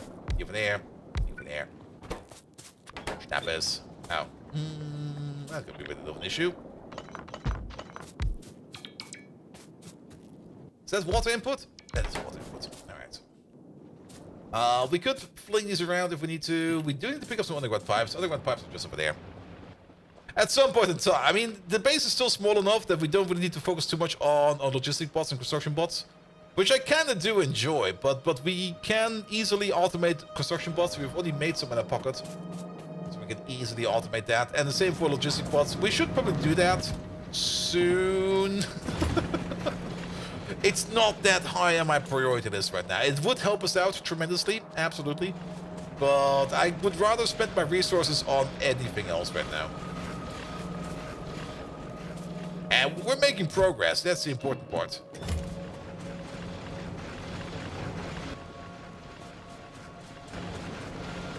Especially on the science-wise. I'm actually kind of surprised that we are keeping up with science now, like non-stop, and this is just running at full speed, which is really, really nice, actually. Alright, let's connect up the Schnapps controller.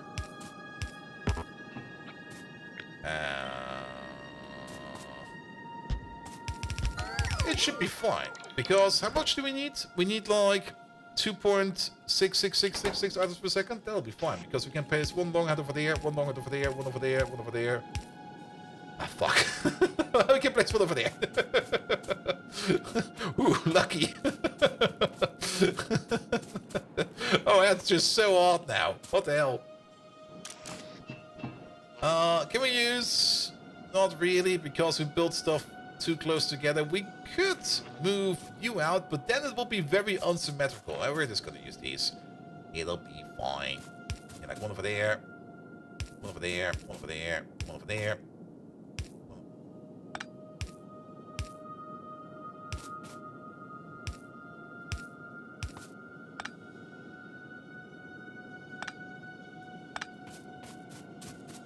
Well, one substation to the left and one station to the right, because I'm not quite sure it will hit the middle. Oh, it will hit the middle exactly.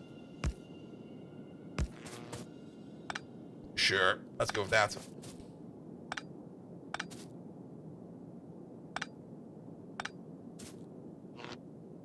Yeah, that'll work. Alright, convinced. We need a water pipe connection. The water pipe is actually exactly over here. Donezo. And that's also a perfect distance over there. Pom, pom, pom, pom. Let's get some power over here. Here we go. Peppermint schnapps falls under the broader definition of schnapps, but this is made from fruit. No, it's made from peppermint. Wait, is peppermint a fruit? No, it's a... Peppermint is a shrub, right? And on the other hand, if Obst had Obst in its name, why doesn't it taste like Obst? It does, doesn't it? Wait. It's a leaf. Yeah, it's a tea, right?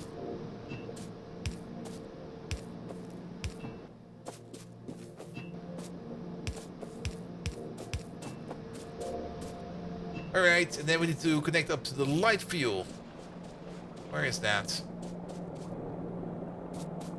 Not over there. It's over here.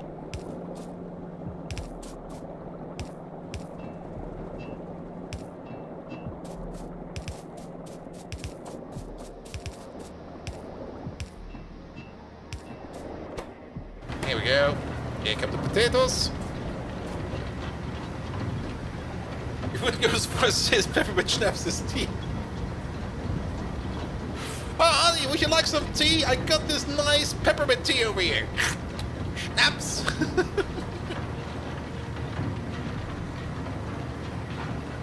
Don't you worry about that. Grandma knows what's best for you. Have some peppermint schnapps. Alright, one big tank over here will be fine.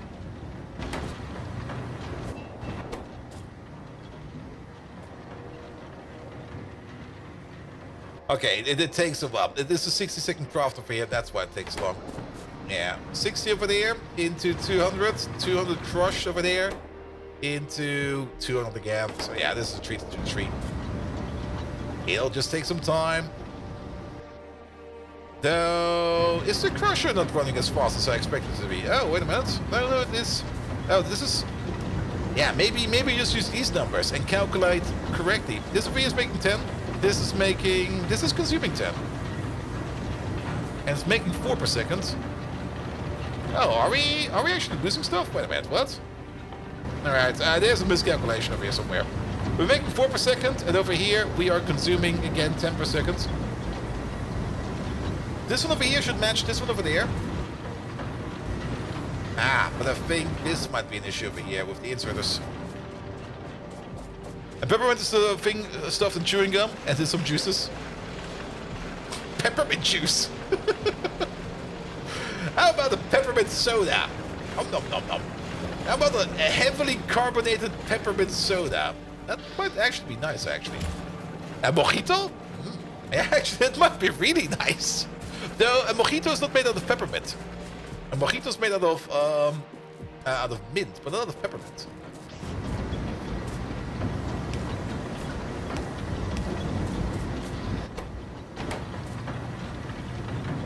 There we go. There's a difference? Yes, there's a difference.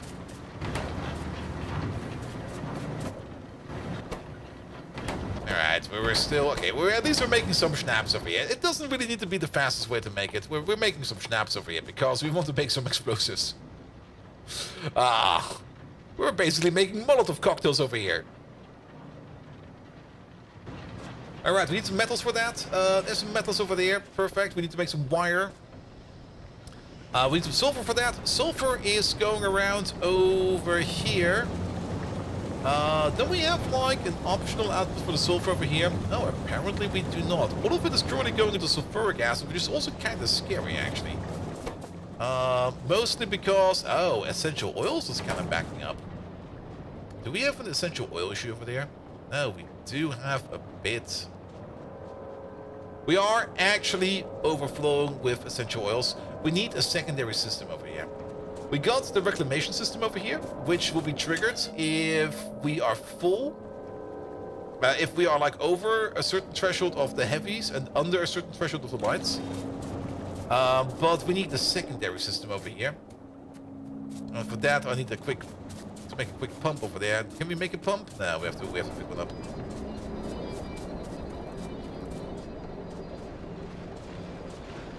Let's see, green circuits over there.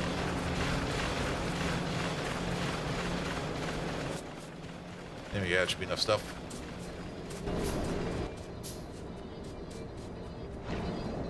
So, yeah, if we are full and we are not underflowing on one of these over here, then we should start voiding. Even though I detest that, we will need to do that.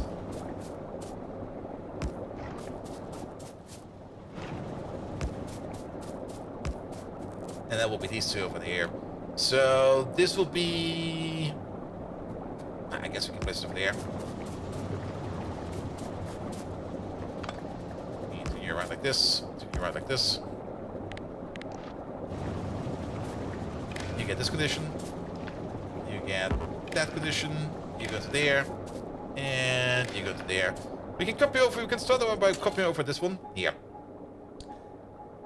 Yeah, this one will be if we are more than, say, 24,000. And we are equal or higher than 5,000. Then we send up the tick mark, and you over there, you will only be enabled if you get the tick mark.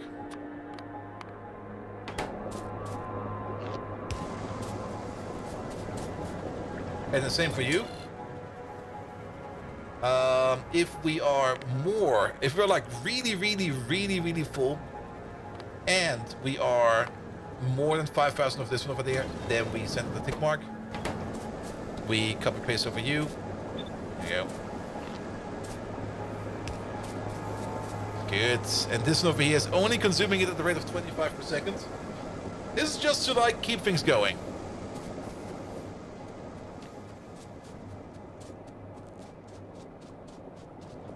So that things like this over here, okay, we might need a bigger thing like this.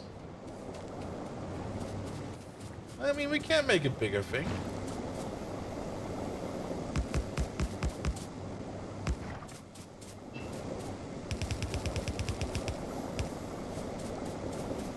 You're too small. Sorry about that. Please be less cheese-eye. Be more oggy.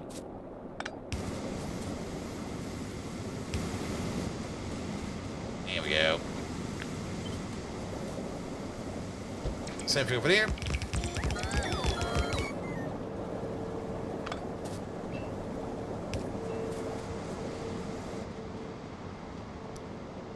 Alright, alright. This will probably still be stuck most of the time. It is. Well, it's going a bit faster. But it's hampering our production, which is kind of annoying.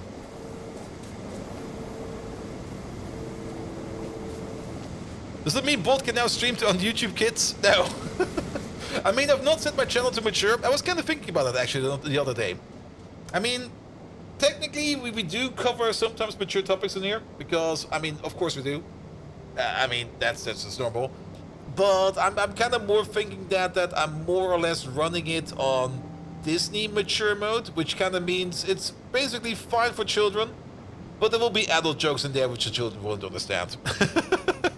Am I even monetized over there? I am monetized on YouTube. It's making me like $50 in a month.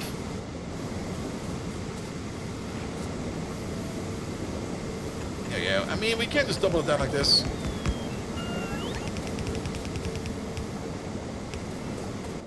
More than expected. It is actually kind of surprising how much more. I mean, for the relative amount of effort I put into the YouTube channel, how much more I get out of the YouTube channel than I get out of the effort I put into the Twitch channel.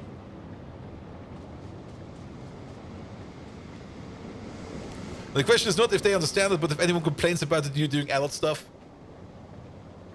Butt stuff! You know, like farts. Don't tell him!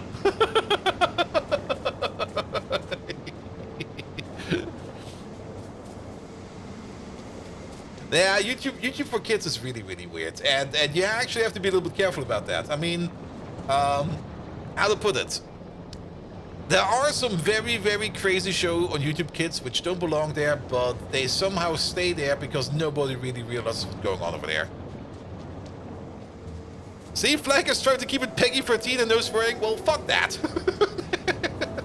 Also, he's only trying to do that for like the first 10 minutes of the YouTube VOD, because if you do that like at the beginning, there's a higher chance of you getting demonetized.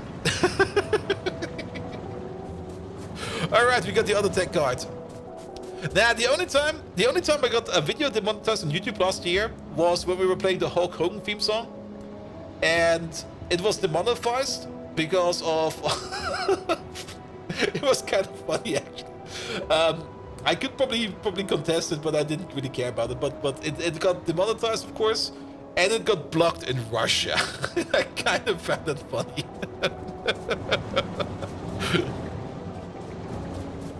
There was something like no cursing in the first 10 minutes, and they get 3 Fs per hour or so. Yeah, I mean, if you really want to make money on YouTube, and that's something I kind of really find fucking annoying, is that you need to start to self-censor yourself. And I hate that. Whenever I see like any kind of channel like censoring, bleeping out their own words because they're trying to cover like a story about something, I just get fucking annoyed by it. Like it's horrible. You can't even say fuck no more. Fuck that. We're regressing. We're going back to like the 80s. I think YouTube earns more due to the length of the videos. I went from 24/7 to catch up on the series. Nah, it's about the ads that you watch. And it's very, very different. There used to, I mean, there's always like the current ongoing meta on YouTube, and I think at the moment it's still shorts. I should do more shorts. When I was doing the shorts of Megatron onto YouTube, my channel was actually showing some more growth over there. But at the end of the day, once you kind of found your niche and it's running for you, just stick to that niche and it'll be fine. Here we go. Though I do kind of find it kind of annoying. Like once somebody figures out like a fun meta, everybody's gonna jump into it, and then suddenly that niche is getting flooded, and you get like video recommendations of things that you've already seen other people do. You just go like, ah, please YouTube, I've already seen one of those. I don't need 10 others.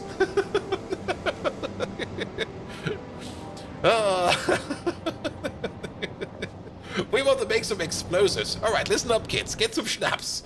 Get some sulfur. We're gonna make some boom booms.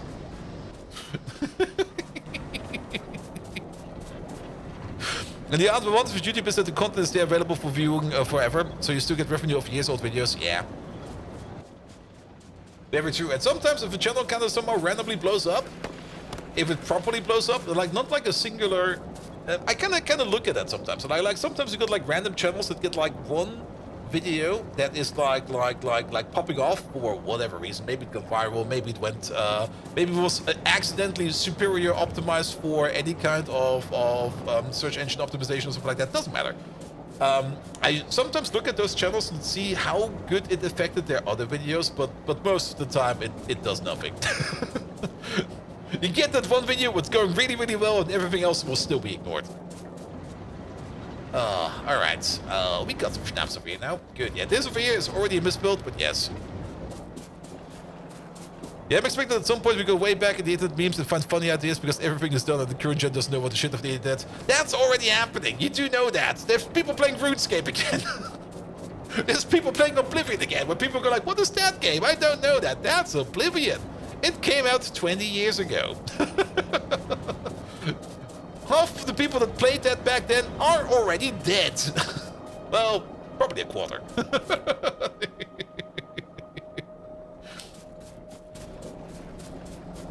And the current gen is using 70s slang, just slightly reworded. Now don't tell me that skipping the toilet was in the 70s.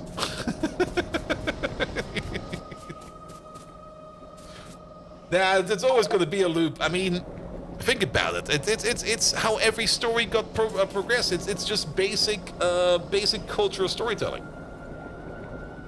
Just now going on the internet. But Riz from Charisma? Oh. I see. That comes from Charisma? If 25 if we started playing RuneScape, see? Stream it. You will make millions. Trust me. Alright, when do we make explosives? I'm not paying attention whatsoever. In a chemical plant. There we go. We don't really need to make that many. How fast will those go? Yeah, let's look at you. You need like... Okay, you over there, you over there. Do this. Flip that. Damn, we're gonna need an assembler. Put you over there. We can move these apart a little bit. There we go. You over there, you make wires. Wires we're gonna be making at a rate of 4 per second. Oh, even better. Then we can do like this. That'll be fine. Then connect, connect, connect, connect. Yeah, that should be big enough for an explosive build, right?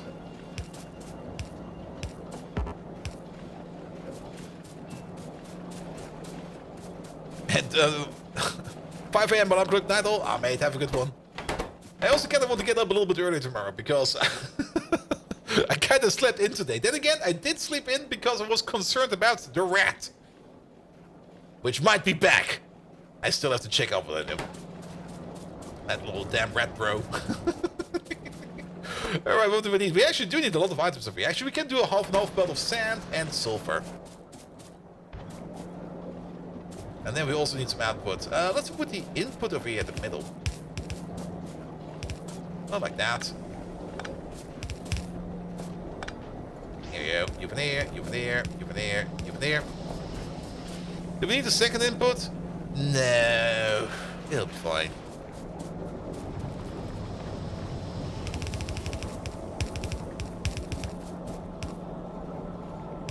Now, if the rat will be back, I will definitely take a picture of him. I mean, I wanted to take a picture of him like the first time around, and then I kind of looked into my toilet and was like, wait a minute. It's not that clean right now. No, I'm not taking a picture of that.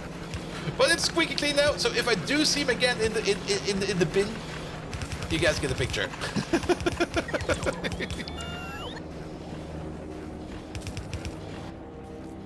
Here we go, here we go.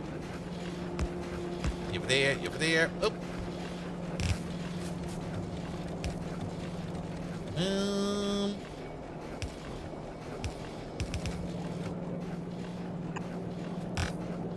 Albert's not visiting during a business call. Like I already said, my current my current bathroom routine consists of a pre-flush because I am concerned about sudden appearances.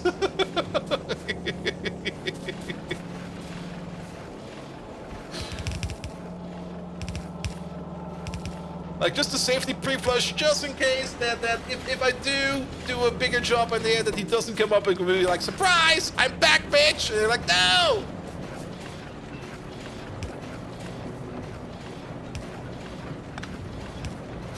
Red comes up, ooh. The red people were like, hey, I know this story.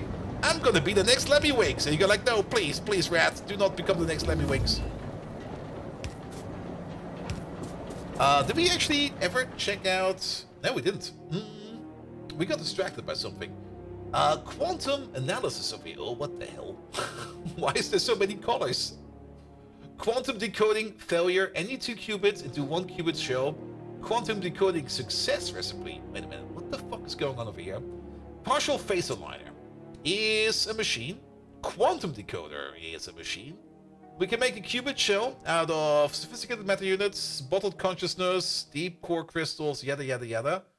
And then we can make an up qubit, a down qubit, a strange qubit, a charm qubit, a top qubit, a bottom qubit, and an up qubit. Wait, what? An up qubit and an up qubit.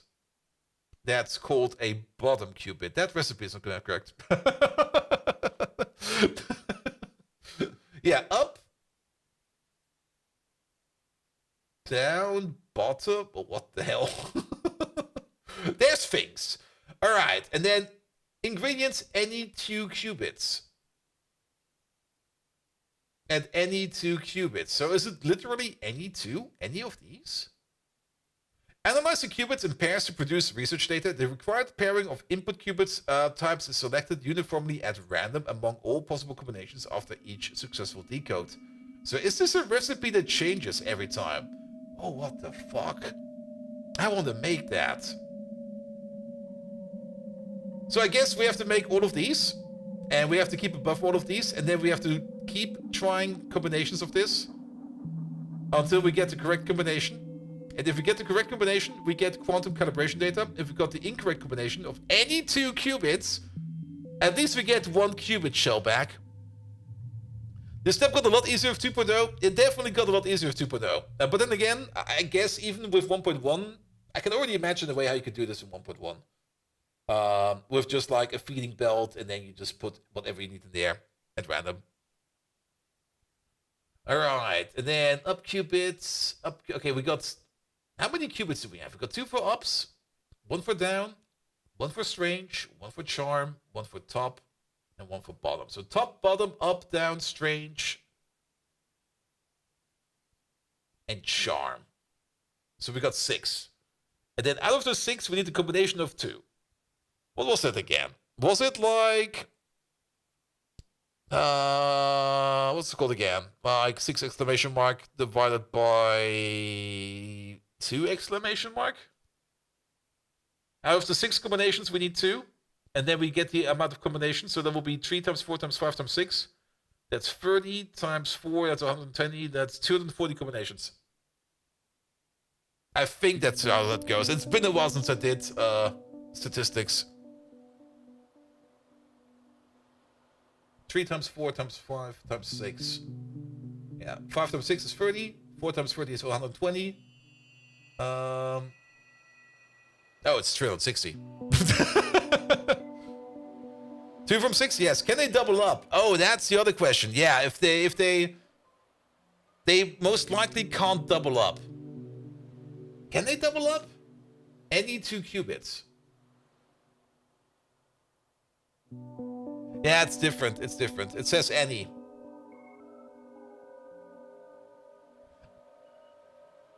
Yeah, and assume it doesn't matter order. Yeah, if order doesn't matter, we get less combinations.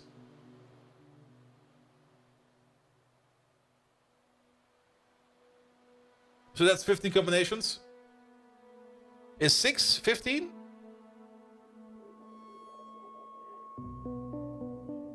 Is it... How does it go again? It's been a while. I should know this, but last time I used it was like 3 years ago. How do they handle the any part of the game mechanics? True. Yeah, you got duplicates. So basically you got like this. You got this with itself and everybody else. You got this. Oh, you got this with itself and everybody else that remains. Because we already got the combination back over there. So it's like 1, 2, 3, 4, 5, 6. Plus 5, plus 4, plus 3, plus 2, plus 1. Is that how it goes? So that will be 6 plus 5, or 1, 2, 3, 4. That's 10. 15, 21 combinations. Or 15.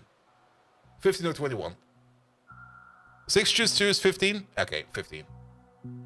None of this is making any sense. Numbers, bitch! Do you know how they go? 6 times 5 divided by 2? Is it not? So that's 5 plus 4 plus 3 plus 2 plus 1. Okay, states. Yeah. Yeah, because you can easily calculate it. Because it's like, yeah, let's take the other part. It's like this guy with himself and the other 5. So that's 6. Then it's this guy with himself and any other combination over here. We already got this combination from the previous iteration. So it's 6 plus 5 plus 4 plus 3 plus 2 plus 1. Yeah, with yourself too. So it's 1 more. So that will be 21. And 21 combinations is not too bad. The other calculation way we did with like 1 times 2 times 3 times 4 times 5 times 6, you would probably also get to the same combination over there. But that is then also, of course, with basically this guy with himself and then this guy with himself from this row. But yeah, it's gonna be 21 probably. Yeah, that's the full formula, I think. N over R and then N exclamation mark, which is the total amount of combinations divided by yeah. That's a bunch of letters. It's not that hard. It's a basic function. If you know programming, you shouldn't be scared about that. That one outputs 15 because it doesn't take into account duplicates. Yeah. Then again, it's either 15 or 21 depending on if duplicates are actually a thing. But we can't research this yet, and we probably also need this for the next level of research, the forbidden ziggurat. We might want to avoid this one.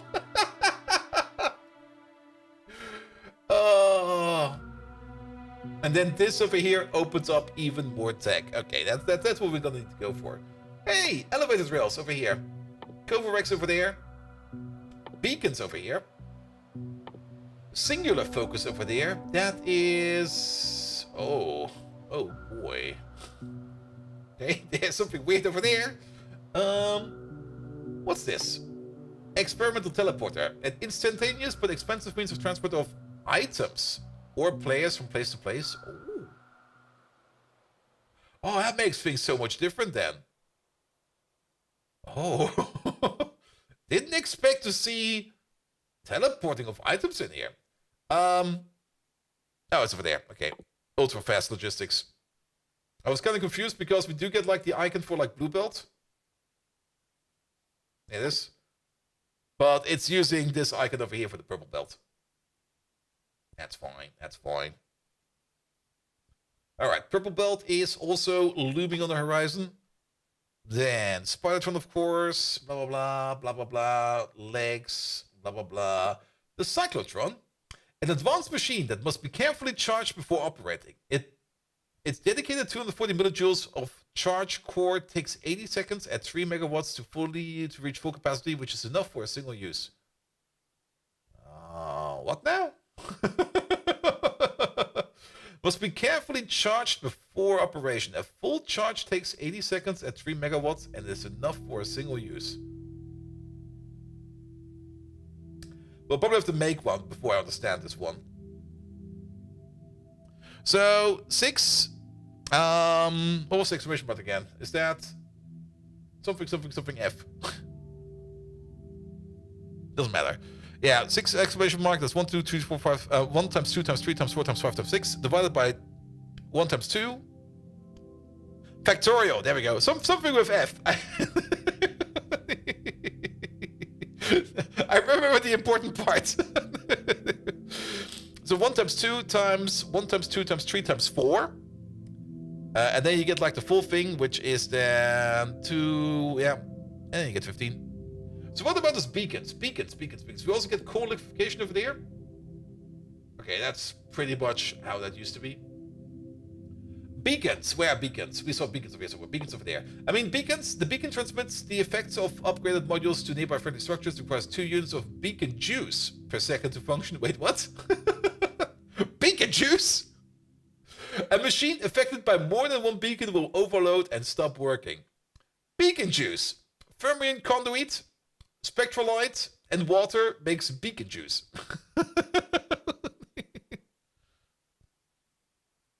That's kind of interesting. So we need to operate our beacons over here with liquids. All right. Anything else that's in here that we kind of missed? Singular focus, that is boson into fermion, which is also part of the teleporter thing and stuff like that. That will be for later. Phantom sentience extraction. Oh, that's just a better way to make cerebral substrate. The can-do attitude.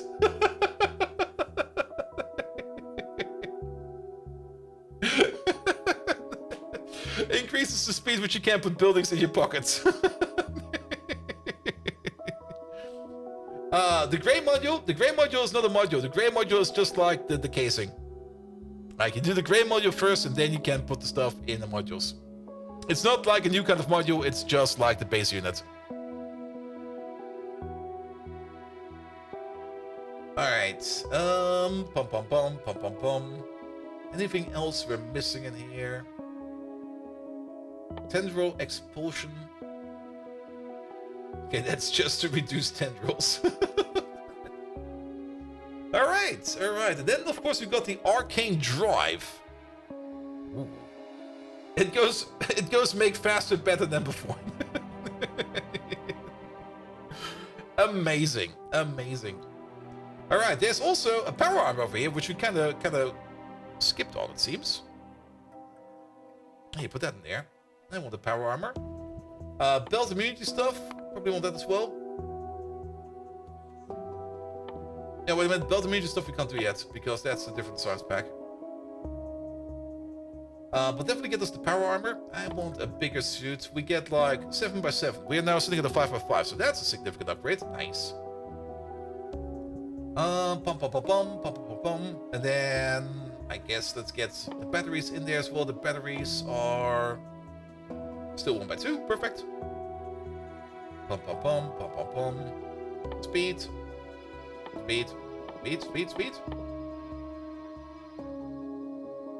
We can definitely put the second speed in there. There we go. Nuclear. It's not that important yet to go nuclear. We probably want to get that sooner or later. But yeah, nuclear power will help us out in having even less cube time going on. Alright, but first of all,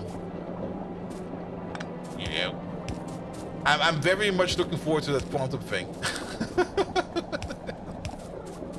That quantum thing sounds like a lot of fun to do. Especially in trying to set it up.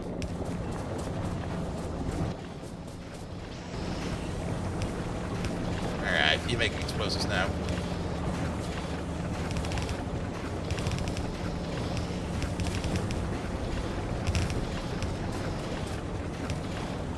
Alright, explosives are good to go.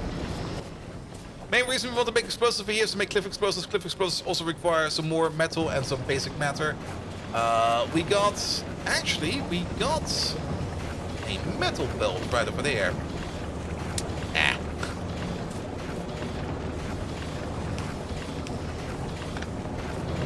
We got a metal belt right over there.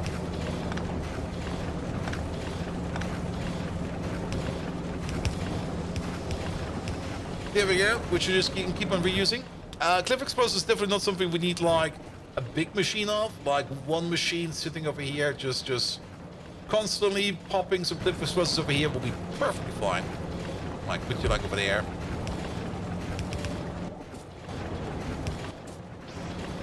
Eat. Cliff explosives, and then some matter from somewhere over there. That's all matter.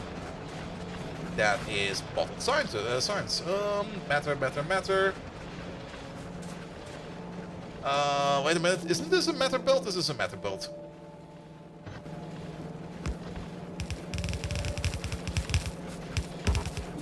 Yeah, that was kind of hideous. I'm sorry about that.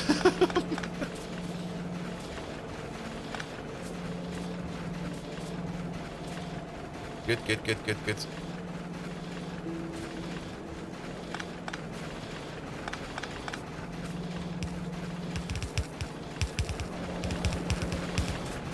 That's also kind of hideous.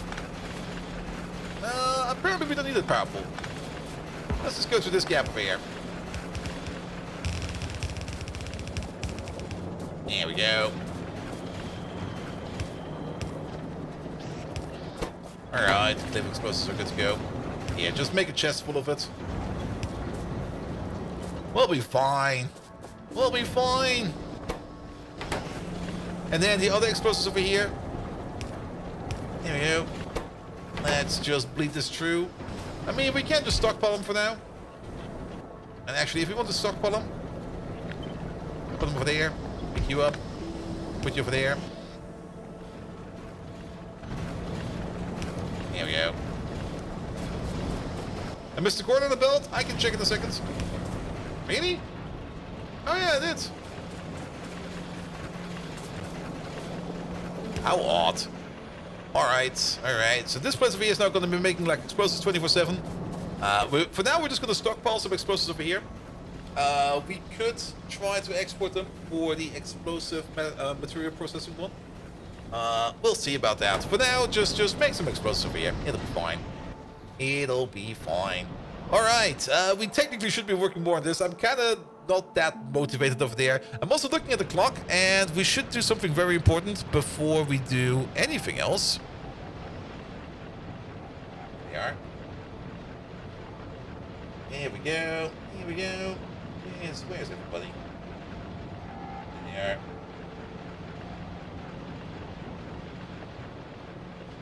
Alright, let's pick up some bricks. Where are my bricks? They don't. Name of the game? Exactly. There we go. All the bricks. Actually, it's probably faster if we just pick it up like this. Actually, it's not.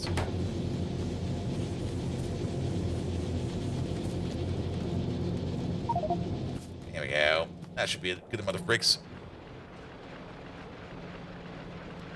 Alright, I did kind of forget some lamps over there, but it's only a schnapps distillery. I mean, you don't really want to be making schnapps like in broad daylight. You do want to have that as a shady operation. Alright, let's put some names in here. And also let the pocket bots maybe try to finish up some names over there. I will probably just let my pocket bots try to finish up whatever I have in my pocket over here. But yes, name of the game, very much important. I mean, I do love seeing all these names over here. And we need to put in... Toyoyo Tolo? Toyoyo? I'm actually not quite sure how to pronounce that. But Mr. Jojo with extra T's, you're gonna be in there.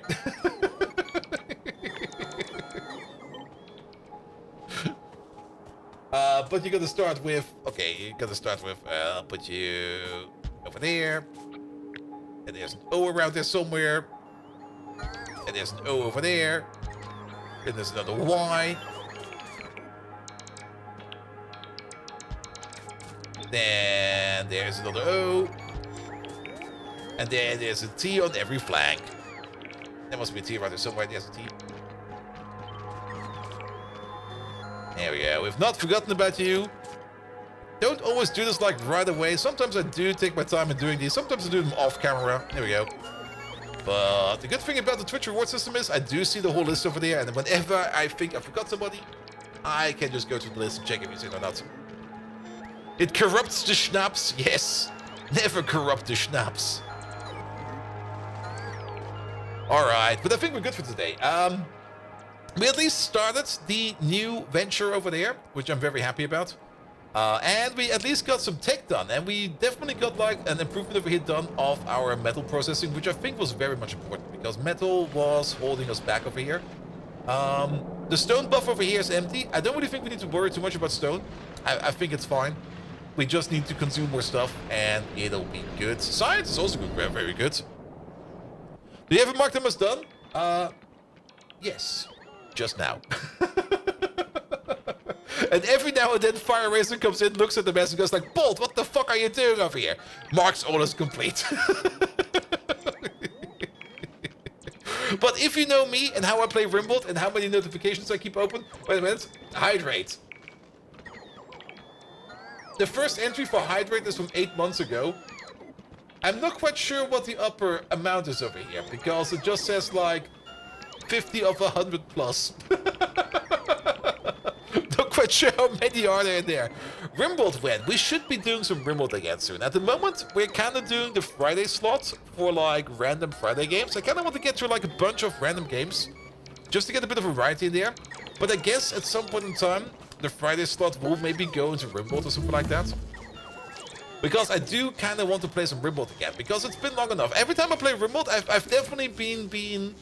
At some point in time, I definitely kind of burnt myself out on too much Rimbold, but I kind of want to get back into it sooner or later. Then again, you might not know, I've never not even checked up yet, but my gut feeling is telling me, is there going to be a DLC around the corner? It feels like DLC time. What's planned for next Friday? Star Sector, I think it is. Was it Star Sector? I mean, I forgot the name of the person who was asking for it, but he was asking for it for at least 2 months now. So we're gonna do some Star Sector. And if he's not gonna be there this Friday, it's his problem. But you know you. So, yes. Bots run Windows 3.11? Absolutely they do. Let's put that in real quick.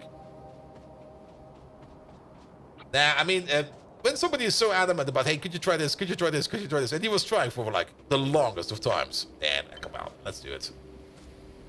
And that's also kind of why I want to have a little bit of like a random slot on Fridays.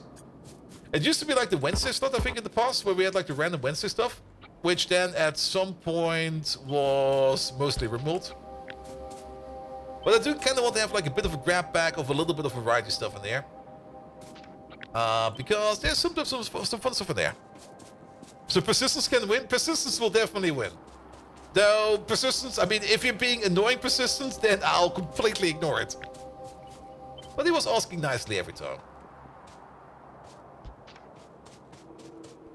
Here we go.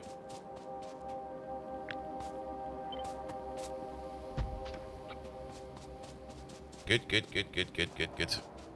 Persistence can either win a prize or consequence. Yep.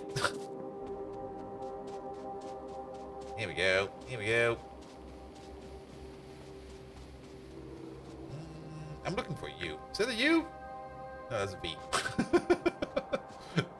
I'm being too lazy for... Wait, why do I need a U? Oh, for run, of course. Calendar doesn't have a U. None of you have a U. I'm pretty sure there's a U in here somewhere. That O is one letter too low.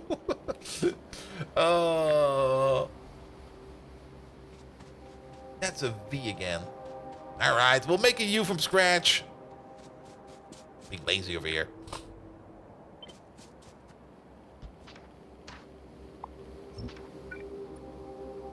There we go. Bum. Damn, we need a W. That's a W. If you don't believe me, it's a W.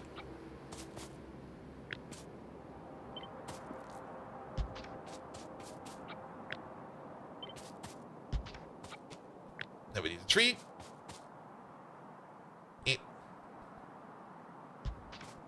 And a couple ones. There we go.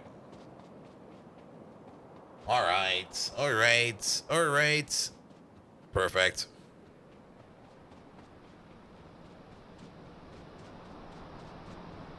He was trying to explain your boss about annoying persistence, but I don't think he explains well. It's a bit of a thing. Like if you want something to change, persistence is key. Keep reminding that you want this. Because if you don't be persistent about it, you don't need to be like you don't need to be like super on the nose about it. Like going around like, is this it yet? Blah, blah, blah. But like more like, I would like this. I would really like this. Next meeting, I would like this. Meeting after, I would like this. And then it will come. It will be annoying as fuck, but it is a way to get things done with. Because if you're not persistent about it, people will just throw it on the rock and forget about it. Missing to the point, nah, the bots took it. So asking your boss about the transfer to the other department every week isn't helpful? No, it is definitely helpful. It's definitely helpful.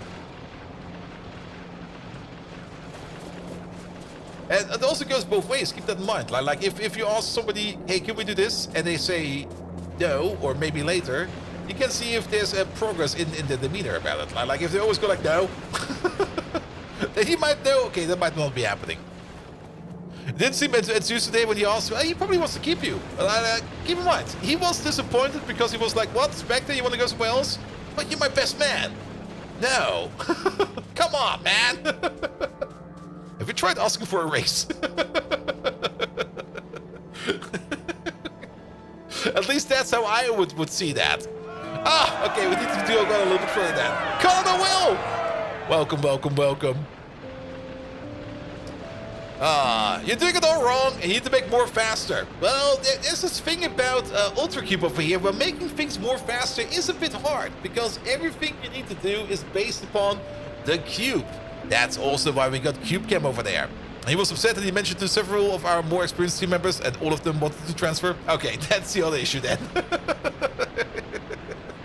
Colonel Will, are you still working on like that million SPM base, or have you already moved on to something else? Guys, if you don't know who Colonel Will is, go check him out for yourself. He's also an absolutely amazing Factorio creator. He's also doing a whole bunch of other games.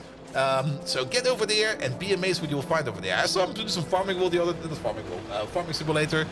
And he probably also did something else. Still on the same base? Wow. How many hours is there in there already?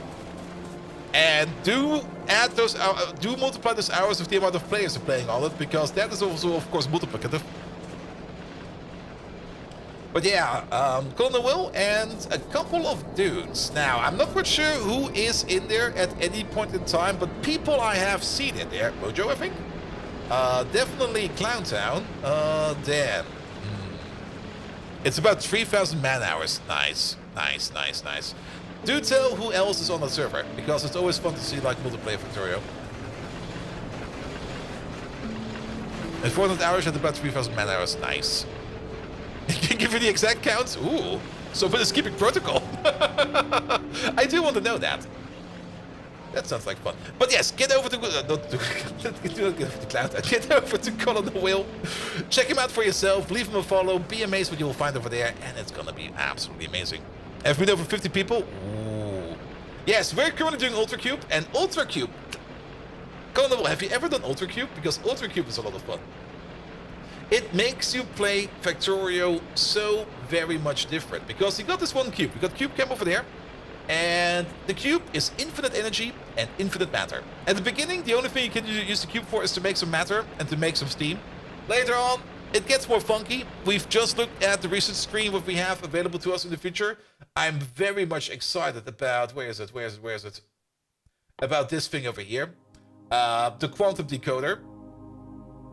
How does it go? Analyze qubits in pairs to produce research data. The required pairing of input qubits types is selected uniformly at random among all possible combinations after each successful decode. So basically, we got a total of 6 qubits, and we need to pair up 2 over here, and either we pair up the correct 2, and we get 10 calibration data, or we could compare the wrong 2, and we get like 1 qubit shell back, which we can then fill up with another qubit.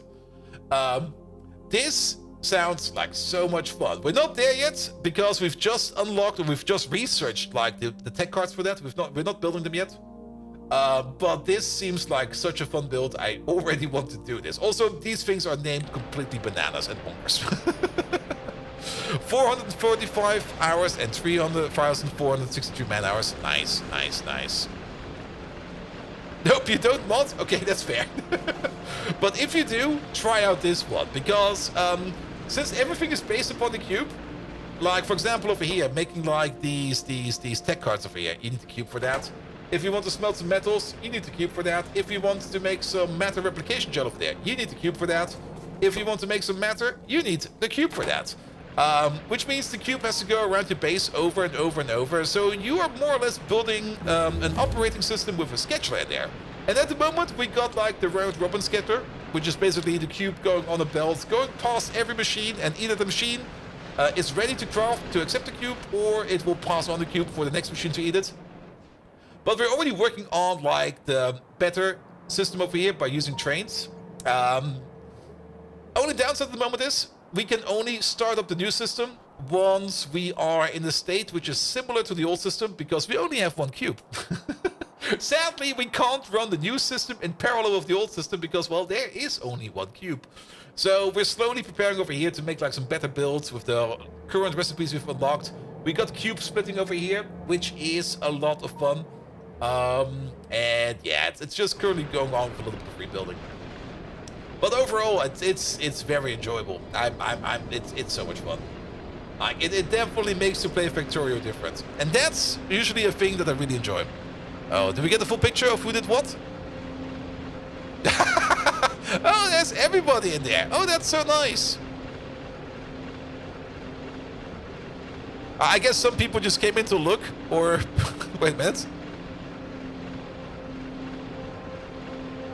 Is game time in seconds? Yeah, that's in hours, right? That's probably in hours.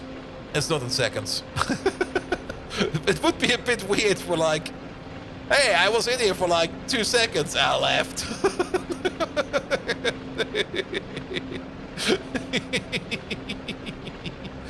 Mojo was in there. Alright, alright. Yeah, it's mostly community members, I think. I do recognize some names in there. Oh, that's so much fun. Amazing. And if you like They Are Billions, there's a new game that came out. It's roughly the same genre with difference. Age of Darkness, Final Stand. Let me have a look at that real quick. I mean, if you compare it to They Are Billions, that's a high bar to compare to. Because They Are Billions was fucking amazing. Why do I have the feeling I've already seen stuff about this? Oh. Doesn't look too bad, though the recent reviews are... Is there something going on over there? Yeah, it looks definitely very similar. It definitely looks very, very similar. Alright, what are people pissed off right now, Al? My units explode every time They Are Billions is better.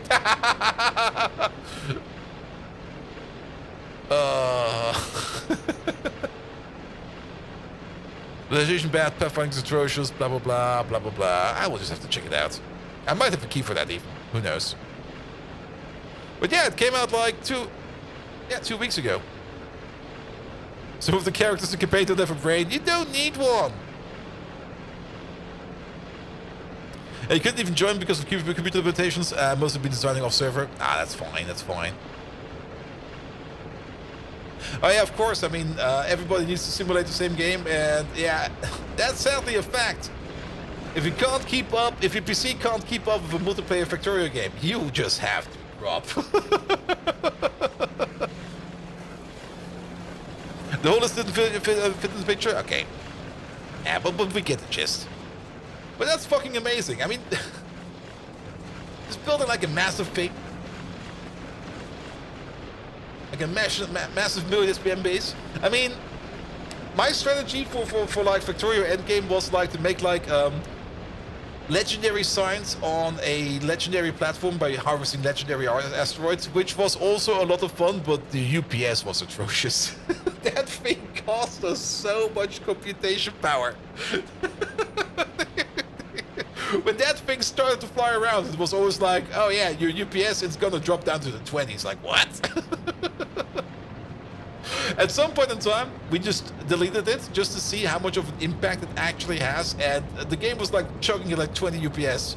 And then after like, well, 45 minutes in this case, because the game was running kind of rather slow, when the platform got deleted, 60 FPS.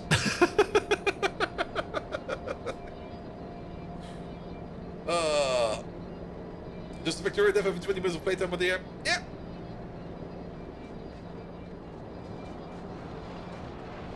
Alright. But we were actually also kind of about to finish up over here. But let's have a look at the base then. I mean, yeah, there's people over there. We shouldn't stop right now. We should do at least a little bit more. So, cube. The cube is going around. The cube is doing power. Well, we already talked most about the cube. We're currently trying to make some better builds over there. We could. Well, let's at least finish up the train over there. That's definitely something we're going to need.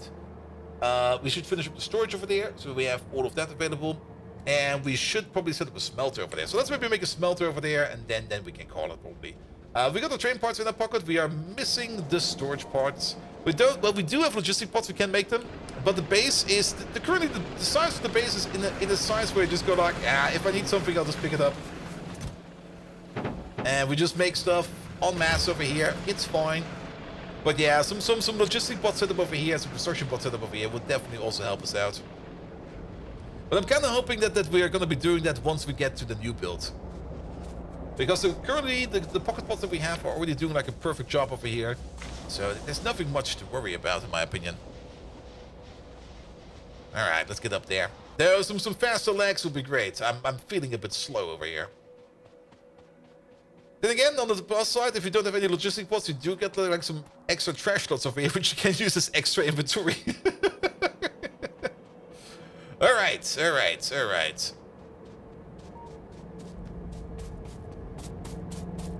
So, we're gonna have a singular train over here, transporting the cube around. That might be a thing we should do. We do want to make these extremely long-handed filter inserters.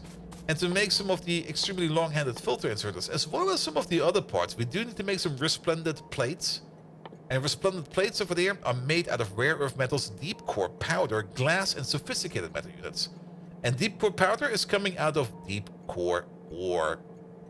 And deep core ore is being turned into coal and stone. Oh boy, that sounds like fun. But we should start making outposts for this stuff.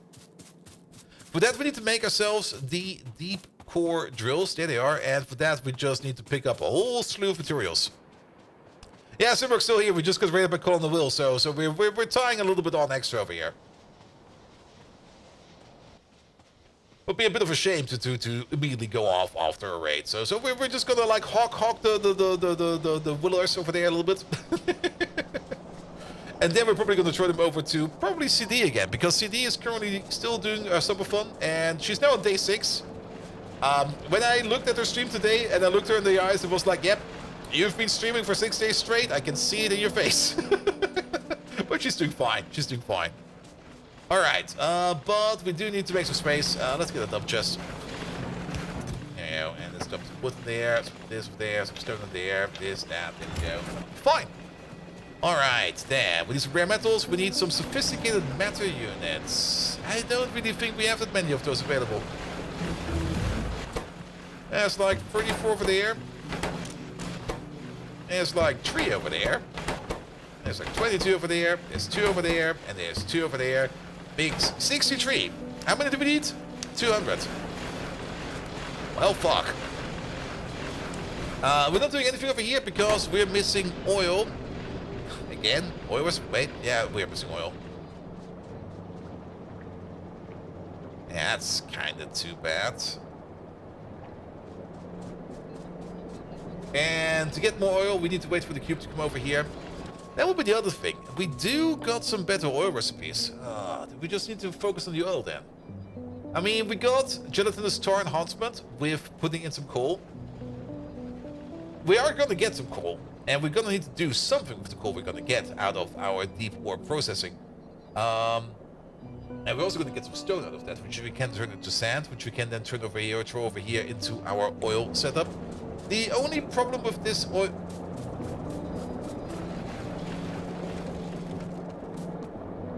Why is there a belt on my belt? Why is there like 6 belts on my belt? I mean, I would understand 1 belt on my belt, but why is there 6?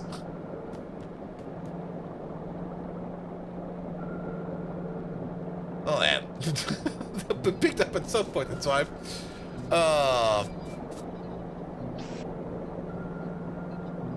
Yeah, with the ultra long inserter, we could probably get some more stuff in there. We still have the middle available here. Ooh. Random accident? Probably. So, sand is already going around. So we can put coal in there, which will then... Yeah, that will like triple, well, a little bit less than triple, 2.5 times increase our gelatinous tar production, which I definitely find very much important. Alright, so we really want to make these things for the air. So how about the following? Let's flip these 2 around. Let's start stockpiling these a little bit. I also gotta notice there's some lamps missing over here.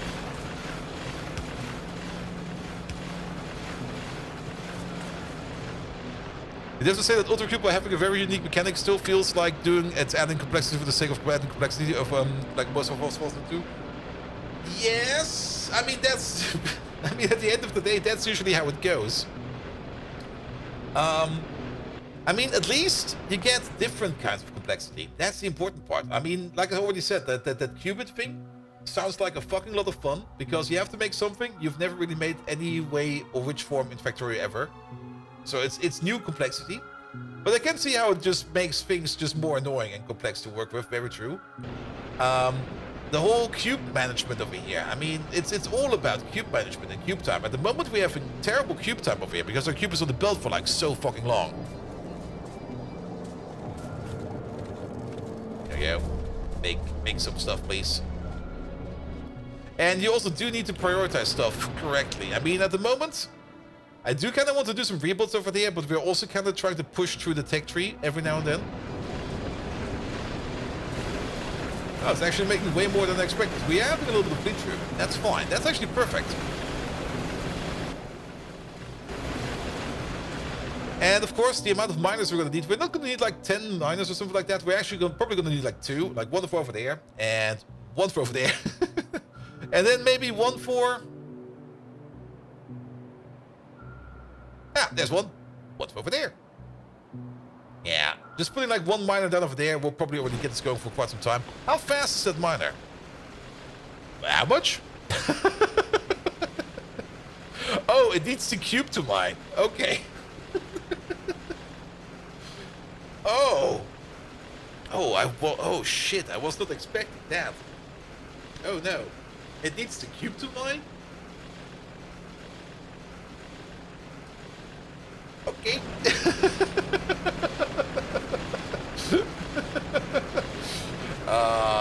That changes things a bit.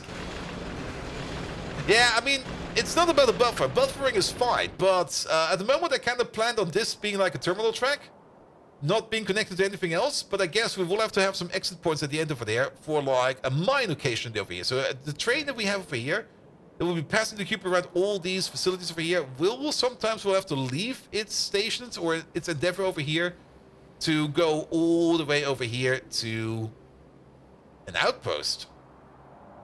And it might then also connect to like a shared train system, so we maybe need to make something like a sluice. We can make a sluice, I got an idea for that. Everything needs a cube. JD, you need a cube as well. So you can split the cube, that's another story. We can't split the cube, it's over here. This is also such a lovely process with splitting the cube. And with 2.0, you can use the same machine over here to split the cube and reassemble it. So you get something like this. And there's of course more cube variants. There's also the ultra dense combustion cube, which you have not seen yet. No spoilers, please. And some other things we have not seen yet, but yes. Alright, alright. We need some materials. We need... That's not enough materials. I was kind of hoping that... Wow. Well, let's see if we can steal some more stuff. There's 20 in there. None in there. 6 in there. Okay, we got the 200 that we need. Alright, rare metals, advanced engines in red, and some concrete. Red. Enough. Metals. Enough. Concrete somewhere. And units are over here somewhere as well. Where are they?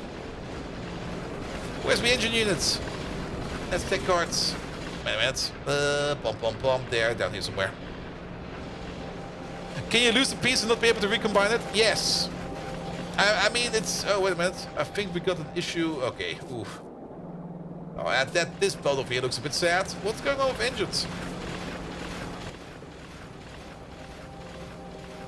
There you go. And then concrete.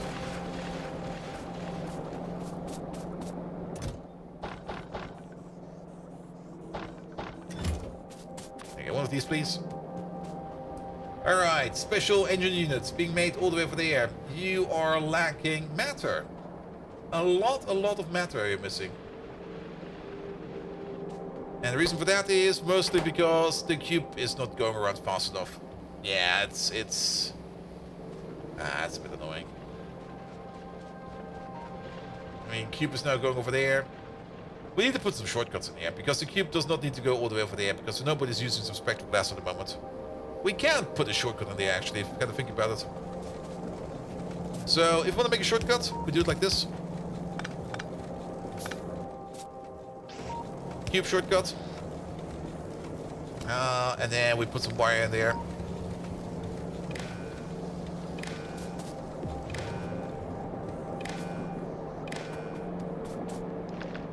Alright. Pom. Let's put in some extra power poles down here. That'll be fine.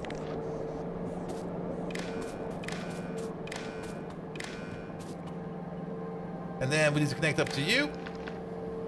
And then... Is it you? It's not you, right? Wait a minute. Who do we need to connect up to? Whoever sets the recipe we need to connect up to. Which is the red wire over there, which is fine. We can just put another one of these down over here.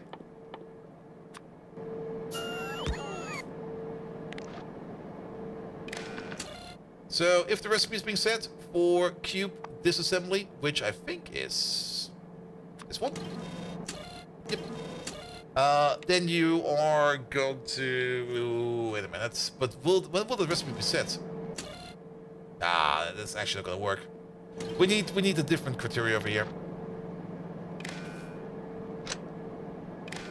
Yeah. And that criteria is this ghost crystal amount. That's the criteria that we need. If this one over here is 0, then we're gonna send you out. And that is actually the green wire that's coming around over here. We can still use this thing over there as like a diode. There we go. So how about this one? If ghost crystals, there they are. If these are 0, you send out the... You send out the X mark. There's Ultracube versus Pi Ultracube. Oh, good God. Could you imagine Pi Ultracube? And you're going to be enabled if X is high. There you go. Shortcut. Wait a minute. Why not enabled? Is there a wire missing? No. Ah, wait a minute. If this is 0. if this is higher than that. There we go. So it's larger than 0. If is there any ghost crystals available, we say no and we bypass. That saves a bit of cube time. Alright, we got the miner in the pocket. Where's the thing? There it is. Standard size miner. We do need the cube for that. That also kind of means we need to put a buffer in there. I mean, how long is this thing going to run? Maximum consumption is 125 megawatts. So I guess I'm pretty sure they normalized the mining hardness to 1. I hope they do. We need to check it out. But that also kind of means that if the cube is having an energy value of a gigajoule, that means that this thing over here will be running for 8 seconds. So it could be making up to 4,000 materials in total, which we need to buffer. 4,000 materials. That's going to be 4,000 deep ore, which is this door over there. It stacks up to 50. 4,000 divided by 50 is 800. Is 80. Sorry about that. There was a factor of 10 in there. That's 80. 80 stacks. Is 4,000. Yeah, that's very much correct. Which means it fills up 1 mausoleum to 2/3. Alright. We can work with that. So cube will be brought over there. Then do we process stuff on site? It kind of makes sense if you kind of think about it to do the processing on site. And then start moving stuff into deep core powder, into coal, and into stone, because we need to crush it.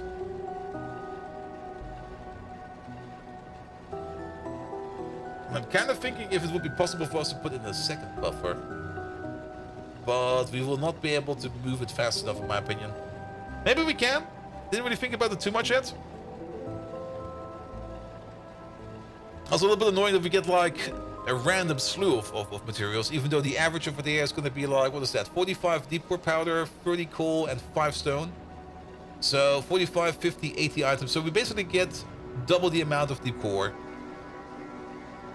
So 5 per second goes in, 10 per second comes out. Yeah, we can work with that. And then the 5 per second is going in. I got some ideas.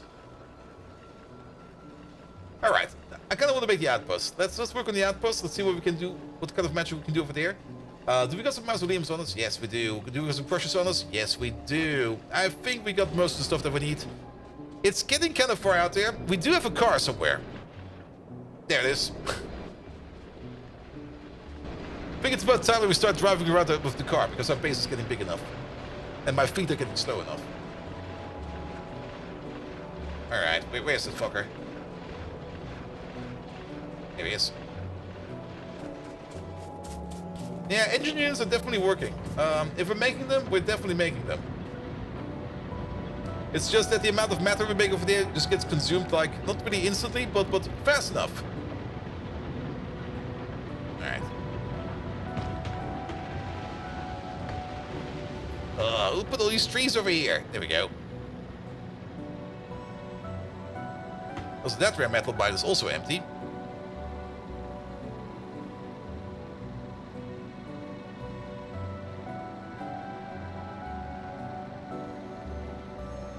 Alright.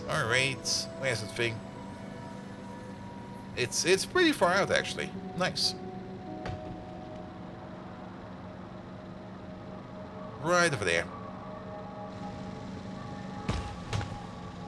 There it is.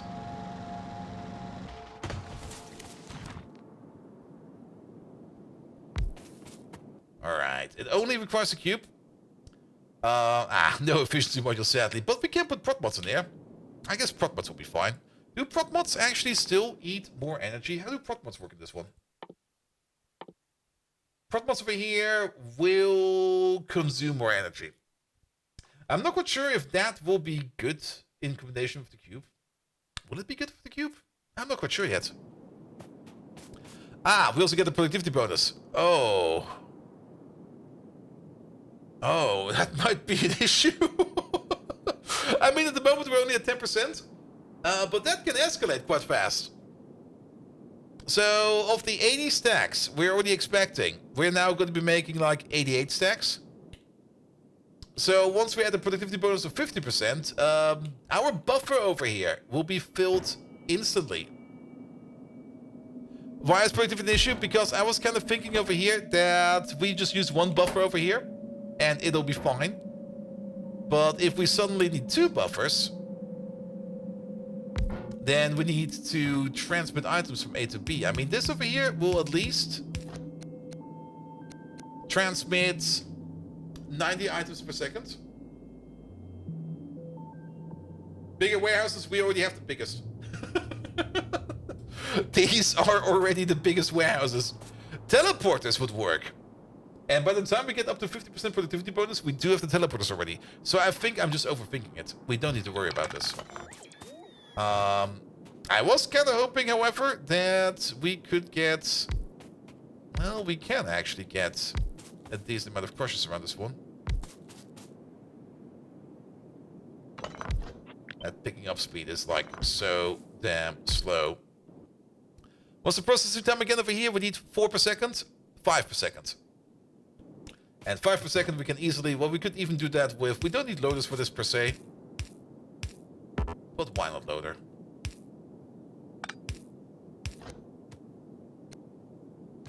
Here we go. So something like this could work.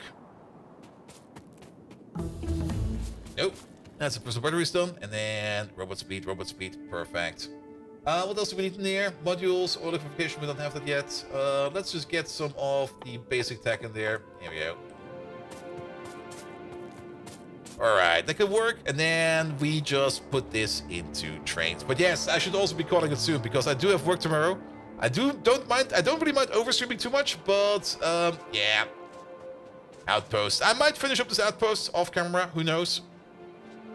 But having to bring the cube over here, and that kind of means we should start focusing on this more. We're probably going to be doing this process over here like once or twice per hand, because we do need to make some of the special plates so that we can make these special inserters over there. And then once we get this over here going with like all of the base materials, and once we get like the cube base going a bit faster, I think it will be fine. And how many crushers? Because it can only process 5 per second, but you can process a lot. Yeah, that's true. That's true. But then again, keep in mind, how to put it? I guess the cube will only come over here for like a bit. It will process over there for like a bit, and then it will fuck off again. In the meantime, this over here will start to slowly process what's coming out of this one over there. Because in total, it's, what do we say, 5 per second? So this is 20 per second in total. We will be making a total of 8,000 items over here. Actually, we're going to be making 8,800 items over here. No, 4,000 items, sorry, 4,400 items. Which means 4,400 items. These 4 over here, consuming it at a rate of 20 per second, we'll be able to run at this for like 120 seconds. 110 seconds. There we go. Which is like 2 minutes. 220 seconds? Maybe like that. It's too late for numbers. It's definitely too late for numbers. And then the cube can go somewhere else, and then we can continue with the cube somewhere else. And when the cube is in the train, the train will be going at super speed, so we don't need to worry about that at all. But yeah, we should probably do this like on-site processing, and then we just put down like a stone train, a coal train, and a other train over there. And then we just start importing and exporting like that. So we definitely do need to start to scale up over here. The main processing area over there. And then, yes. All right. But I'm good for now. I am very, very good for now. Good. Let's leave. Let's leave, and let's find ourselves somebody else we're going to be raiding. And we already know it's this. And watch the cube somehow remain unused because the builds take too long and time to unload and unload the process. Could happen. But that means that we need to optimize then. Alright, CD is still going. Perfect.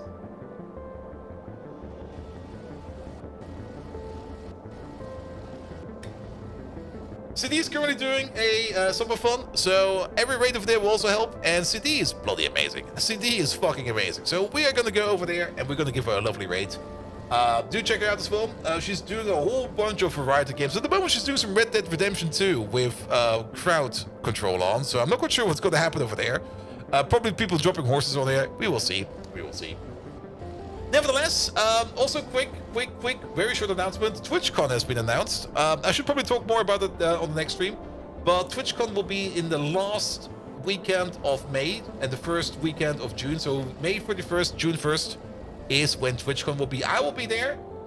If anybody else is there, do leave me like a message or something like that, because then we can do something or something like that. I will invite people for drinks as always.